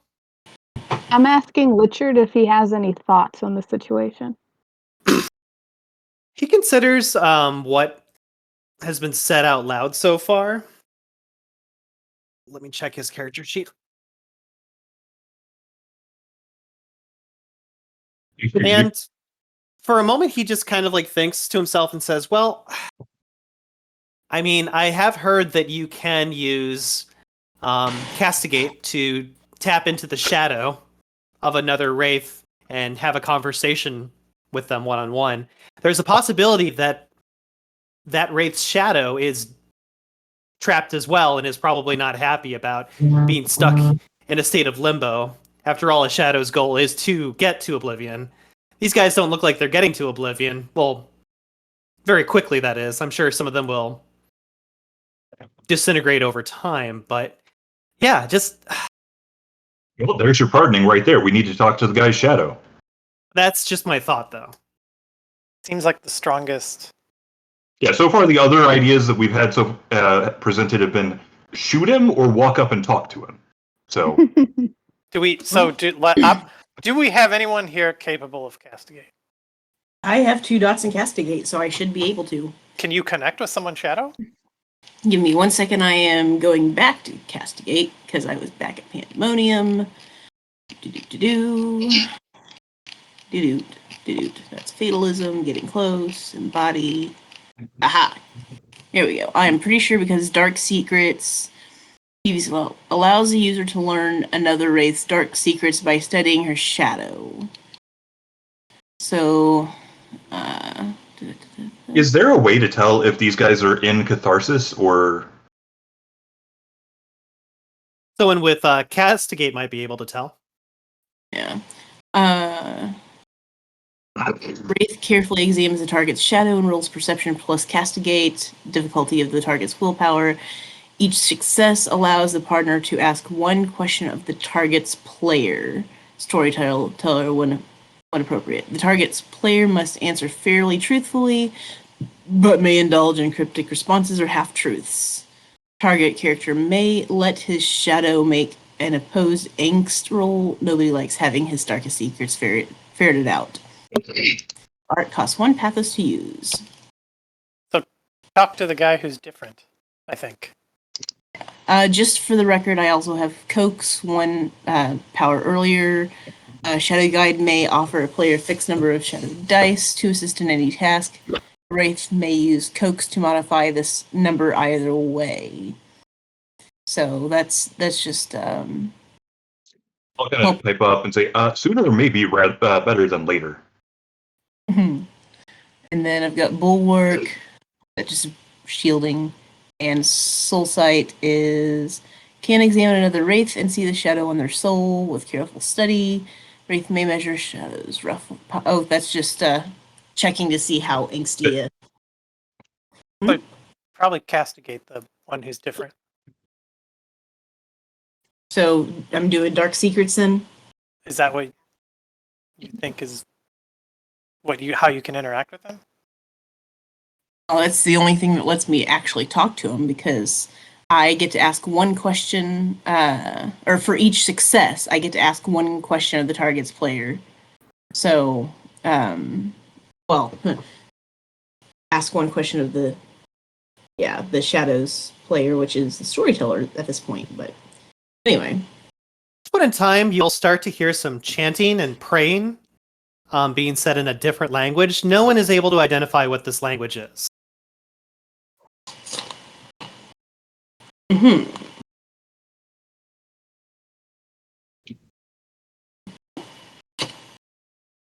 So am I using the, can I just have the word? The Dark Secret on any specific person, or am I holding my action? Well, seeing as they're beginning the ritual, I don't know whether it's better to wait, or if that's going to mean that we've missed our chance, because... Just to do it to the one who's different than the rest. Okay. So, wait, this guy? How close Yes. to be in order to ask? Okay. Jay, that's going to be perception plus castigate. Difficulty is going to be an 8. Difficulty 8. If I move closer, will the difficulty go down? Nope, doesn't seem to change. Okay. This is gonna be awful. You want some help? Given the difficulty is 8, and I've only got 6, what are you offering? I can offer you 4. No, I can't. 2. Well, that's dangerous. So, out of character, so the shadow can't offer more dice than would put somebody into catharsis if they failed? It can actually offer them as up to 5 if you go over 10. For example, if you have 9 temporary angst and you offer them like 3 or 4 and they roll a bunch of botches, you go over 10, which becomes a permanent angst, and then it resets back to 0 with whatever residual botches are still there. So you basically be overflowing with angst. Okay, I didn't know whether you could only offer enough to get them to 10, and then you spent that 10 instead of going into catharsis to give them a permanent one, or what? So You just have to warn. Yeah, I highly recommend for game mechanics, warning your psyche that, hey, if you choose this, if you decide on this, that's on you. Like give them a choice so that they don't feel like you're deceiving them, so that you can just get that permanent angst. Like make them feel like they chose to do that. Yeah, that makes total sense, and it's what I was planning to do anyway. But No, so Jay, there's a chance, but I can offer you 2. I've helped you before, and you gave me no angst, so maybe it'll happen again. I'm feeling kind of lucky. What if I ask for 4, even though it's possible? Not a fan? No. No? Okay. you have the nicest shadow. I really do. Screw it. I will go ahead and take those two extra dice. I will feed my shadow. Watch this. You think I'm nice, but I just want to do catharsis here, so... Well, guess what? I get to explode those 10s, and I give you no 1s. See, I'm so helpful. Did you roll any ones? Wait. Did you roll any ones? I did not. And in fact, I got 2 10s, and since this is perception, I get to explode that. Okay. Still didn't get anything, but 1, 2, 3, 4, 5 successes. Damn. Okay. So the pathos within your corpus will start to emanate into the e-core within your hands.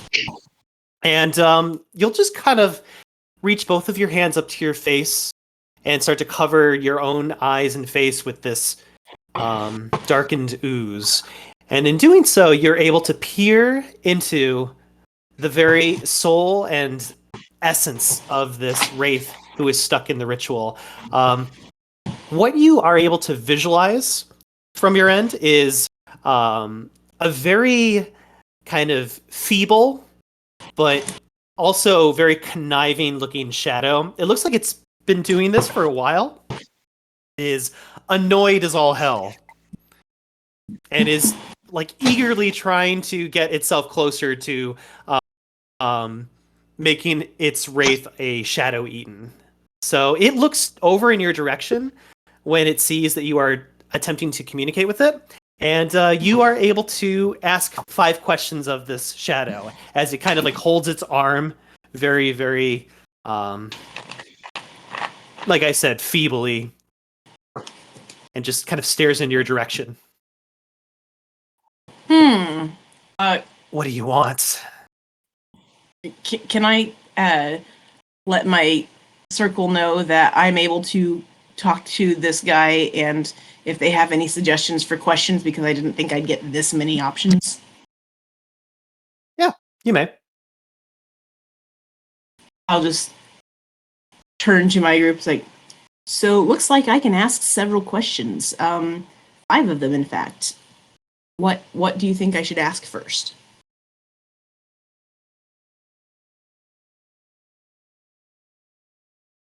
Wow. Wouldn't you like to do literally anything but this? That's a yes or no question. I would prefer not to give yes or no questions. Give me an open-ended question, please. What would you like to be doing? Isn't that obvious? That they want to do it. All shadows want to do the same thing. Well, okay, then why are you wasting your time here? You could be guiding your psyche into oblivion, and you're stuck wasting time in this stupid ritual? What are you thinking?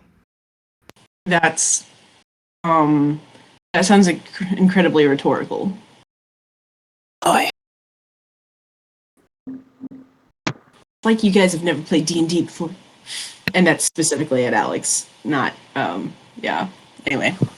yeah. Shadow will stare at Josie, almost kind of like wondering if there is any communication going on between the two of you. Or maybe it was just its imagination. Well, I will turn to it and ask. Let's see. Sorry, I'm trying to figure out a way. I'm exercising the demons of my tongue, apparently. I mean, you could always go with the classic, how can we help you?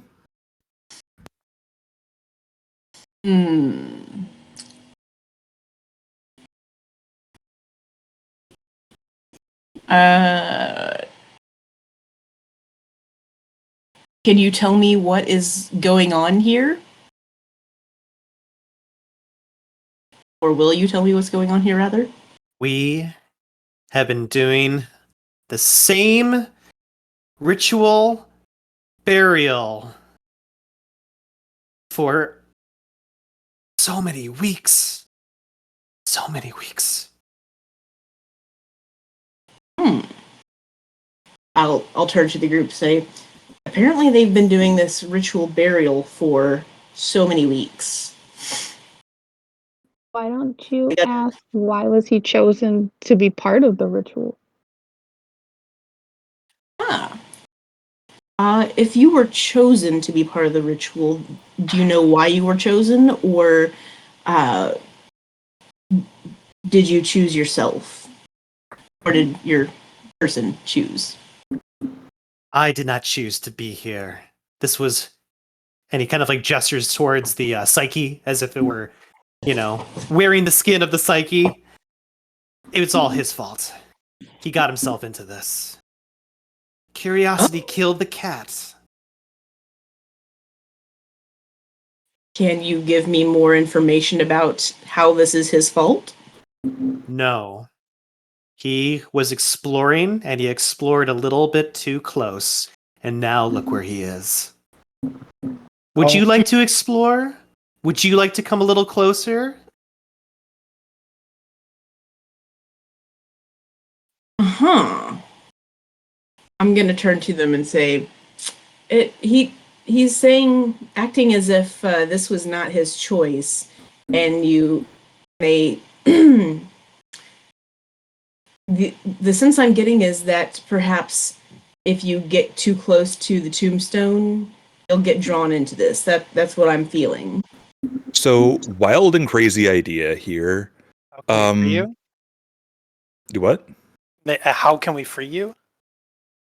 So I'll just say this. So wild and crazy idea. What if we had Arwen get too close to him? She takes over his role. She gets to do her magic thing with the coffin. No corpse, no burial ritual. She gets freed. I mean, that's I mean, you're assuming she'll be freed, but I mean, that's an interesting idea. But we're making an assumption that we're not trapping her in this, and we don't have to make some sort of sacrifice to get her back out again. You're also assuming that I can do my ability while being stuck in the ritual, and I have a feeling I wouldn't be able to. Myles, quick question. Yeah. Did I ask 3 questions or 4 so far? You've asked 3 questions so far. Oh, thank God. So my 4th question will be, is there a way for us to relieve you of this duty? And if so, how? Well, you're communicating with me right now, aren't you? Why don't you use some of that power of yours to separate him from this coffin? Question for the GM? Yeah. Can I attempt to separate that guy from the coffin and then ask a 5th question later if needed? Or do I need to ask the 5th question before I move on to trying to separate the guy from the coffin? You would need to ask it before trying to separate him. Okay. Then I will say, apparently I have some way to separate this guy from the coffin, but I need to ask the last question. Does anybody have anything in particular that I should ask? Because it is my last one.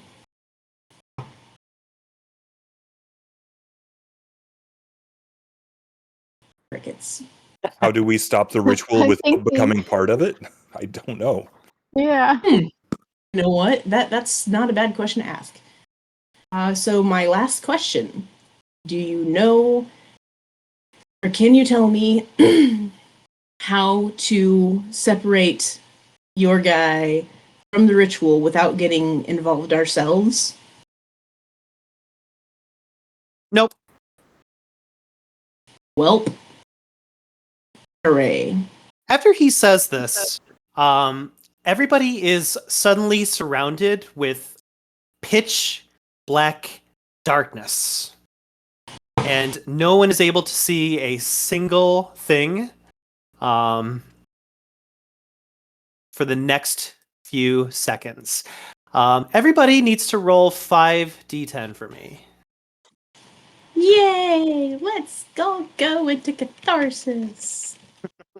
5d10. I'm assuming no exploding tens. No exploding tens, nope. Difficulty level 6. Standard 6. Cool. Well, maybe what if rolling high is actually a bad thing? I mean, I got 2 Yeah. successes, so. I got 3 successes. Or 3. Okay. Alex, how many? That would be a 2. 2. Rob, you got 4? Mhm. And Nicole, you got 3? Yes. Okay. Thank you. I guess we're gonna find the full gamut of what could happen here. Yep, and it is not a pleasant one. Hooray! Most things in Wraith are not very pleasant, to be fair. So. Yeah, sorry, I misspoke. I rolled 19 successes, so Ooh. Wait, we still don't know if a high number is a good thing or not. yeah. I immediately after I made that joke, I was like, yeah, no, that could have been even worse. So All right. Let me check everyone's sheets. How much aggravated damage are we taking? I wish. I'm not gonna lie, that's the reason I love that Stygian sword, and I don't want to give it away. Out of character, because in character, I just think it's a fancy sword, but you know, Yeah. because aggravated damage from a weapon is tight. Right. Give me 1 second. I just need to.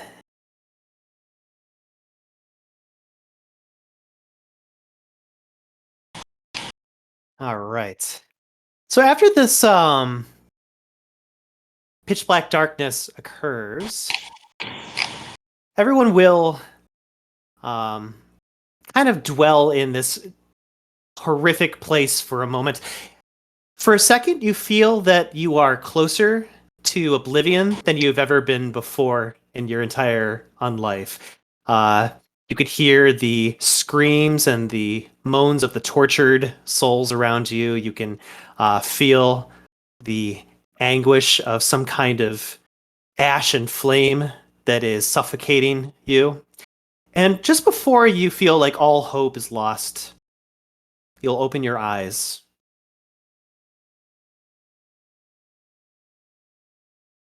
Wait, where'd we go? To the beginning. Oh, okay. I had to move my map. Oh.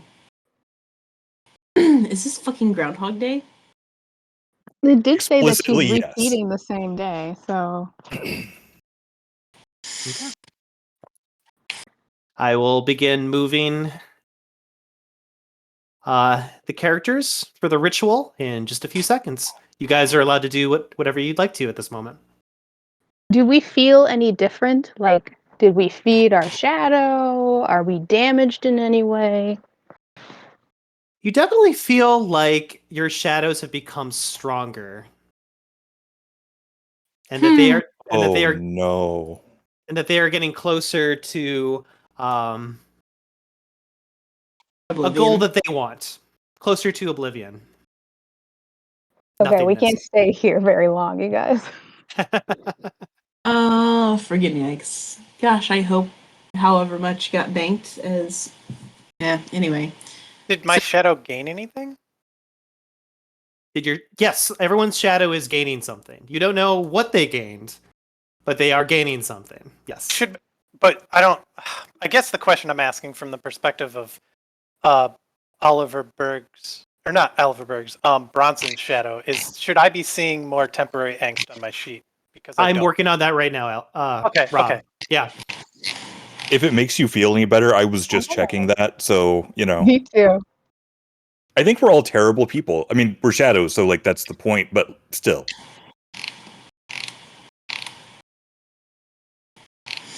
All Yeah. right. That should be Thinking that... almost every character has all the temporary angst I wanted to give them. Rob is the last one. Okay. Everyone's characters have been updated. If anybody wants to bank their temporary angst for a permanent angst, feel free to write me on either Roll20 secretly or on Discord, and I will bank it for you. Can I catharsis? You could.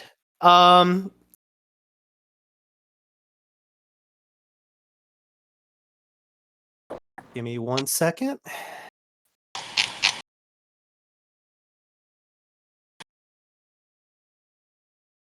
Roll20 has been a little bit sluggish. Rob, roll 4d10 for me. Okay.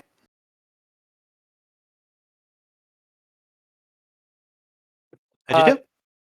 I'm assuming it's 6, 2 successes. Okay. Alex, roll 5d10 for me. So I was actually just typing you a question about that. So okay, you said 5d10. 5d10.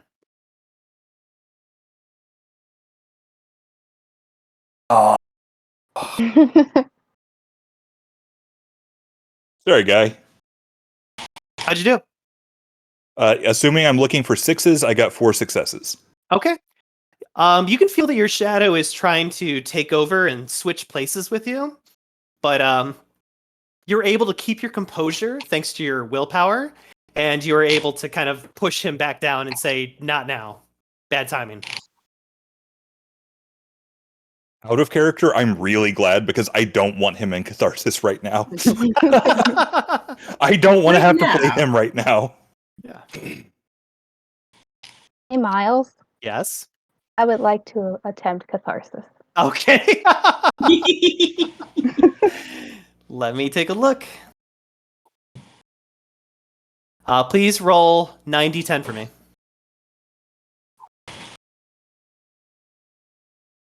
One, two, three, four, five, six. 5 successes? 5 successes? Okay. Yes. Jay, could you roll 10d10 for me? Whew. What's the difficulty level again? 6. Okay. Well, still 1, 2, 3, 4. Fuck. Hi, you get to be me for a while. Yay! So, no one will really notice what's going on, but for some odd reason, Nicole, you will now gain control over Josie. Jay, you still get to move Josie around and interact as you usually would, but Nicole gets a final say of what your character does. We forgot to add my Eidolon, because I have 3 dots of that. Add what? Sorry? Eidolon? Eidolon? Eidolon? Eidollon? Oh, did you want to use your Eidolon? Eidolon, sorry. Kinda, yeah. To Okay. make her difficulty higher because, yeah. I don't really want to be stuck here. Yeah. So you can use your Eidolon now to prevent the catharsis from happening, but that won't save you from the next dice roll that she tries to do against you. Do you want to use it now, or do you want to?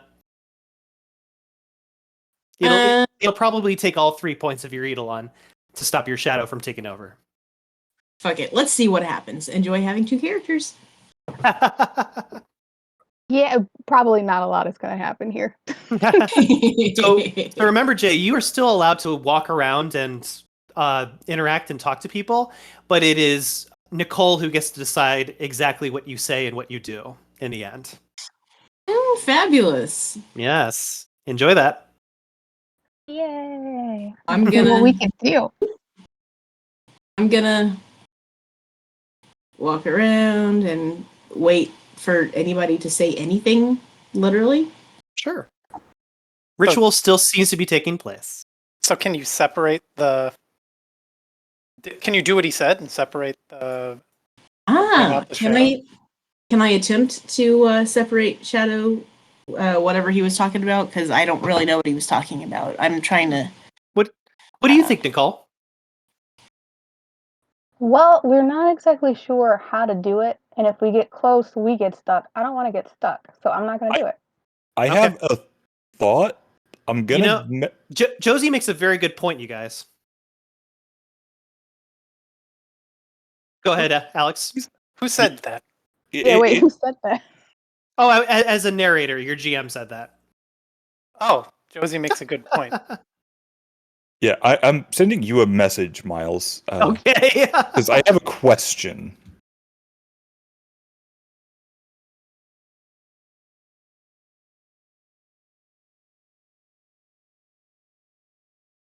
Is that going to be on Discord, Alex, or is it going to on Discord? Because I don't know how to private message in Roll20, so That's okay. No worries. Hey, Jay. Yes. I just want us to leave. I don't want us to do this. We're gonna be stuck in there. We don't know how to free that guy. Oh, I want us to just leave. Well, I'm going to stand here for a minute because I kind of agree with you a little bit, but also kind of don't want to walk away from that. So you've got the mouth and you've got the actions, but apparently I've got the legs. Mhm. Let's see. Try.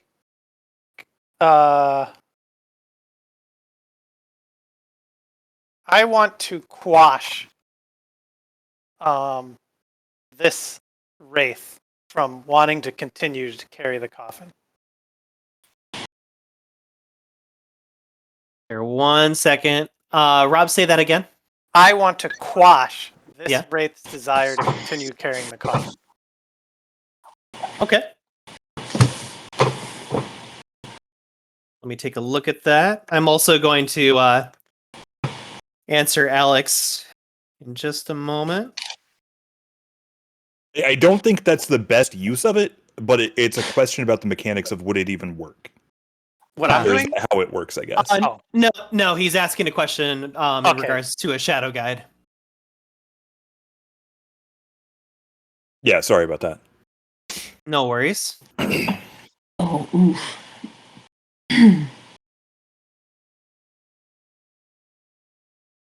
All right. So, Rob, that's going to be your manipulation plus intimation. Difficulty is going to be an 8.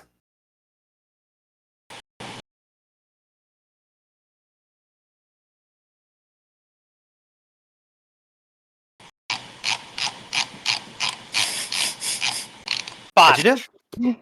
All right. Rob, he seems to straighten up his corpus in a moment and seems even more dedicated to what he's doing, as if nothing can interfere with them. Possibly even castigate will be more difficult at this point. Like he is absolutely devoted now, thanks to you. Okay. Yeah, it's worth a shot. I assume this coffin isn't any sort of object I can inhabit. No. Okay. Let me see what else I got here. I've got a question. Yes. As since Jay is in catharsis, can I use my Spectre Prestige to talk to the dude Shadow? Maybe? Yes. You can I mean, actually he's not a speak to. specter, but Yeah, but you can speak to his shadow right now, currently, using that. oh, okay, Yeah. cool. So So, yeah, you'll kind of see what I described to Jay earlier, and you'll see the very feeble-looking shadow, looking a little bit weaker than he did. She observed him earlier, but we'll kind of like look to you again and just be like, "Now, what do you want?" look, you told her, and I'm meaning like my psyche. You don't know how to get out of this, but I could stay down here all day, and I'm getting stronger. So either you can tell me, and I can help you get out, or we can just do this all day. Why don't you come over here and use your what do you partners call bulwark of castigation to separate me from this coffin? Do I have bulwark? Yeah, Jay, do you have that? It is a basic ability. So, Oh. so Nicole, that will be her stamina plus castigate, and the difficulty will be at a 6. I've got 4 stamina and 2 castigate, so it's 66. And if you happen to have any traits, Not shadow. in stamina, no. Damn. I got it in other things, but not stamina. Yeah. Do I want to do that?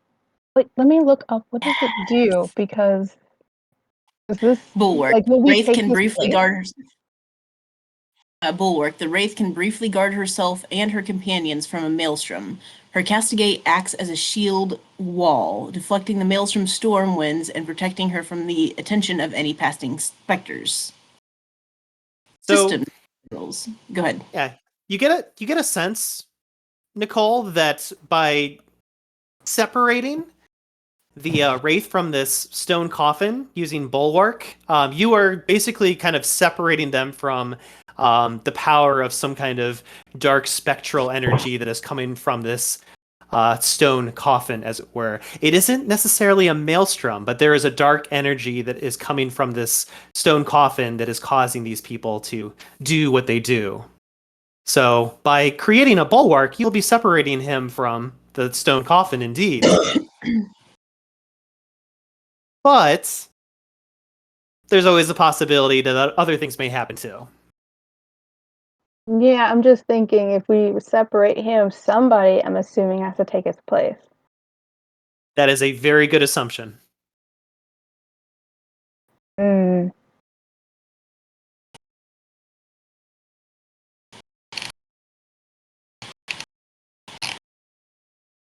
Do it. I'm my own shadow.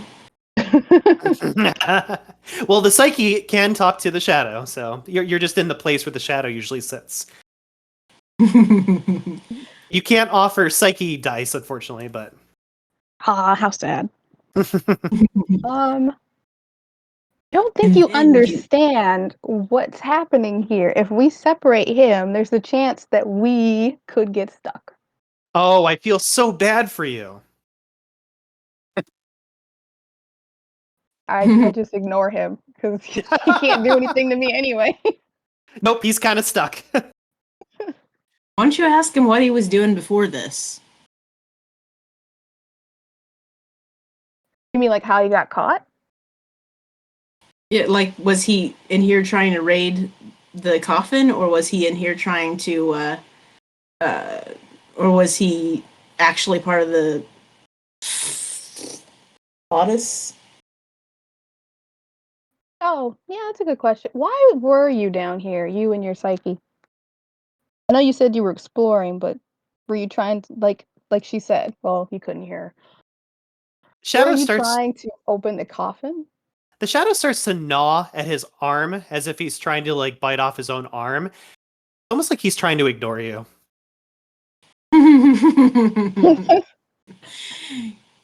Do it. Cast the bulwark. You could do this all day. Like you could bite your arm. You're not going anywhere, so you might as well just answer my question. Shadow, I have an idea. Oh my goodness, what's your idea? All right, we got the climbing rope. Let's tie us all together, keep one motherfucker back here, and that's at this end. We get the rope, we get at this end, and we cast the bulwark, and then, well, just before we pull the bulwark, like pull the rope 3 times to signal that we're about to cast it, give it 10 seconds, and then have them pull us back, just in case. How about that? Oh, Yeah? I guess it's worth a shot. We can bring it to your so-called friends and Bronson, come on! discuss it. Come on! Hey, So? dude. So Um, your plan for stopping the ritual is literally just yank one of the guys out of line. No. It's tying me to you and you. And, well, this is me telling the shadow what to say because, at this point I'm the agent of chaos. Saying, and Shadow, you can decide whether you say this or not, by the way. I'm allowing her to tell the plan. It's Okay. all right, I got the rope. I'm going to tie it. One of you tie this to yourself and stay here. And then everybody else keep a hold of the rope. And then I'm going to go down there. I can't do that. I'm going to go down there. And then I'm going to cast Bulwark to get him out of it. And then, well, just before then, I'll shake the rope 3 times to signal that I'm to give me 10 seconds, and then I'm going to cast Bulwark, and then he should be escaped, and then we'll drag him back, and if I don't come back in like 10 seconds, then start dragging me back. Okay? So to reiterate, the plan is we're going to interrupt the ritual by pulling one person out of it. Yup. It's going to be great. If you're going to do it quick. I'm noticing this. They're getting closer and closer. I'm not saying no. I don't know that it's a great idea, but I don't want to go through that again because, feeling a little angsty. What's Shadow, Oliver? whichever person is. What's Oliver thinking about this plan? Thinking we need to do something. I mean, if we sit in this room, we're eventually all going to be shadows. Our shadows. Probably. And at the same time, we have a mission to get this done. We're going to have to take on some element of risk. I think we know Bulwark is going to work. So if that's our plan, we should do something. And then once we've accomplished our goal, we can worry about how we're going to get out of here. Because I think we're over planning this, and we're putting ourselves in a perpetually worse and worse situation by not taking action. So Cool. Yes, Bulwark. Just Shadow, give him the one end of the rope. Tie it to yourself. So, give him one of the cleats so that he can give himself extra traction just in case. Well, there were cleats enough for all of us. Oh, were there? Okay. Yeah, there were cleats enough Yeah, for all of everyone us. has a pair. It's like a separate rigging rope that allows us to tie ourselves together, and then Cool. the Daylight's 100 and something feet of rope. Cool. Daylight's burning. Put on your cleats. Tie this rope. Come on, Shadow. Let's go. I'm in Shadow. Tie the rope. We're going. Ha ha ha ha. Does anybody else think she's acting a little funky? Okay. No. I don't. All right. But you're I'm gonna Shadow. go I'm right here. fine. No, Oliver, you're the base. Stay there. Oh, I'm here? Yeah. I'm gonna Yeah, suggest. you guys are supposed to pull Josie back because she is going to Right. use Castigate to get the guy out. But it could potentially make it so she takes his place, so you're supposed to pull her back. I'm gonna suggest we brace ourselves against this wall here. Cool. I'm gonna cast Castigate because it's about done. Well, my Shadow's gonna cast Castigate. Come on, Shadow. Let's get on. I feel like you're still the shadow here. This is Yeah, I'm a little perfectly confused fine. about that. Like you're playing your own shadow. It's weird. We all know. I don't have the number, so does Jay just roll it anyway? Because I don't Nope. I don't have her sheet. It's I'm gonna have you. 6d10. Yeah. So I'm gonna tell you what to roll. 6d10. Okay. Difficulty is gonna be a 6, and I will expect you to make physical contact with the person that you're casting Bulwark on. Otherwise, you're just casting it on yourself. Oh, okay. The good news is they are coming closer to you at this point. Stay And we touch him. Then boom. Okay. What do we get? All right. Can we explode the 10? Yes, or we can no? explode that 10. Okay. Yes, we can explode the 10. Hey, look at that. So 2 successes. 2 successes. All right. The power of your Bulwark is able to separate him from the stone coffin. When this happens, you'll notice that you immediately attach your hands almost like a magnet to this stone casket. Let's see here. So they didn't. What if, even if they were pulling the rope to see if Somebody they can, never tugged the rope. Okay. So, yeah. Where is the rope currently? Is it on Josie? Is it on? it's on tied to- Josie. It's on Josie. to Okay. Oliver. And the 3 of us are all harnessed together, right? Well, yeah, they should be. So it's like 3 people on one end and then Josie on the other, and those 3 are supposed to pull Josie. 10 seconds after she tugs the rope 3 times. Yeah. Unfortunately, Josie seems to be in a very drone state. The shadow tries to kind of pull herself loose and like take an action, but you feel absolutely compelled to hold this stone casket along with the other drones and continue this ritual of sorts. This is not what I had planned. All right, y'all, you gotta pull me or not. Well, do we get anything out of this? Did we get the connection yet? It appears that one of the characters who was once part of this ritual has been separated. He's standing over here now. He's kind of looking around a little dazed and confused. So we can try pulling on the... Did we try pulling on the rope yet? You haven't tried pulling on the rope yet. Then let's... I guess, that is the plan, correct? Nope. Well, I mean, she never gave the signal, so I can't see her from where I am, so... Fair enough.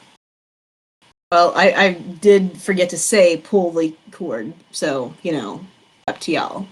I'm going to pull the I say cord. we pull it as Arwen. Okay. Pulling it. Once I I need, notice some slack coming up, I'll start pulling as well.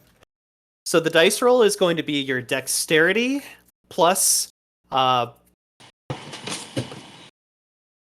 melee. Dexterity plus melee.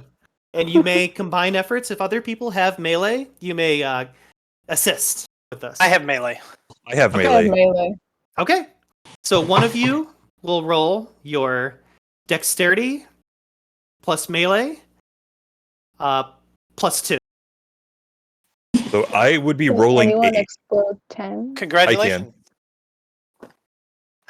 I would not be rolling near that much. I would also roll 8, but I can't explode 10. So it looks like it's up to me. Yep. You can do this. In fact, do you need assistance? I'm going to help you look like Not a badass. even a little. I got this, Chief. You're gonna regret that. Yeah, you're going to regret that. Probably. Dude, trust me. You will pull on that so hard, the coffin and everyone in this ritual will come flying over here, and it'll All be right, that's awesome. nice. Assuming we're 5 looking for 6s, that is 5 successes. 5 successes? Yeah. Okay. So while this procedure is being done, the 3 of you will pull on the rope as hard as you can, causing Josie to go flying onto the ground. Of course, she is in catharsis when this happens, so her shadow is being dragged across the ground. Nicole, well, Jay, what is your stamina?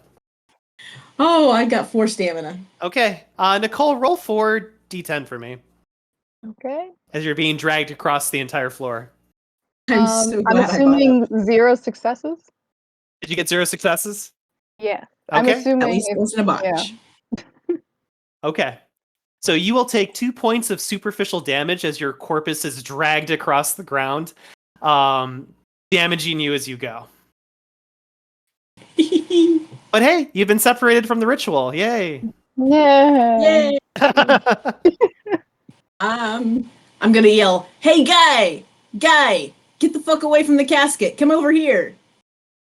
He seems to be in a daze. Doesn't seem to be paying attention to anything. We could take him out. Actually, you know what? Y'all were strong away. I could risk getting a little close with it missing a person to at least grab the guy and drag him out. Well, okay, sorry. That I should say my shadow. I'll tell it to my shadows. Be like, "Hey, they were strong enough to pull us away the first time, so we could go back and try to grab that guy and drag him away too." Well, wait, here's my question.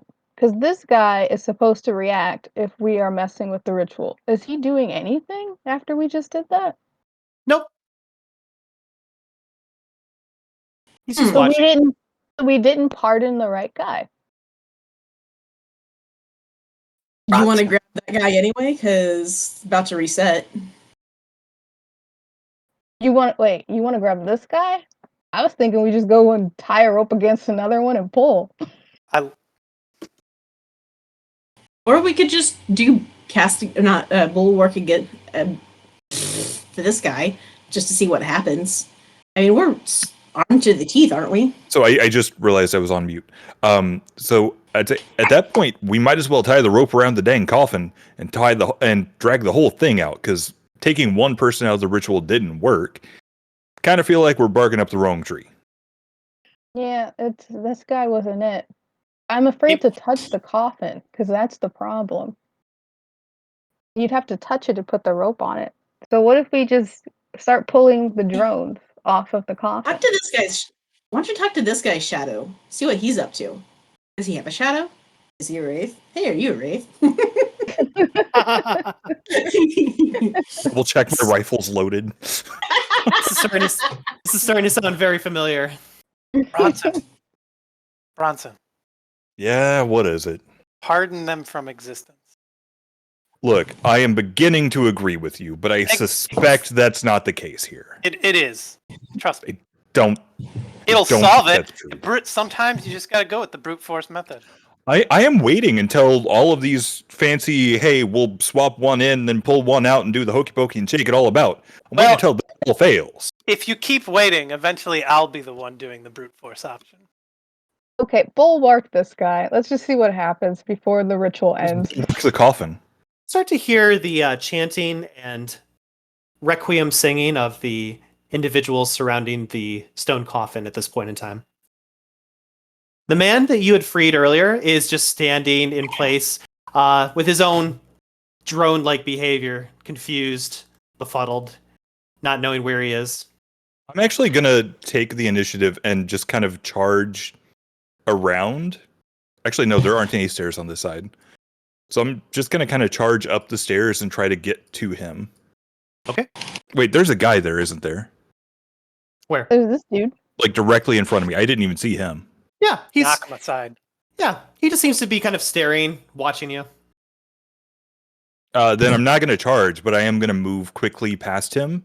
Okay, he allows it. And I'll try to grab this guy and get him, like, just kind of like take him around the arm. Buddy, Okay. we're going to get you out of here. It's going to be fine. Just, come with me. And we're going to jump down this ledge and kind of head this direction. Okay. Where are we going? Where are you Don't worry taking about it, man. It's probably fine. I don't understand. Yeah, no, What's- you've been tied up in some weird stuff. Some of that exploration you did got you a little in over your head. But we're here to rescue you. Who are you? We're the people here to rescue you. Don't worry about it. I need to be rescued? A Why do little I bit, need- yeah. Why do I need to be rescued?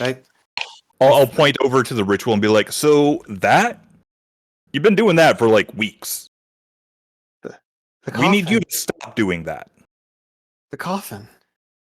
I'll put my arm back around him. Right Nope. Back this way. Buddy. Okay. Come on. Let's get you out of here. Oh.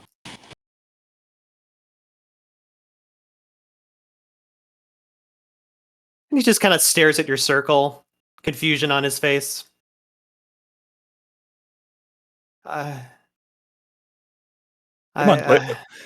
Just don't even worry about that. Let's just get you like a little bit of a way over here so you can sit down and have a little bit of a breather. You've had a busy day.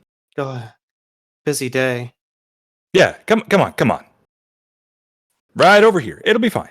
Like, where are you taking me? I'm just getting you to a place you can have a sit down. We're just going to bring you right here and we're going to sort this out right as rain. He sits You're gonna down. be fine. He sits down. My goal is to try and get him like further into this alcove so he can't see the coffin anymore. Okay. He no longer sees the coffin, and he just kind of looks at you guys with confusion on his face. Yeah, just sit down, rest. If you got food on you, have a bite. Because, like I said, The it's been a food. big day for you, buddy. Food. When was the last time I ate? It's been so long. You're alive. She totally doesn't hear because I'm in catharsis. I'm wondering, while that was happening, can we use that same castigate ability on this guy? You can attempt. Yeah, I want Why to do not? that. Okay. It's rolled 60-10, right? Difficulty is going to go up. Okay. Can't shadows communicate directly with shadows, or is that not when they're in the catharsis. So stamina plus castigate, difficulty 7. What was your question, Rob? Can't shadows usually just communicate directly with other shadows, or is it not in catharsis? They can. It's just depending on the situation or context it's Okay, that makes occurring. sense. Yeah. How'd you do? 3 successes. Okay. As you begin to use your pardoning skill on this drone, it just kind of like stands there and like stares at you. You definitely have created a field around it, but it doesn't really separate it from the stone coffin, considering it's not touching it or holding it. If anything, it just kind of gives you this look of like, what are you doing? I figured. And he kind of like puts its hand on its sword's hilt, as if preparing to strike if you continue to do this to him. Okay, I will turn it off or let go because I think I had to touch him to do it. So I'll stop touching him. Okay. Yeah, you kind of release him with your hands and walk away from him, and he releases his hand off the hilt of his sword, thinking that you're done doing whatever it is that you were doing. He thinks that you're done.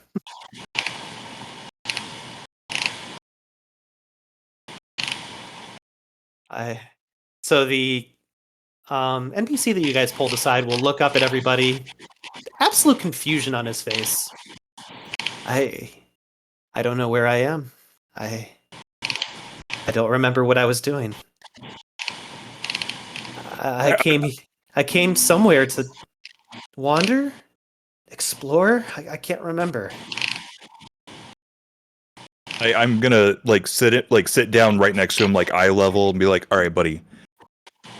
It's gonna be a lot to take in, but I need you to do your very best to focus with me right now, okay?" Okay. So, you were exploring and doing a bang-up job of it, but unfortunately, you got looped into this ritual, and we need to kind of make this ritual stop. Don't look over there. Don't look over there. It's fine. We Okay. can see it. Okay. You've been doing this ritual for a long time, and we need to know how to stop it to keep other people from getting stuck in it. So Yes. anything you can remember about it is going to be way more important than where you are right now.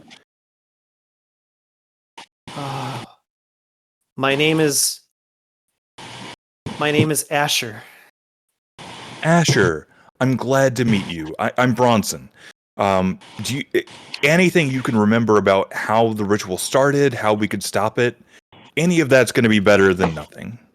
Because there's a very real possibility you're going to get stuck in a couple of minutes, and we need everything we can get to get you out.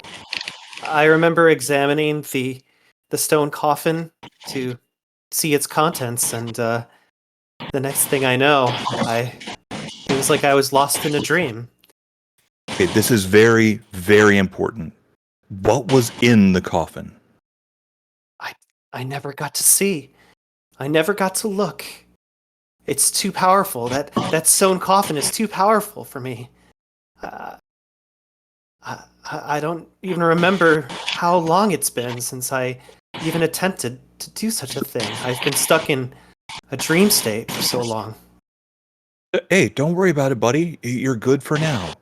Just try and focus. Try and figure out anything that they didn't want you to do while you were dreaming.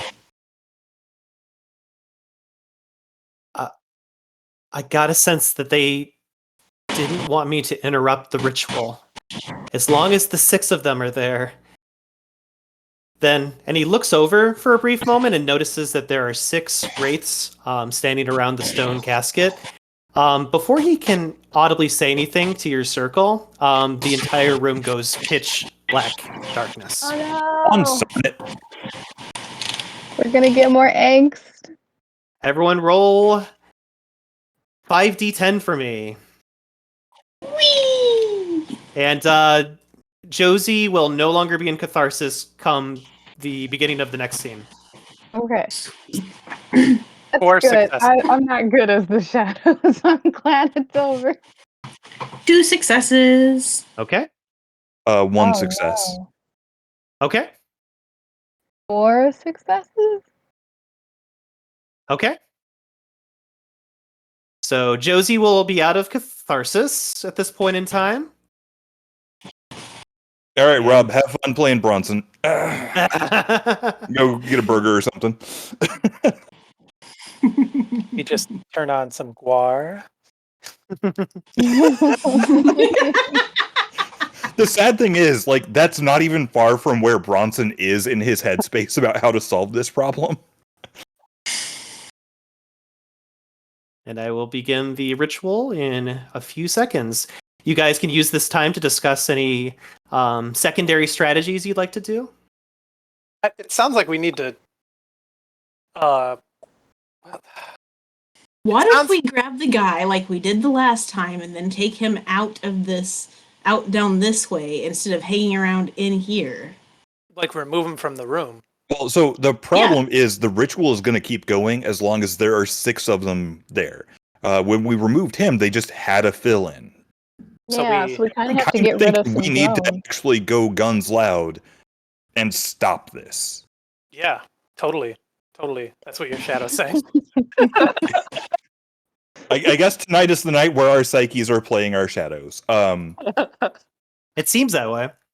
But no, like, that's kind of where Bronson is at. It's like, well, we need to stop all of them. Either we tug the sarcophagus out of the room, we destroy the sarcophagus and hope it doesn't damage what's inside of it, or we figure out some way to eliminate all of the attendants. I am in favor of getting that guy out, because that's a crappy place to be. But So I'm gonna go ahead and tie the rope around my waist and be like, here's the other end, who's gonna take it? I'm dragging the other guy out. Before we start tying, are we back in the scene? Yes, you are back in the scene. The pull of oblivion becomes stronger yet again. You start to hear and feel the anguish all around you from the tortured souls that are being dragged into the abyss itself, never to be seen again. A sadness starts to leak into your psyche. And as you just open your eyes, this time with a little bit of a start, you can't help but feel the fact that your shadows are becoming even more powerful than they did last time. Can I attempt catharsis before Bronson ties himself to anyone? Yes, let me update everybody's shadow guide sheet really quickly. Oh, fun. That way we're all up to date.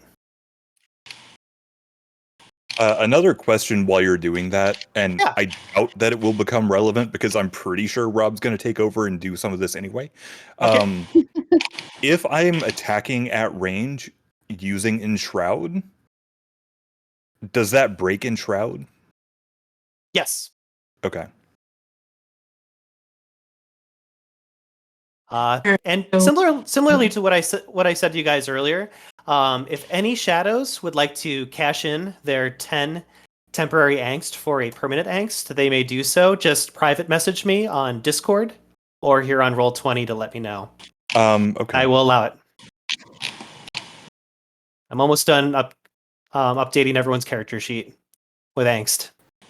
Well, for the record, my plan is to hand the other end of the rope to somebody, go all the way down here, grab this guy, drag him, get somebody to pull us away from it, and then drag the both of us over here. And then from there, do you guys want to try to drag all the rest of the 5 away from the casket, or do you want to go ahead and just try killing everybody? Well, killing all the rest. I feel like you have to kill them, because even if we drag them, they're so far gone, they'll probably just go right back to the casket. Yeah, I mean, the right guy, so to speak, was so far in his own head that he would have gone right back to doing the ritual if we hadn't, gotten him out of there. Well, y'all want to try and kill this guy first, and then drag this guy out of the room to see, out of the room this way, to see if we are affected by the reset, and see if one of the guys that we kill is brought back to life, so to speak, by the reset. Can I roll catharsis now? What? Can I roll Catharsis now? Yes. Okay, good. 9. Wait. Uh, 8d10. So let me look at your character sheet really quick. Or you could just tell me, Rob. How much temporary angst do you have right now? 8. Okay, you're going to spend 1, so roll 7d10 for me.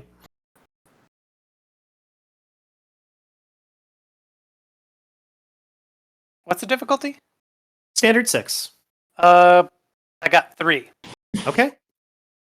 Alex, what is your willpower? Is it 5? My permanent willpower is 5. Okay, I need you to roll 5d10 for me. I don't like this. You still got a chance. Not as much. Nope. Sorry. Did you botch? I did not botch, but I Okay. got a 10 and a 1. So So no successes. yeah. Okay. Meanwhile, Rob? I'm sitting here trying to be nice to Rob. That was a mistake. I regret nothing.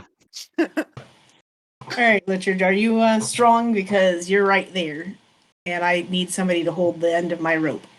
Take the end of the rope, but don't tie it around yourself and start walking towards the coffin. May as well. No. I'm saying this because I got to instruct Bronson on what to do. Oh, you're telling Bronson to. Take the end of the rope. Say you'll take care of it. Don't tie it around yourself and bring it into the room with the coffin. You're the mouth. You're not telling him to do it. You're just telling him doing, and he's got the legs. You've got the mouth. So yeah, I've got the rope. This is gonna be fun. We're like, all right, y'all. I'm gonna try to remember to tug 3 pulls this time, but No, if I'm in catharsis, I'm in full control. You are in full control. Then I want him to take the rope, act Okay. like he's going to bring it into the room to tie it around them, not tie it around himself, and then get to. I need him right here with or without the rope. I need him right here without the rope and without the suspicion of the group. Okay. oh, fabulous. I don't like where this is going. I mean, out of character, I love where it's going. So that is actually a good in character, in out of character, whatever question. So at this point, Rob is in full control of me. So am I effectively playing like the anti-shadow to him? You are currently the psyche within him. So Oh, can I talk to him? you can talk to him, yes. Okay. Rob, is this where you wanted his character to be standing? Right here? Well, now that I'm there, I want to move closer to the coffin. Oh, And, okay. and once I'm out of sight in the room, I want to prepare my rifle. Okay. And I want to pardon this guy in the No. most Wow. As I see, prejudicial of ways. as I see what he's doing, I will, as the psyche, suggest that up here may be a more opportune location. Because it gives a wider field of fire on all of the targets at range where you don't have to worry about them running up and jumping your bones. I'm not worried That's a about wall. that. I'm firing. Okay. That's a wall. You can't get past that. But we could see down into the pit, whatever, from up there. So I thought we'd have the vantage point up there. Oh, I want to see the gotcha. whites of their eyes. I'll move, Cotton. We'll see if it pays off. So Rob, you're firing I want to shoot this partner. okay. Give me I wanna one second. pardon him. Partner. I hate that so much. All right.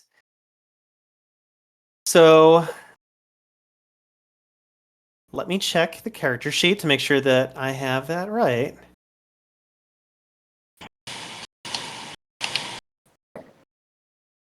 Let's see here. Alex, what's your dexterity at? 4. And what is your firearms at? 4. Okay.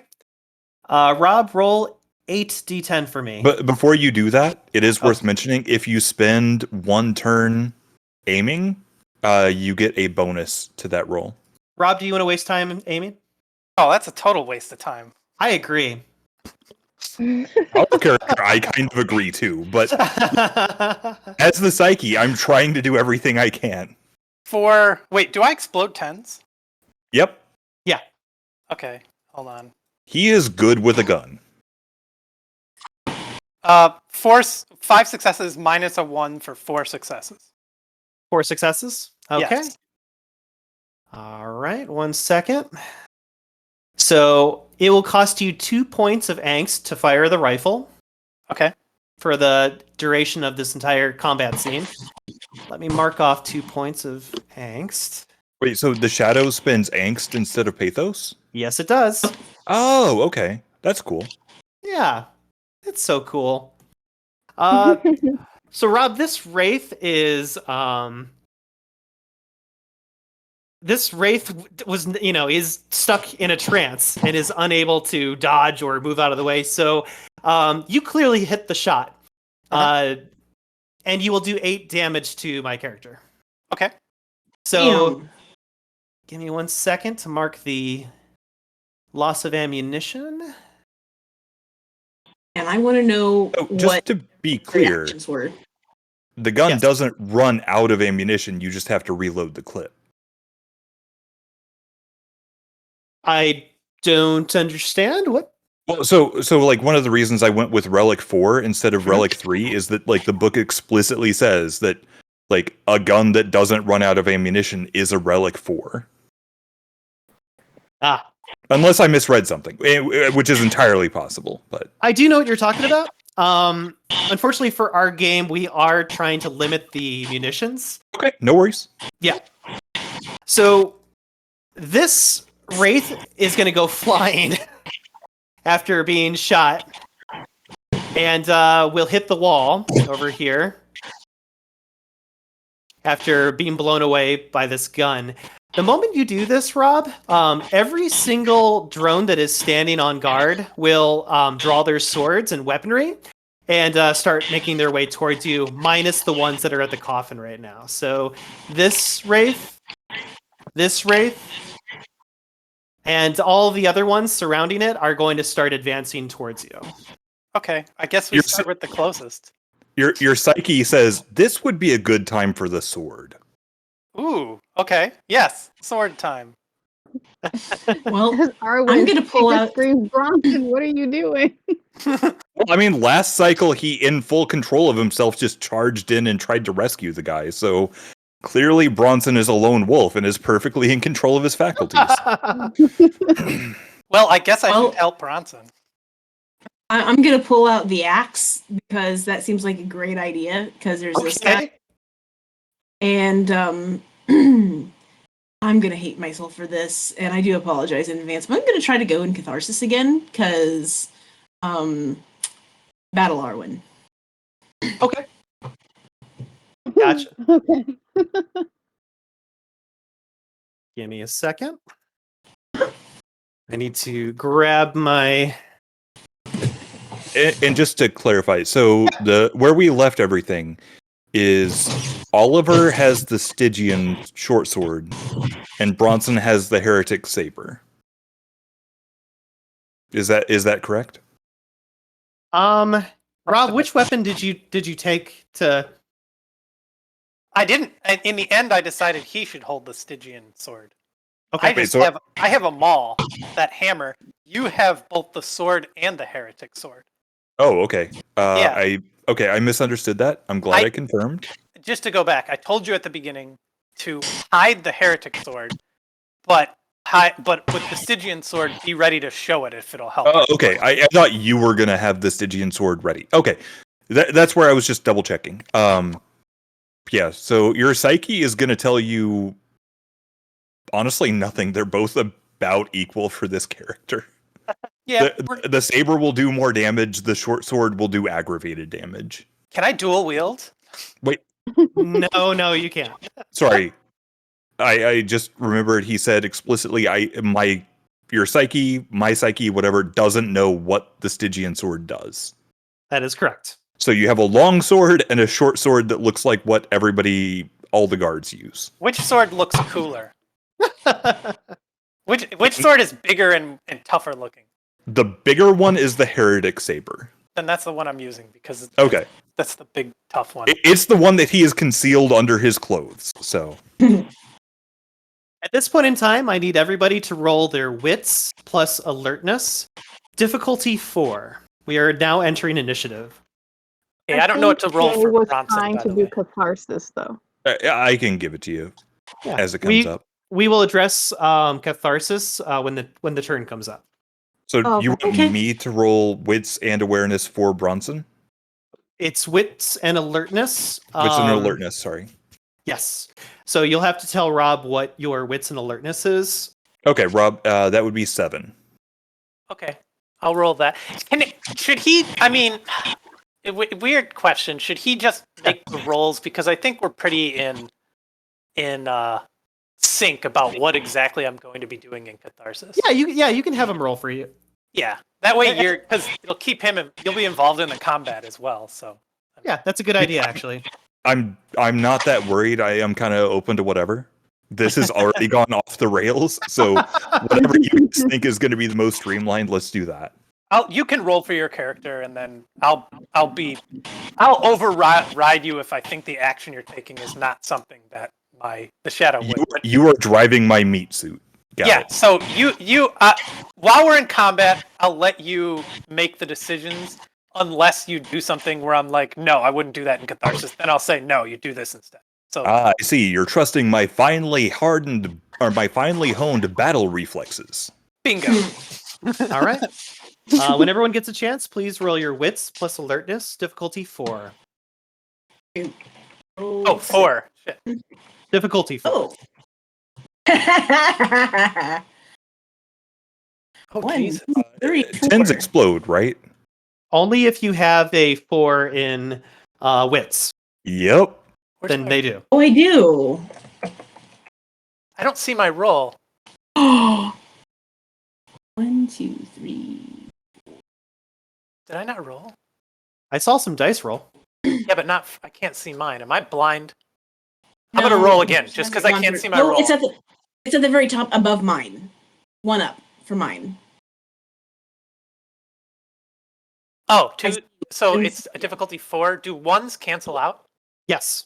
Okay, so that's. I got a 1. Bronson's meat suit gets a 10. Yes. That was a sick roll.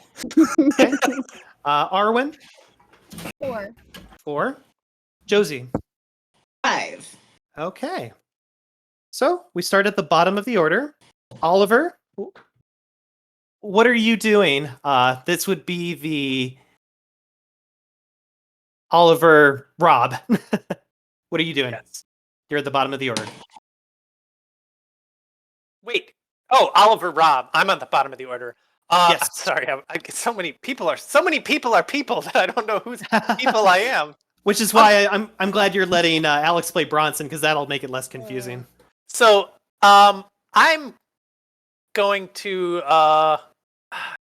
prepare my weapon and start to move towards the nearest guy to help Bronson out. I don't know if I can reach him this round to attack. 1, 2, 3. You will not reach him this turn to attack him. No. Then I'll move. My action will be to move up near Bronson and close to this guy, so I can assist him in battle. So Okay. start to move into the room. Okay. Next, is going to be a couple of my drones. Okay. And then next is Arwen. Arwen, what are you doing? Arwen's being I am to be. What? Arwen is being taken over by her shadow. Oh, it sounds like catharsis is taking place. Yes. I see. okay. Jay, please roll 9d10 for me. 10. I'm assuming I can't explode 10s, and No. difficulty is 6. Yes. 4. Oh, I only got 4 successes, but I really want to be Battle Arwen. Nicole, please roll 9d10 for me. 1, 2, 3. You won. I got 4. Oh, Uh, I also got 4, and you. yeah, tie goes to Oh. tie goes to the defender, which would be the psyche protecting itself. Yay! So catharsis Dang will, it. catharsis will not take place, and your shadow will lose 1 point of temporary angst for the attempt. Arwen or Nicole, what are you doing? I am pulling out my sword. I'm so excited to use this. Yes, Your against a bunch of shadows. drones. How lovely. We are become murder hobos. Okay. Do, do, do, do, do, do. Next is going to be Josie. Josie's shadow, are you going to attempt for catharsis, or are you going to let her do her thing? I'll let her do her thing. Okay. Jay, what are you doing? I see this guy, and I figure this is going to be a great place to test out the axe, because axe. All right. So you pull out your axe. Oh yeah. All right. Next comes my drones. And last, I need to know what Bronson is doing. So, Alex, what is Bronson doing? And hopefully your shadow agrees. Yeah, so Bronson's psyche proposes, and actually this varies. So Rob asked a very important question that I had on my mind already. Is dual wielding a thing? No, it is, but your character does not have it. Okay. In that case, would it cause a penalty if while using the saber I had something else in my offhand, not attacking with it, but just holding it? You're allowed to hold it. If you end up using it, you have to divide your dice pool by half. Right. So my proposal to my shadow, who is now in control of my body, which I would very much like to keep intact, is that we charge this guy using the Heretic Forge Saber, which, has a different heretic symbol on it. Mhm. We pull, in the offhand, we pull out the flintlock and we scream. Wait, no, crap. Sorry, not that guy. This guy. Okay. Sorry, I lost the thread for a minute. We charge him, pull out the Heretic Saber in one hand, the blunderbuss, the flintlock, that's just a prop at this point, and scream, "This ritual ends today!" Yes, 100%, absolutely. That character. Yes. So I'm hoping to intimidate them into being like, "Oh, this person is proper crazy." Okay. While still dealing with the actual people involved in the ritual. So, repeat that for me one more time, what your character is doing. I heard several things. Yeah, sorry. So he is pulling the Heretic Forge Saber Okay. from his coat. Okay. He is, in his offhand, pulling the flintlock, which is completely unloaded. Mm-hmm. Looks menacing. Charging this person Okay. at the back of the coffin, yelling, "This ritual ends today," and making an attack on this person using the Heretic Forge Saber. Okay. That's my proposal. Yeah. My shadow has say on it. Yes. Okay. Alex, move your character 3 spots closer to the coffin. And now I need you to please roll your... Gotta check the character sheet on that one. Yeah, sorry. It's okay. I would say your charisma plus intimidation. Intimidation. All right, so just charisma. Got it. Yeah, this is gonna go great. Yep. Go ahead and roll. Assuming 6, that would be 1 success. All right. This drone completely ignores you. I assume. Mm-hmm. But I'm still hoping to stab him with my dang saber. Okay. For that, I will need you to please roll your dexterity plus your melee.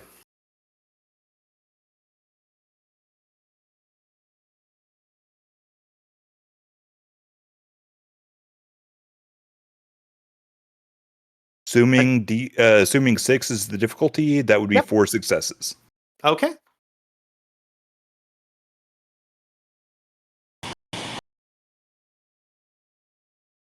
You will plunge your sword heavily into this drone as it kind of clinks into the armor that it's wearing, and it kind of like moves up against it. You aren't able to reach the corpus of the drone itself, but instead you just kind of damage and crack its armor badly. So its armor protects it, but you do a good, decent amount of damage to his armor. Out of character, I really wish I knew what the Stygian short sword did. But here we are. All right. All right, give me 1 second to move some of my drones. It is worth mentioning the damage on that is strength plus 4. So, however that works out.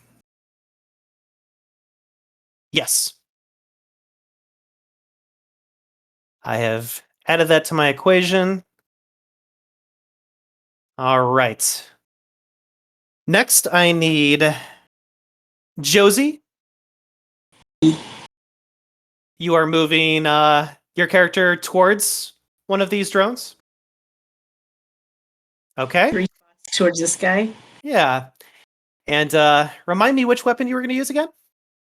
Big ol' axe. Actually, do I need 3 steps because it's a big axe? And Yep, I would recommend taking all 3, yeah. Okay.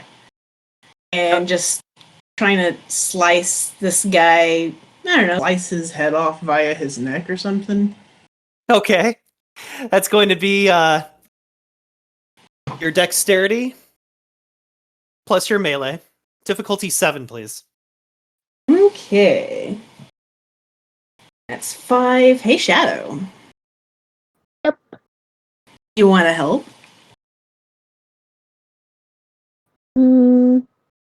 Sure. I can offer you. Hold on, because my sheet is it's not accurate. Give me 1 second. Hmm? My personal sheet is not. It doesn't match up to what's in what do you call it? Roll 20. So I have to check it here. No, I can't help you. Really? Well, damn. Yeah, if I help you, you'll yeah, Only if I you will get get some permanent inks. So Okay, well, here we go. Okay. Are we looking for 6s? 7. 7. Well, I get 1 success. Okay.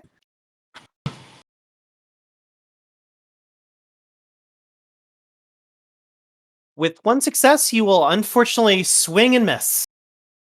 Meh. It's almost as if he saw what exactly you were going to do and decided to move right out of the way as soon as you swept that giant eastern axe in his direction and completely whiffing and missing him. Damn. Next, we have Arwen. yes, I will move forward. Okay. I don't think I can get to him in this turn, correct? What is your character trying to do? I'm trying to attack this guy, but I was over here. So I don't know if I have enough movement to actually get to him. Yeah, it'll still take you a little bit more movement. You do have your sword drawn at this point in time, but it'll take you a little bit more movement to get to him. Okay. Okay. All right.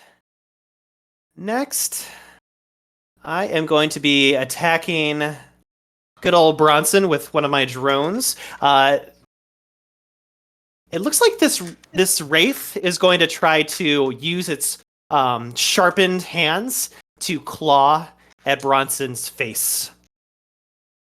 Look, Bronson has been in more than one bar fight with better weapons than sharp claws. In fact, his last relationship ended with a woman clawing at his face using very sharp fingernails. So he's kind of prepared for this. All right.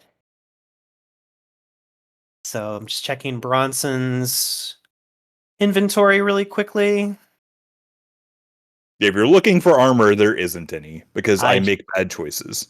I just noticed that too. Yes. Yeah, I didn't think about that until like today.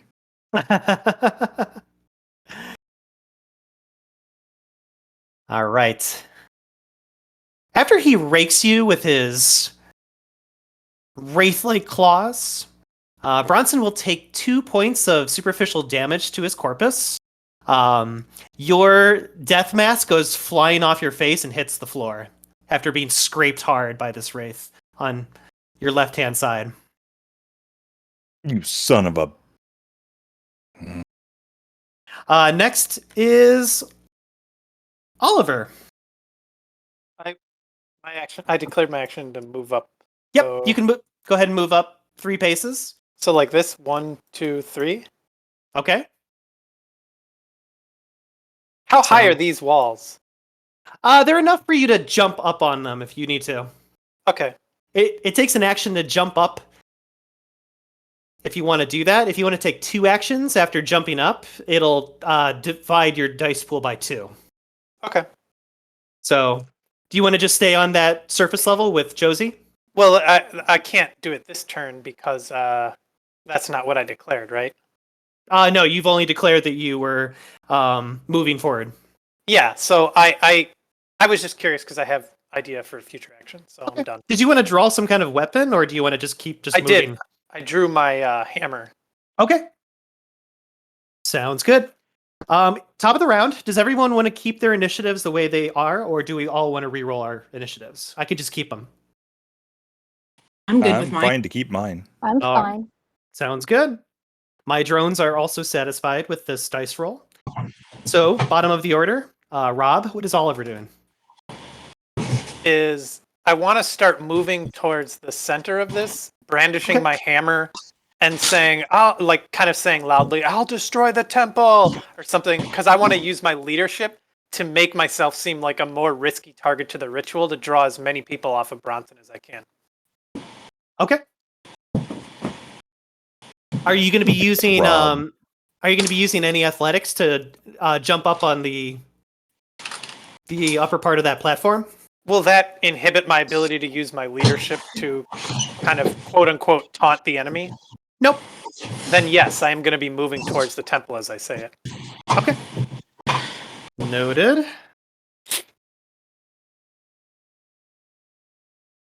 Next, my drones. Next comes Arwen. What is Arwen doing? Okay, so I am changing my plan a little bit, and I just want to sprint past this guy. I'm no longer trying to hit him with my sword, but if he is still within range of me, I would like to touch him and use transfer and try to steal pathos from him while I'm running past, if that's possible. So what I can have you do is you can do 3 paces and stand in front of him and do that. If you are going to sprint, you can do 5 paces, but you are not allowed to take an action. Ah, okay. In that case, I'll just sprint. Okay, go ahead and take 5 paces with no action, just so I know where you're going to end up. Okay. Does diagonal count as one movement, or is that 2? Diagonal counts as 1 pace. Oh, okay, good to know. 2, 3, 4, 5. Okay, thank you. Next I need Josie. What are you doing? I had a thought, and I'm not sure how this would work since I'm already right here. Would it be possible to do 2 pseudo actions? First, cast Pandemonium, the what am I doing thing. I forget what it's called, and then try to smack him with the axe. Or would that be 2 actions? So what are your actions again? I missed it. So first off, let me just Yeah. go down Pandemonium because I keep forgetting what's friggin' called. LM. There we go. Befuddlement. Okay. So would it be possible to both cast Befuddlement on this guy and then smack him with my axe? That would be 2 actions. Okay. Well, I'm going to do Befuddlement first, and then next action, if he's still here, I will attempt to slice the crap out of him. Okay. First, I need to know what your intelligence plus pandemonium is. What's your dice pool? Oh, that is nice. 7. Okay. What is your dexterity plus melee? Dex is 3. Oh, no, I mean full round because I don't want to split my points. I want to do this round, just do Pandemonium. And then when it comes back to my turn next time, then slice out of him. So you're just going to take 1 action. Yes. Okay. I'm going to put you down for pandemonium. Yes. All right. Drones go next. Bronson, what you doing? Well, I, as the Psyche, am having a confab with my my shadow. How's that working for you? Not super well. So I have 2 suggestions. Either flicker up here, draw the gun, and start blasting, which I apparently don't have ammo to keep doing. Okay. Or flicker down here and attack this guy in the butt.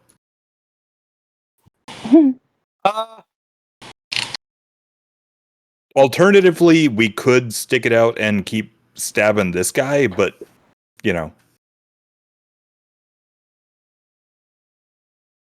My thinking, just maybe in-game, maybe out-of-game, I'm not entirely certain how this works. Mhm. The drones around the casket seem less inclined to attack. Mhm. And so, like, going down here, we can attack the drones while the rest of the party is cleaning up the protectors. I would say go to this one so you put all the enemy on one side of us. I mean, you're literally the boss, so... Yeah, I'd say attack this one in the butt. You said from here? Yeah. Wait, I'm okay, assuming so he's one not second. moving. So I was here, right? Yeah. And diagonal movements count as 1 step? Yes, I think so. Okay, then that... sorry. So that would be 1... Wait, okay, they're moving now. I'm confused.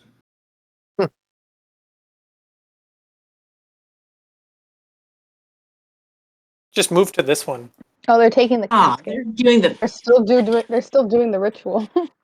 Well, right, I figured they would be, but I thought they were still back where they were showing up on my screen, so okay. Given Actually, that- you know what?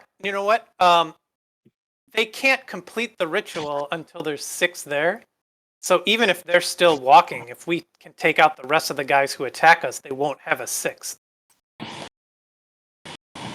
I mean, maybe? I think because the quicker we take out the combatants, if we take out the combatants, there's no one for a 6th, which gives us as much time as we want to finish off all of these. And if I'm wrong, you get more angst. So it's a win-win. And so by more angst, you mean like you're spending angst to do my stuff, right? No, I mean like if they can finish the ritual, we go into the dark place again. Oh, right. But I mean, I would say okay. attack this guy since he's attacking us. which And guy? The guy right next to you. Okay. Maybe, and then ignore these because without 6, they can't finish anyway. The problem is they still have 1, 2, 3, 4, 5 replacements. Yeah, we have to kill them. So I'm thinking if we delay the casket, that gives us more time to finish everyone else. But it also leaves more attackers on the field. You're the chief. So I'm attacking this guy, and if I can do it without incurring a penalty, I'm going to aim the flintlock vaguely in this direction, just like kind of crossbody, like don't even come near, man. Okay. But my only attack is to this guy. Okay. So you're going to be using your heretic sword to attack him? Yeah, because I don't know enough about the Stygian sword to know that that's a better option. So, Gotcha. So go ahead and roll your dexterity plus melee. Difficulty 6.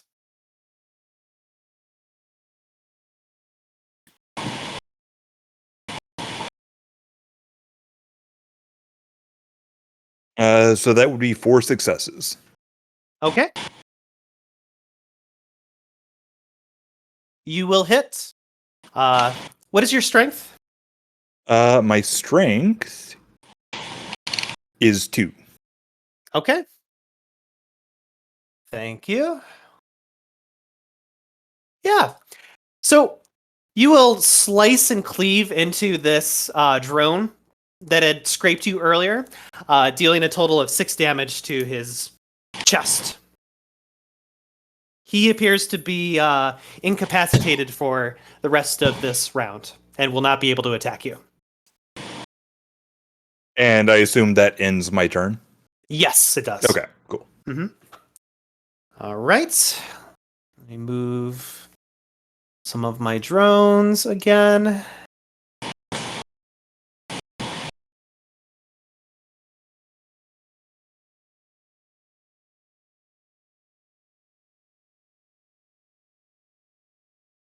And let's see here. There you are. 1, 2, 3, 4, 5. Hi, friend. I am not sure he's a friend. You basically shot him, so he's not happy about that. Hey, meat suit Bronson shot him. I was the one trying to dad him through a bad trip, okay? he's Mhm. he's weak though.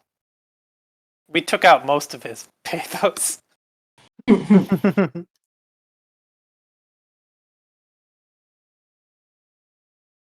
All right. So I am going to make an attempt to attack Josie with my drone. I will be swinging this very sharp-looking sword at your face. Oh, fabulous. Yeah, let's see if I hit. I'm gonna try to dodge.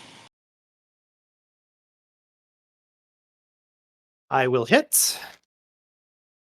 Yeah. Are you wearing any armor right now? I don't remember. I am pulling this up. Yeah, I'm going to check that too. I like how we're playing Bronson's theme right now. Playing what? Bronson's theme right now. I actually don't even have the music on, so. Oh, You're probably better off. So unfortunately, Josie, you don't have any armor. Dang it. Because of this, you will take this sword right across your chest for 5 superficial damage points. Owie. Yep. I'm going to mark that on your sheet. God damn it.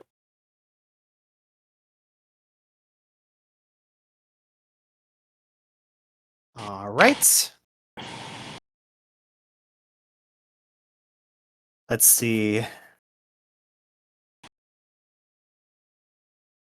Josie, it is your turn. I'm gonna befuddle the fuck out of this guy. Or attempt to. What is Okay. difficulty level? I'm sorry? What is my difficulty level? Oh, for befuddle. Sonar for me, which character are you going to use that on? This bitch. Okay. It's going to be a difficulty 8. So intelligence plus pandemonium. Difficulty 8. Yeesh. Alright. Yep. Oh, wow. Okay. I didn't botch, but I also didn't get any successes. So Okay. Got yeah. it. So you will lose a point of pathos and nothing will happen. Hooray! Time to run away. This is going really well.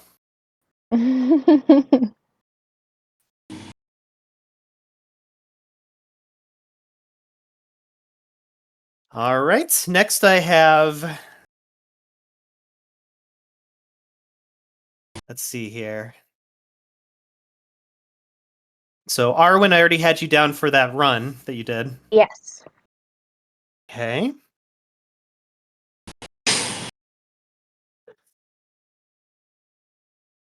Oliver, your turn. Okay, so I'm moving up towards the temple. How many points can I move with the climbing? With the climbing, so if you succeed on a dexterity and athletics roll... Wait a minute. Was that Craig? No. It might have. No, Craig's still there. Okay, I heard a noise. That was me. Oh, okay, gotcha. So, Rob, if you can succeed at a dexterity athletics roll, you can go 3 paces upward. Okay. And while I'm going to do it, I can also do the leadership thing to try to draw attention. Yes. Hold on, let me make the roll first. Mm-hmm. 3 successes on the roll. Okay. Yeah, you'll be able to take 3 paces upward as you're kind of like dashing up onto these platforms. Just go ahead and take your 3 paces. So could I go And- here, then here? Yep. And then what are and you here? Yeah, and what are you shouting to us? I'm shouting like something like crush the temple. Like I'm. So I want to look like a loud, boisterous, and like I'm a threat. Like I'm gonna take the hammer and start bashing down the walls of the temple they need for the ritual. Okay. That's going to be, I think are you trying to like fake us out? I'm trying to draw their attention so that and maybe this isn't the right skill, but I'm seeing it as like I'm projecting an air of being important or in a leadership position to make Okay. myself look like the prime target who's most like causing the most risk. Okay. Roll your manipulation plus leadership. Okay.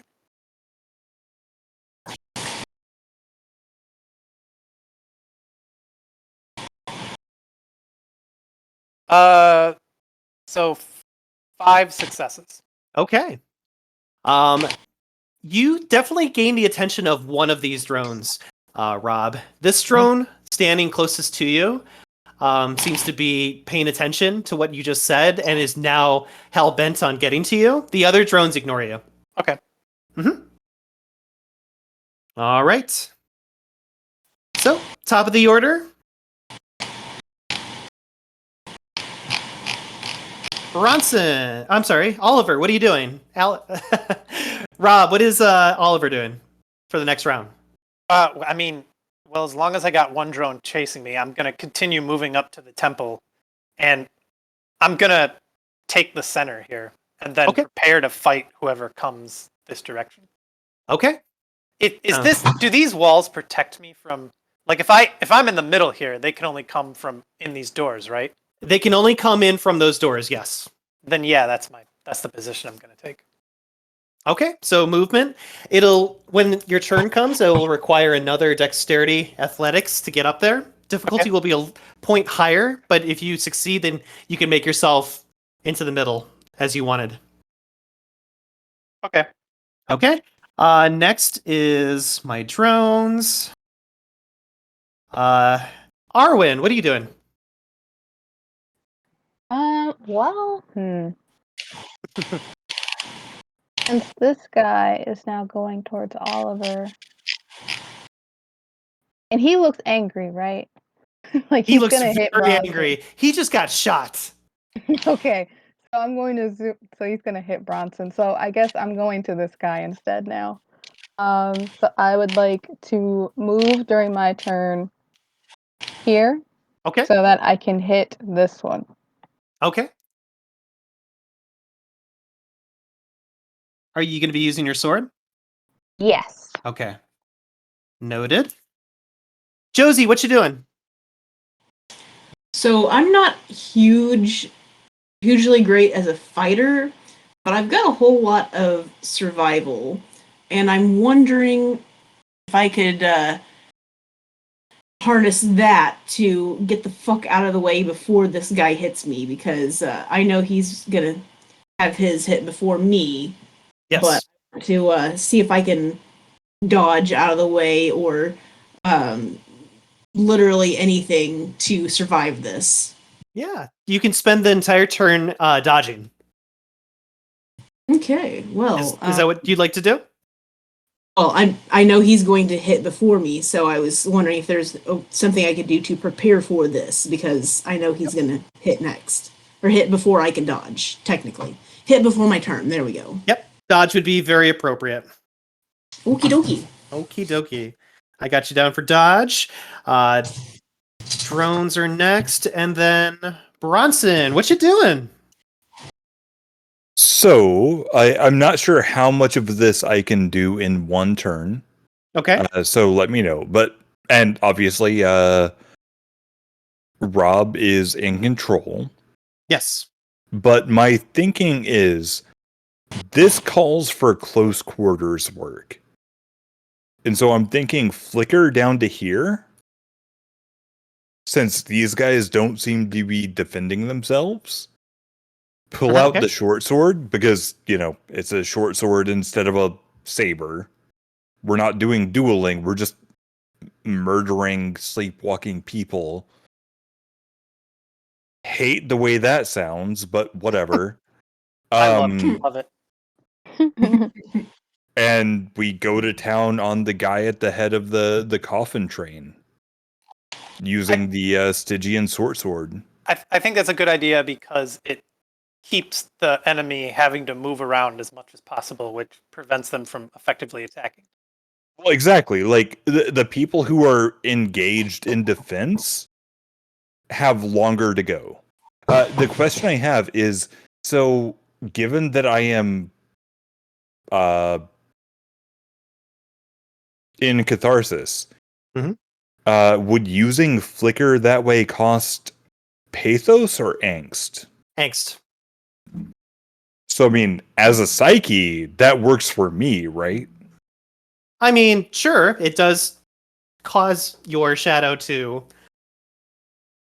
lessen its power. Yeah, but teleporting's badass. It really is. So I want to teleport. Okay. That will be one action to teleport. Is that okay? Yes. Okay, so I can only teleport and not attack. Correct. Not You can do both, but you will split your dice pool in half. I would say just teleport. Then I would say we teleport to here. Yeah. Okay. Sounds good to me. Flicker is going to be Dexterity plus Argos, difficulty 6. Hey, Shadow, want some Psyche dice? You're the shadow! I know, I'm joking. You've already done enough, you silly man. Well, I'm joking that it's the reverse. We're now the Psyche. I know, this is weird. Possible. Okay, so sorry, you said Dexterity and Argos? Yes. Difficulty 6.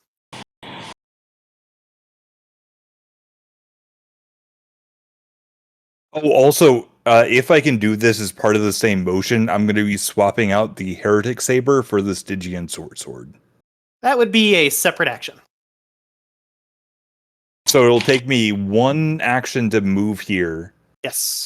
another action to swap the weapon, and another action to attack? Correct. Then I would propose we move here? Okay. Okay. Because that's going to be 3 turns, right? So Yeah. Let's see how that dice roll goes.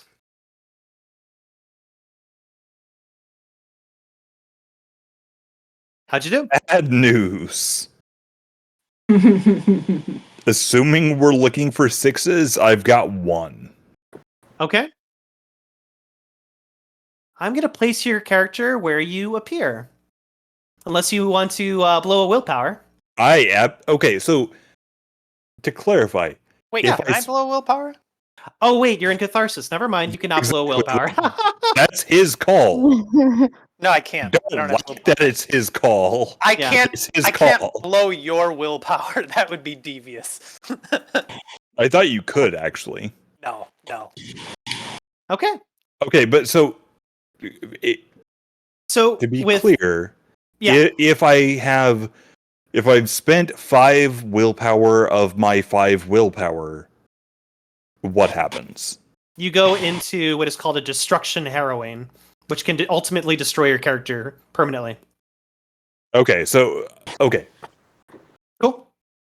Yeah, cool. I'm Okay. definitely not spending that willpower. We'll see where we land. Right there. Oh, good. You are right behind. The parade that you were hoping to get a better view on. So instead of landing in front of it, you are way behind it. Literally, quite literally behind it. Yep.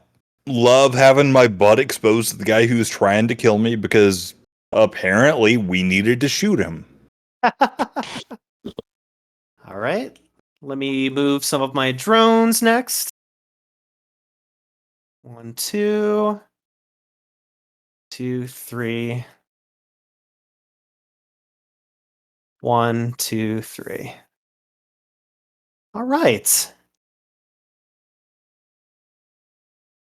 And so, just quick question. Yes. I can use Pathos to regain health, correct? Unfortunately, you do not. You are not a wraith right now. Well, no, not right now, but like once the With- scene ends. Yes. Assuming I somehow survive, I can That's- use yeah. Pathos to regain health, yeah? Oh yes. Yes, Okay. you can use Pathos to regain health. Correct. I think I figured out how I'm gonna use all that Pathos. Okay. So I will be taking a raking action against Bronson with one of my drones. See if I can hit you. Is there any kind of dodging action I can take, or is it just kind of like, nope, you're getting hit? Unfortunately, there is no dodging action. You Okay. used your turn to teleport yourself. Cool. Mm-hmm.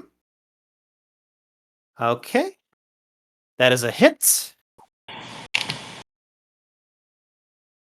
All right. So, the good news is you are only going to take 1 point of superficial damage. It looks like this character has like trying to claw at your neck this time and just kind of just gets a little bit of it and just like rips apart at your neck, but not enough to decapitate you completely. I mean, So you'll- I'm fairly attached to my head, so that's good. Yes. So you will take 1 point of superficial damage. So out of character, I'm looking at my character sheet, and I'm basically out of superficial damage. Is that correct? Right now you have 3 points of superficial damage. You have 7 points left, 7 HP left. Okay, then I'm unclear what the little boxes are under that. Those boxes are aggravated damage if I give you aggravated damage. So you see the circle dots Uh-huh. right under corpus? That is your superficial damage that you are taking right now. So 3 dots are missing. That is the 3 damage that you've taken. The 7 highlighted dots is your current HP. And the squares under it are... If I mark those as X's, that is aggravated damage. Oh, okay. Gotcha. Cool. You currently do not have any aggravated damage. Cool. Sorry for the derailment, but yeah. Okay, good to know. Okay. Next, Josie. Hooray! Dodging the Hooray. guy. Okay. I am making a note of that. And I need you to roll your dexterity plus dodge as I try to strike you.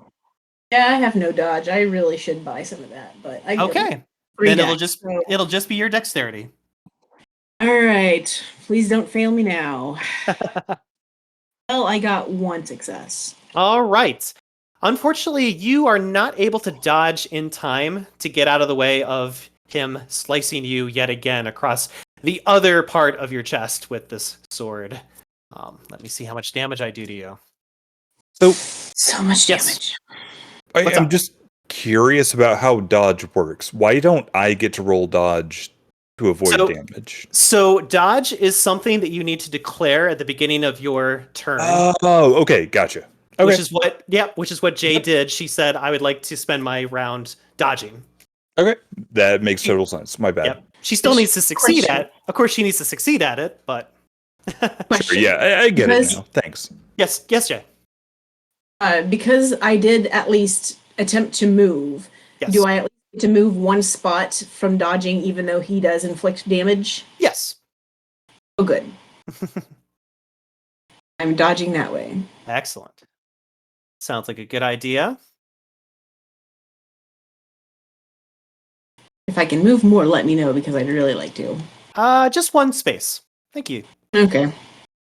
So thankfully, you will only receive one superficial damage to your corpus, as he will cut you across the chest as you move out of the way. As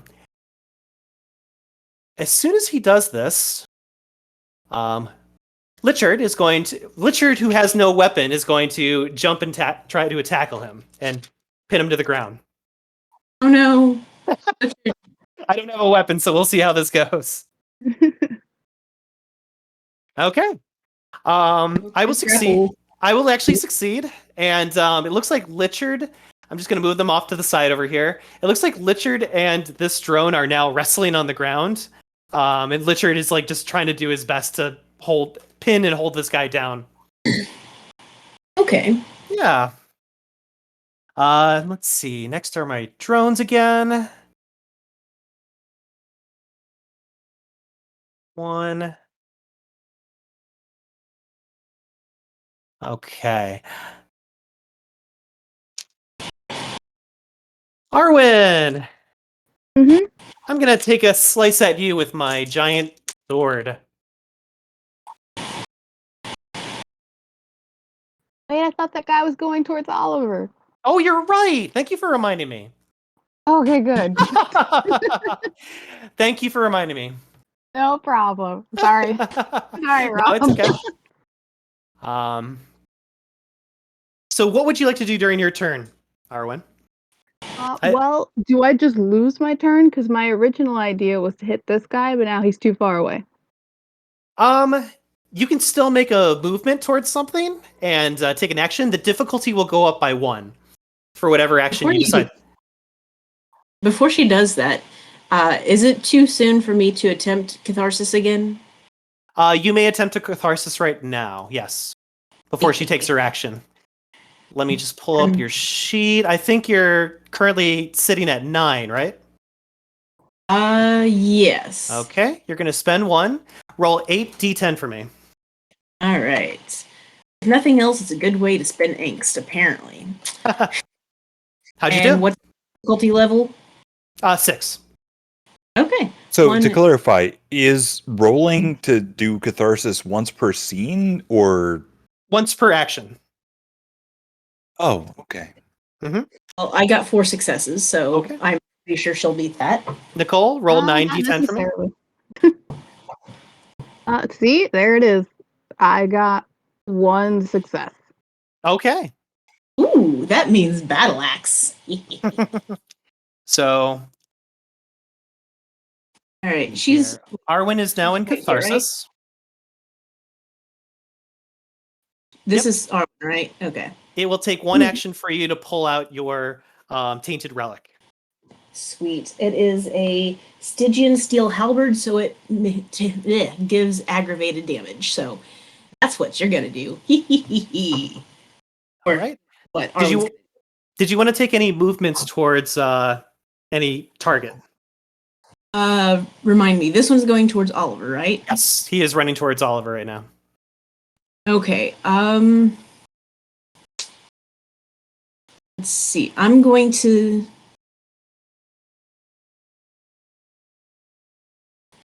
watch where this guy goes, and if he only goes here, I'll be able to take 1 step up and swing the axe, right? Or- Say that again. You're going to be jumping up on this platform? Oh, okay. So I guess taking 1 step up so that I can attack this guy. Okay. That'll be 2 separate actions to jump up there. Okay. Yeah. So I can't take out the axe and jump up in the same turn. You can, but it'll basically be your dice pool for jumping up will be lesser. Gotcha. Mhm. I'll just get out my axe since that's going to be a jump up. Okay. And instead, let's see. You know what? This guy's pretty close. He is. And he's pinned. He is. Hey, Arwen, do you mind moving over here so we can go ahead and hack that guy? Because apparently Josie's fucking useless today. Okay. Yeah. So, could you please describe to everyone what your halberd looks like? I'm not good with words, so let me pull up a real quick Google image. And I'll just halberd. It's halberd, right? It's a pretty standard halberd, but all goth and emo and shit. So let's see. There we go. Copy image. Put this over here. Wrong one.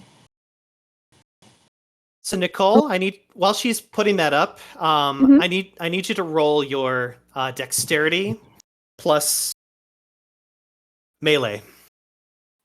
She has extra dexterity because shadow trait. Did you want to use those for this situation? Yeah. Give her one extra. One addition. Yeah. Okay. I'm your friend, see? Friend! It's at 60-10. Okay. That is 0 successes. All right. Friend.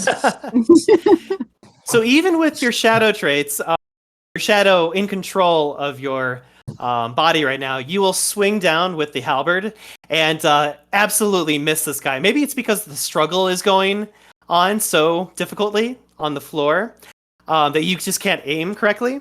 But the axe will fall and it will hit nothing. Alrighty then. All right. Oliver, you may attempt your dexterity athletics. I noticed you said that because Arwen couldn't attack, she could do something else and the difficulty would be 1 higher. Yes. Does that mean Oliver can change his action, but his difficulty goes up 1? That is correct. Okay, can I try using Argos to put myself here? You're going to flicker? Yes. Okay. You might want to check the message I sent you as your shadow. Okay. Wait.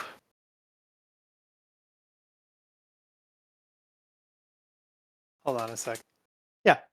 Rob, do you have 3 dots in Argos? I do. I have flicker. Okay, good. Then whenever you get a chance, I'll need your dexterity plus Argos. Difficulty 6. Actually, difficulty 7 since you're changing actions. Difficulty 7. Okay.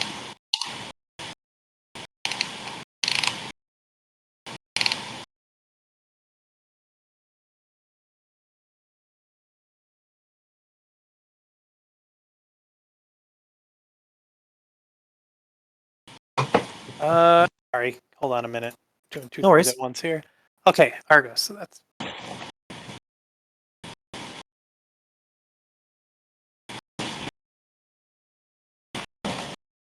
1 success. Okay. With 1 success, allow me to teleport your character for you. So you will appear only a fraction of where you wanted to go, but now you are completely behind this drone that was hoping to attack you. Like, you are directly behind him now. He does not see you. Okay. Nice. So he's confused. Well, he doesn't know where you went. Oh, okay. All right. So at this point in time, while this is all going on, I am going to call a time stop, as they say in World of Darkness, as something else seems to occur at this exact moment while you guys are preparing for your next round.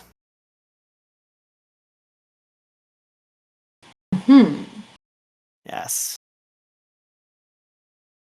Never a good thing when the GM says something like that. No. Nope. No. TPK! Just kidding. You'd be surprised. What is all these things popping up? It is worth mentioning that Oliver and his shadow are having a conversation. That's fine. So, time stop while we're in combat. As this is occurring, you will see 4 new characters suddenly appear up in the northern part of the map. So the northwest, where you guys had first entered the scene. These characters look like they might be part of some kind of heretic group. Nicole, do you want to roll intelligence for me? Sure. Just intelligence? Just intelligence. You might recognize one of these characters. If it is a difficulty of 6, I have 3 successes. Okay. As soon as these characters enter, you will immediately recognize the character who is standing furthest to the north. You remember having a conversation with him on a train for a brief moment, and him being very talkative with you. Oh no, not him! Oh wait, I got the name. Give me a second. I wrote it down. Oh god. I think I wrote it down. Let me see. Okay. Out of game, I actually have it, I think. I'm looking at my notes But too. I also moved my character the hell away, so... Did I not write it down? I thought I did. I didn't. Unless It's okay. So, I know who it is. It's the guy. Yeah, I know who it is. I just can't remember his name. that's good. So, with a very powerful and booming, crackling voice, hold on, let me turn the music off so I can hear myself. There we go. So, in a loud, booming, and crackling voice like thunder and lightning, the wraith that I pointed out earlier will shout out to all the drones and all the wraiths that are currently in combat with each other, and he'll say, "All right, that's enough." And all the drones will suddenly stop in motion, and like they're completely still puppets, weaving to his own voice and hand motions. And the moment that all these drones kind of like freeze in place, he'll grin, a very, very ugly grin towards your circle, and kind of move his left hand in a fist, almost with a tremendous amount of frustration, but kind of controlled anger, as he kind of places it in his right hand, the palm of it, and starts to just slightly wiggle his fingers on top of his fist, as if he's thinking and preparing something. But he'll look at your circle and just simply say, "Halt all actions now, or this is going to get a whole lot worse than it already is." And he looks to your circle, mainly at Nicole's character Arwen, since he recognizes you, and he awaits your action. All 4 of them. Just so you guys know, I'm gonna throw them up on the screen. These heretic characters look much more well equipped and heavier with their armor and their guns and their weapons, and they just look a whole lot more threatening than any other heretic that you've ever seen before. You have no idea who they are, or what their backgrounds are, or what faction group they are a part of. But they are hideous and look very, very menacing. I'm going to activate the last character who is speaking to all of you. And yeah, these 4 characters will be on standby. Right now, we are out of combat because the leader of these heretics has used a Arcanos to hold all of these drones in place. It looks like that he can command them to continue attacking you if he wants to. He also looks like he's interested in having himself and his 3 other heretics join the fray if needs be. But he looks over at Arwen and makes a motion. Catharsis. Yes, exactly. Makes a motion with his hand and says, "What'll it be?" GM question. Two Yes. things. Oh. Go ahead. Is catharsis something I can just be like, haha, fuck this shit, I'm out, and then give her back her body? Or is this something I kind of have to write out for a while? You have to write it out. You are stuck in catharsis. All right, just checking. Also, on the same vein, Bronson kind of like his psyche does not want to interact with these people. Okay. But you know, he's not in control of his body. He just really wants to step up and be like, "What? What do you got?"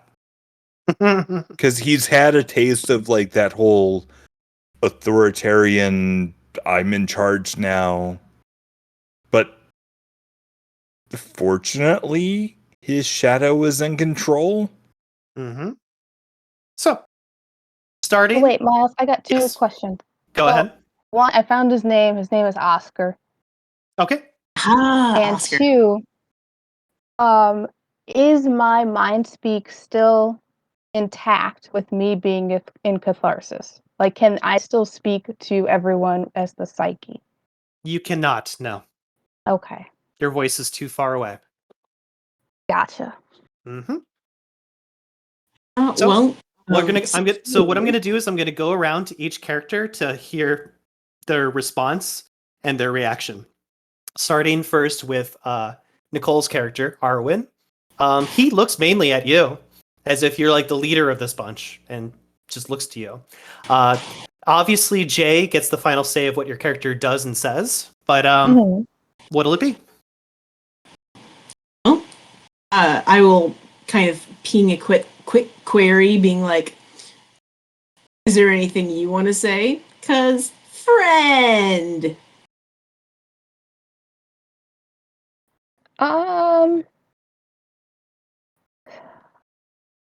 Why don't we? I don't know. I mean, we definitely need to acknowledge that we know who he is, and his name is Oscar. Why don't we play kind of dumb and just be like, "Oh, he didn't know what was going Okay, on. well- They attacked us first." That kind of thing. All right, then I'll have her walk forward a couple steps, and I'll lift my battle axe and my other arm and be like, "Friend, hi, Oscar." Okay. Next, I need to know what Josie says. Josie is trying to be invisible, and so kind of backs away, just like, stop it. Sorry, computer issue. It's okay. Just gonna, like, that might not be the best place, but gonna try to be, like, behind Arwen. Okay. Because just doesn't really want to be noticed right now, because, I don't know what to do right now. Okay. Next is Oliver. What are you doing? Oliver, I mean, he's going to take advantage of a respite in combat. So what I'm going to do is I'm going to listen to him. I'm going to look and see what happens next and sort of just, I'm not going to drop my weapon, but I'm going to lower my weapon to my side and wait to see what he does. Okay. Do you say anything? No, all he said so far is stop right now, or it's going to get a lot worse, right? Yes. I think this is I think the best thing to do in this situation is to see what he says first before I start volunteering information. Okay. And I dread to say this, but what is Bronson doing? Now, I was going to say Bronson isn't. He's violent, but he's kind of got to survive to continue doing violence. So I think his action is to put himself into a more defensible position, perhaps take one step back over here, but otherwise. As the psyche who is advising the shadow, my thought was actually to just balls in, chug the bottle of wine, and move to here. I was just about to suggest that, actually. Okay, then yeah, that's totally Just if full swagger mode. I don't give a crap about what you're about. I'm coming up here. Okay. And I'm going to be loaded when I do it. Both in the wine and the rifle sense. You know what? Yeah, your shadow. The shadow's like, well, I'm impressed. Let's do this, and we'll chug the wine and do exactly what he said. Okay. Okay. So before we do that, so I just want to make sure I'm clear on the mechanics. If I run out of willpower, so if that dare was more than one willpower, it wasn't willpower. It's angst. I dared. Yep. So you don't have to worry about that. The dare is angst. Yes, that's okay. So the angst that he put towards his dare would have damaged your willpower. Oh, it does. Yes, it does. Right. Yeah. So I can't take any willpower damage, otherwise I go into a destruction harrowing. Okay. That is exactly what I was about to do your character if you had not drank that wine just now.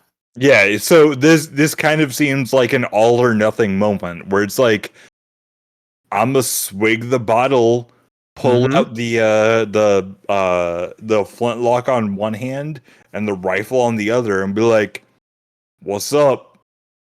Okay. Yeah, let's do it.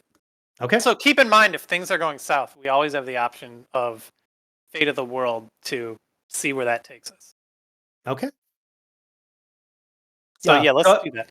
Yeah, go ahead, Alex, and move your character. So after Arwen says this in catharsis towards Oscar, quote unquote, he will look to her and narrow his eyes and cross his arms very, very furiously at her and say, Oscar is no more. I am Juckalops, the Arterius of Frost. And you will learn your place. Surrender now, and I may spare you. So, Nicole/Jay, what would you like to do after he says this? It sounds like he has a lot of anger coming out of his voice when he says this to you. I'm gonna do I that. mean, Jay, it's up to you. Yeah.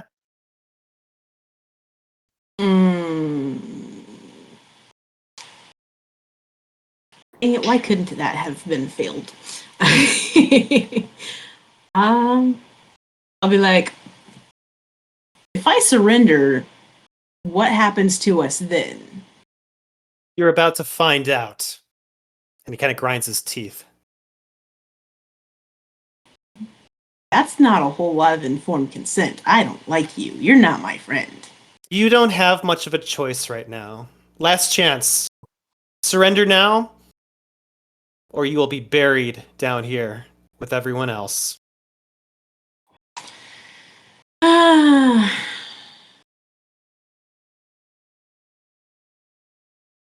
So I have a comment I can make directly to her, or do I make it to Nicole? Ari, which character are you talking as? Well, I'm talking as Bronson in Catharsis. Okay. Then you'll have to have Rob say that. So I guess I will suggest to Rob, hey, can we ally with them? And if not, get them to delay things enough for us to, like, do our task before they fuck this place up? You're saying ally with the heretic guys up there? Well, with the newcomers. Okay. Yeah, I like that idea. I'm not sure how to carry it out in speech.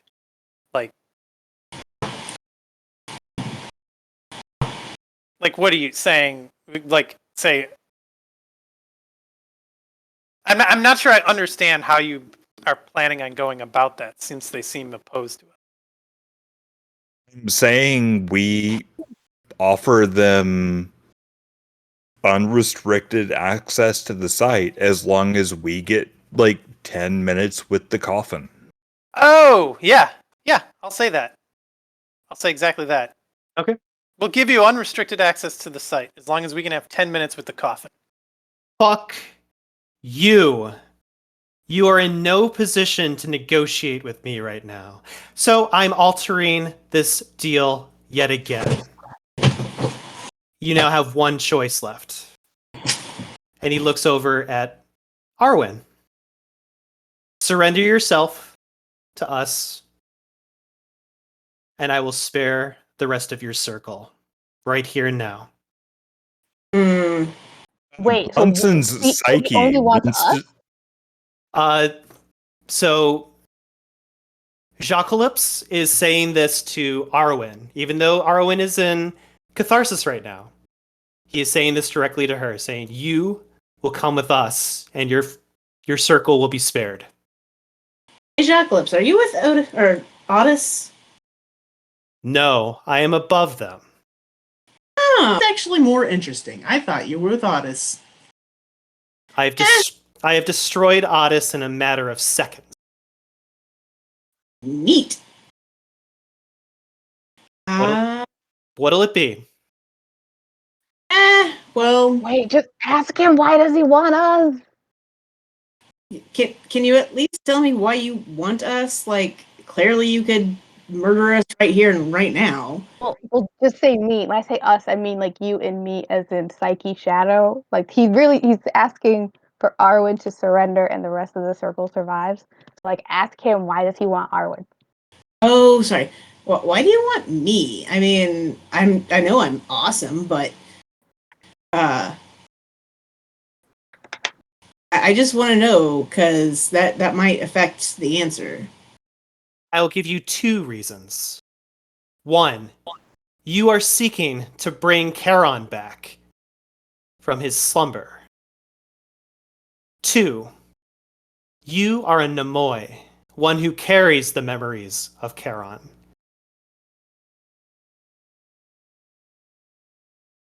Shadow, we gotta run. We can't stay here. You gotta figure something out. What will it be? You are trying my patience.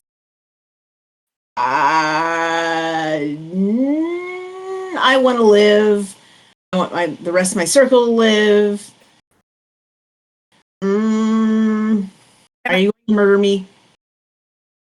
I have a question. Can I inhabit any of the gadgets any of these people are carrying? No. Okay. So your last thing that you asked, Jay, was, are you going to murder me? Yeah, basically. He's like, are you going to murder me?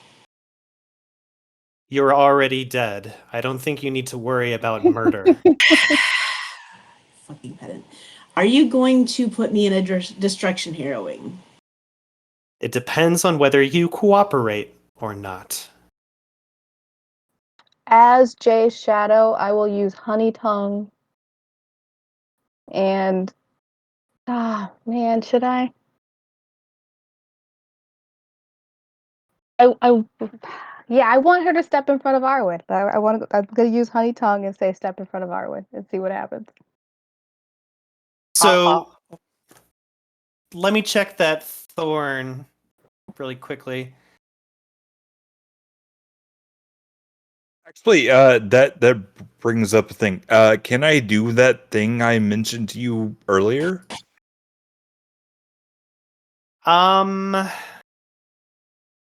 If it depends on who you are planning to target with that. I'm going to be really honest with you. If you target a specific person, that could be a bad idea. Then I shut my face and will not do that. Okay. Before I use honey tongue, I want Yes. the shadow to go into oblivion, which means I want to be destroyed, correct? You do want to be destroyed, yes. Okay, so I'm sticking with it. Yeah, I want her to be destroyed, so I'm gonna stick Arwen. I'm going to tell Josie with honey tongue, stepping in front of Arwen and protecting her, the best option. Okay. Because I'm gonna hope for a fight, and it kills Josie. I'm sorry, I think that's what she does. That worse than my idea. So, run this by me one more time. So this is Using this honey is- tongue. yes. You're going to try to convince Josie to step in front. Okay. Yeah, because this is to make a statement that's compelling. So my statement is protecting Arwen is the best option. Okay. Jay, do you relent to this action, or do you want to fight against it? You can fight against it if you want to. I'll go ahead and step in front. Okay. And while I'm at it, quick question. Has the scene reset, or will I be up to a level 9 difficulty if I want to try to do the befuddlement again? You'll be at a level 9 difficulty. Fuck. Okay. So you step in front of Arwen then and say that again. No, I'm just stepping in front of her because that's what the shadow said I should, and I happen to agree with her. I'm not saying anything. Okay. Gotcha. Jacques will look to all of you and say, so you've chosen to perish then? No. He looks at Bronson. Wait, sorry, I can't speak. I have to filter it through my shadow. Would my shadow allow me to say that? Not unless I knew what you're going for. Is this a moment of like badass standing up? Yeah, this is him badass standing his ground of like, no, this is my ground. You come here and no further. Yeah, let's do that. I'm all for that. Let's keep a fight going. Okay. Oliver, do you want to say anything? I am so sorry. Well, Oliver's not. If we're in this, we're in this. Oliver does not want them. I've been pouring through my abilities to see if there was a way to get Arwen out of here, which I don't have. So Oliver is like, you're not taking her anywhere. We've been given a mission, and she's the important part of the mission, and these people are my group, and I'm sticking with them. So yeah, he's not. We're not agreeing to those terms. Jacques will kind of fold his right hand into his forehead, and you'll just hear him say, such a pity. I'll speak up. I don't mean any harm. Such a foolish decision. To say it. I don't mean any harm. I simply mean we have a job. We do a job. Nicole, would you be running away right now, or would you be, giving yourself up? With her, what is it? Her nature? Mm-hmm. She would run if she could. Well, I've got all these people in front of us, so Where are you gonna go? down here, Can I giggling take and this moment to roll a thingy on Rob's character? What are you going to roll against him? Like to take him over? Oh, catharsis. Yeah, catharsis. Gotcha. Let me check so your sheet. yeah. Could I just have Nicole's character just kind of giggle, turn her away, and then go down here and then walk towards this? Although she probably won't make it out. You can take a few steps. Well, I can, but she can. So go ahead, Nicole, take a few steps. Okay. Alex, please roll 9d10 for me. I am so sorry. This was probably a horrible mistake.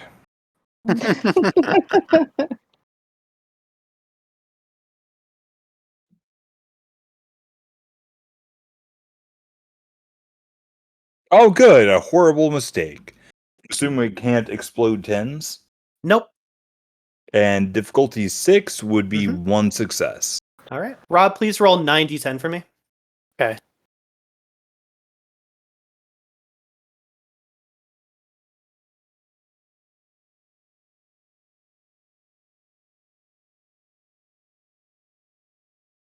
One success. Whoa, that was close. Okay. Wow. Ty goes to the defender. Rob, you Oliver will not go into catharsis, and you will push your shadow back, despite all efforts. Okay. What I can enshroud multiple people, right? What are you attempting to do? Can I enshroud the group?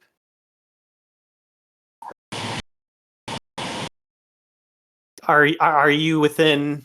Let me check your character's located. Right You'd here. be able to enshroud 2 characters within your arm's reach. Oh.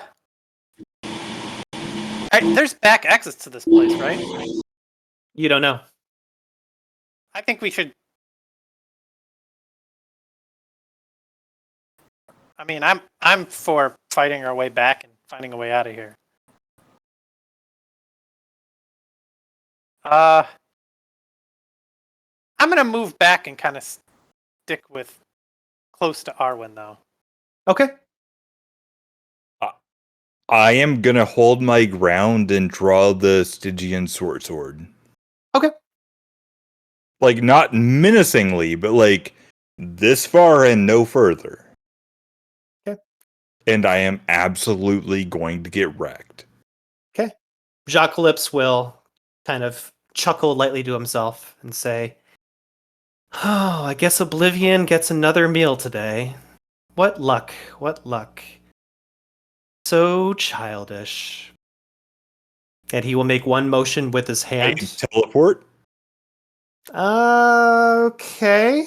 Where are you teleporting? Right, yeah. Okay. Like, Oh, as yeah. soon as he starts to draw back a sword, I teleport behind them.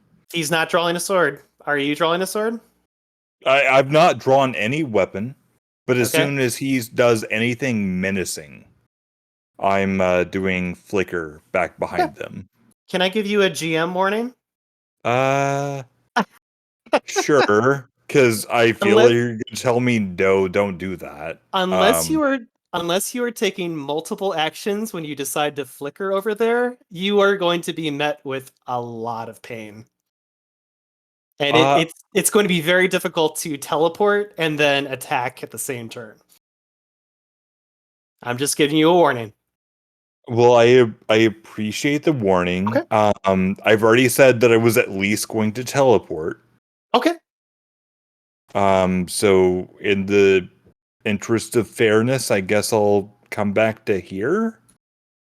Okay. Unless I can just move there. You can just move there. I'm going to be Okay. honest with you. Yeah. That's fine. All right. And with that one motion that Jacques makes with his hand, You start to see the drones all around you begin to move yet again, but not to commit to any ritual or task. Instead, it seems to be that familiar aggression that it had towards your circle, and the battle shall continue. And that will end game tonight.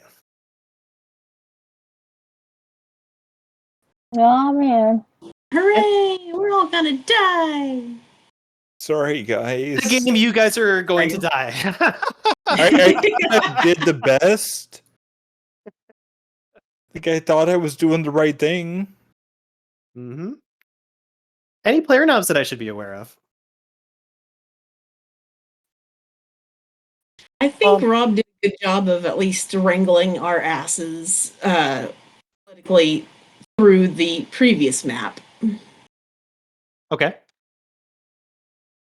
I agree with that, and I think he also plays a really great Shadow at the same time. So both as Oliver and as Bronson's Shadow, I give him my nom. Okay. Yeah, on principle, I don't want to give it to Rob, but like, yeah, I kind of got to give it to Rob. Like, he played my shadow so well that even my psyche couldn't argue against it. So, Okay. Rob, you will receive our player nom for tonight. Thank you. Yeah. Staff nom tonight is actually going to go to Nicole. Nicole, the the scene and situation with you and Lichard was not a situation I was expecting to occur, and I'm glad you were able to handle that scene with grace, especially learning the situation that is really occurring. And the second reason is for the with all the chaos and madness that is now occurring down here, and having your character called out by a very familiar face and saying, "You are coming with us." It was very interesting to hear the psyche and the shadow communicate to one another to kind of like figure out what is the total, message going to be that we return to this guy. So I like how both of you were able to stand your ground against this threat and stand up for yourselves. So you will get my staff nom for tonight. Any questions from you guys? If you noticed, our next game session is actually going to be coming up in 2 weeks. This is so that I can catch up with you guys and also be able to keep game going with its momentum. So next game is going to be on June 12th. So June 12th will be our next game session. Does anyone have any questions for me before I deactivate Mr. Craig? Yes. Can you put Oscar's new name in the chat so I know how to spell it? I can, yes. I will do that.